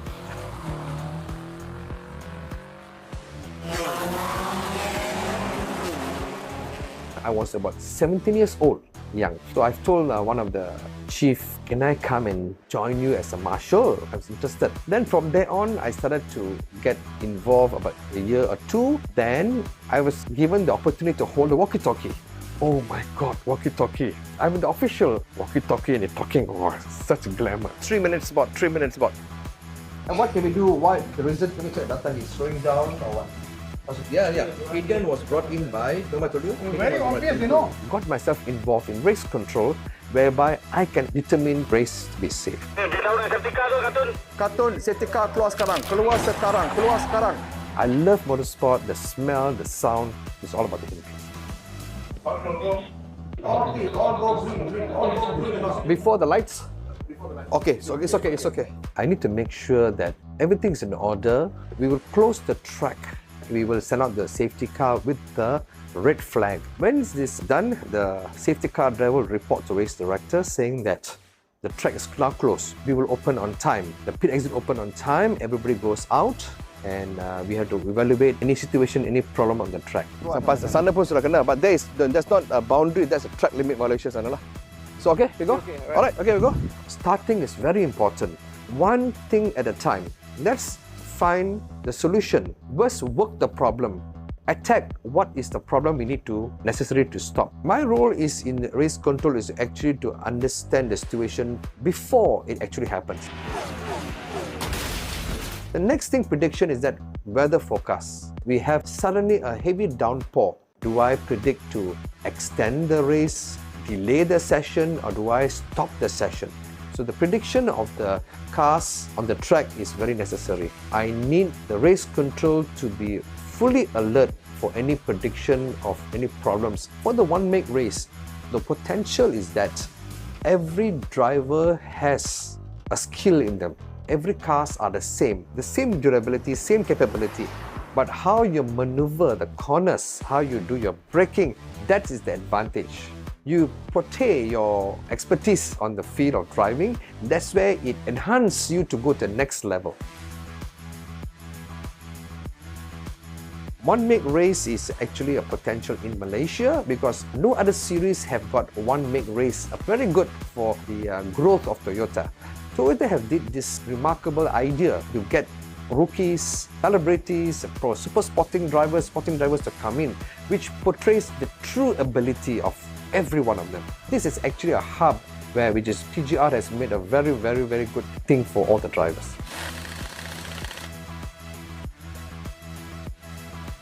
What I am wishing for is this. The ability, the talent shown in Malaysia, probably 10 cars, 10 drivers selected from these categories in Malaysia, and also 10 drivers from Philippines, 10 drivers from Thailand, meet up together for one international event, which allows everybody to think forward. If I join this series national, I can portray to the international in a proper route, then I can portray even better. This is what I am wishing for in Toyota GAZOO. Toyota GAZOO has really proven its credibility, which is superb for motorsport in Malaysia.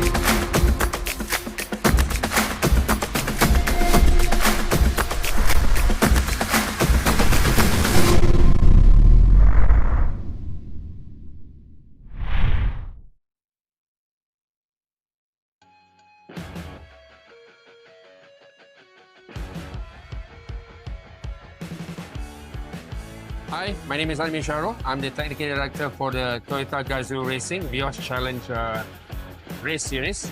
We are here to talk about the impact, the vital role that this one-make race has done to the local motorsport scene. I've been the Technical Director for Toyota GAZOO Racing Vios Challenge for the last 3 years. I've had like almost 30 years of experience in motorsports. Used to be competing, but now you already passed the hill. I know I'm doing a lot of more official work in terms of scrutineering, race management, basically driver development, that kind of thing. So just a little bit about myself there.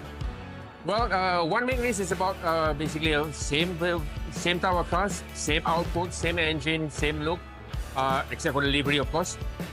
Racing against one another, so it's more vital to the development of the driver. So more skills involved than the car itself.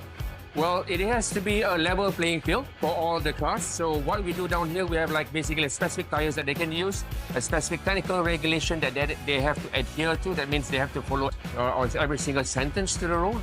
We are here with the scrutineering team, myself and the scrutineering team, to make sure that everyone is on the level, very level playing field. Well, from my almost 30 years of involvement in motorsports, TGR has played a vital role for the last 6-7 years. Because it has it's clearly has shown that it is coming up with a very, very good youth development program for all the new drivers. And we are basically cannot be more thrilled than to have more and more basically new young drivers coming into the industry. TGR has played a part. Now, from this year, we're getting drivers, international drivers from Thailand, from Singapore, joining the series. So it's much more international than it used to be national before. So we are looking at the region.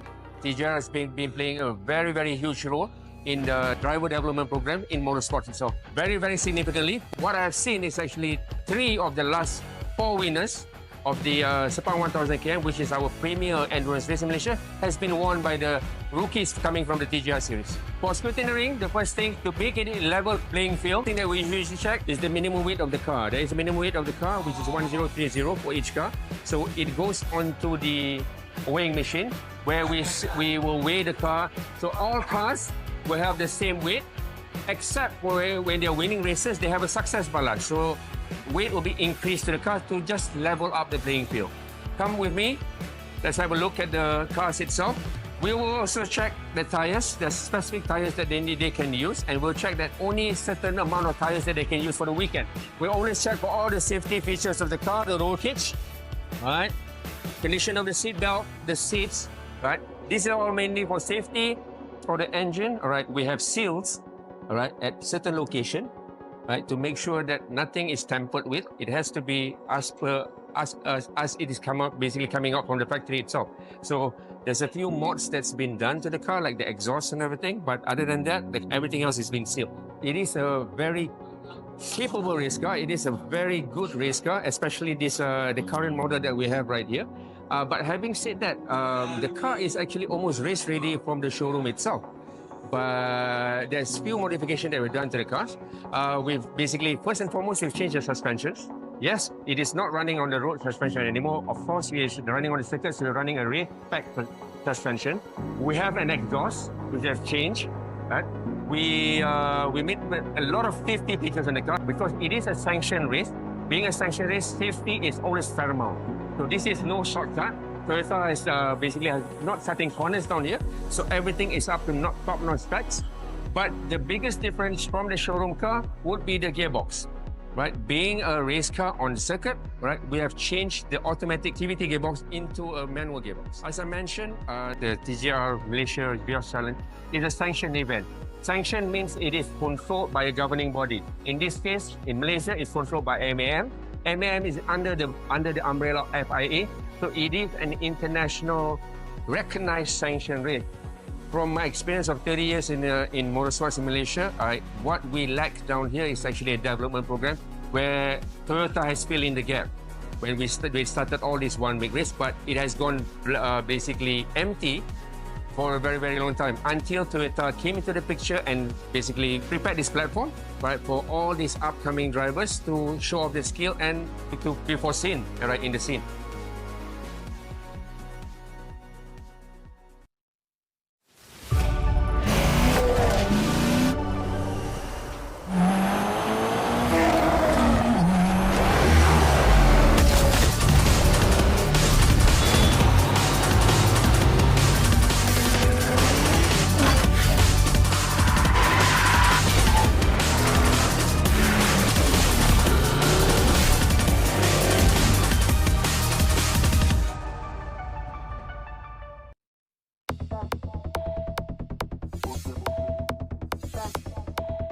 back when I feel like when I feel like when I feel like when I feel get back when I feel like when I feel like don't give me when I feel like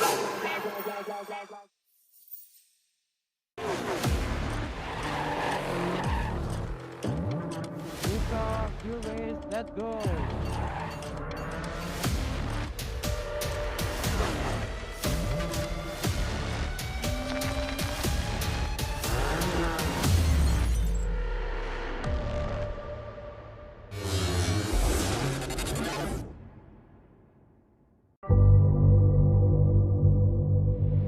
Everyone expects you to be someone.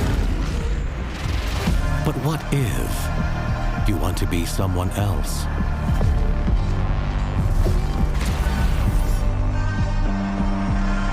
What if that someone is unexpected,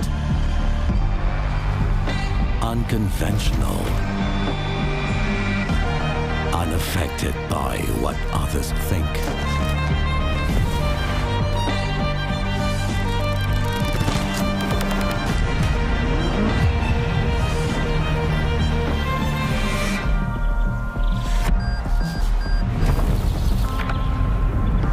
Untraditional,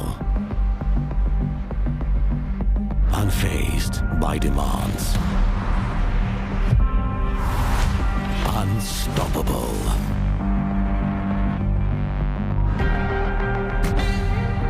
unopposed to change. That's when you become unordinary.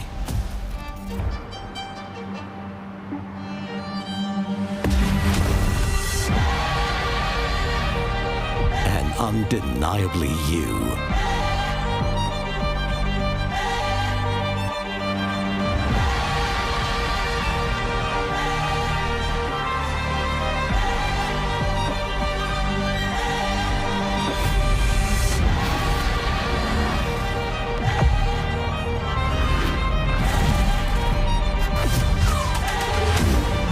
So go on. Defy expectations with the all-new Vios.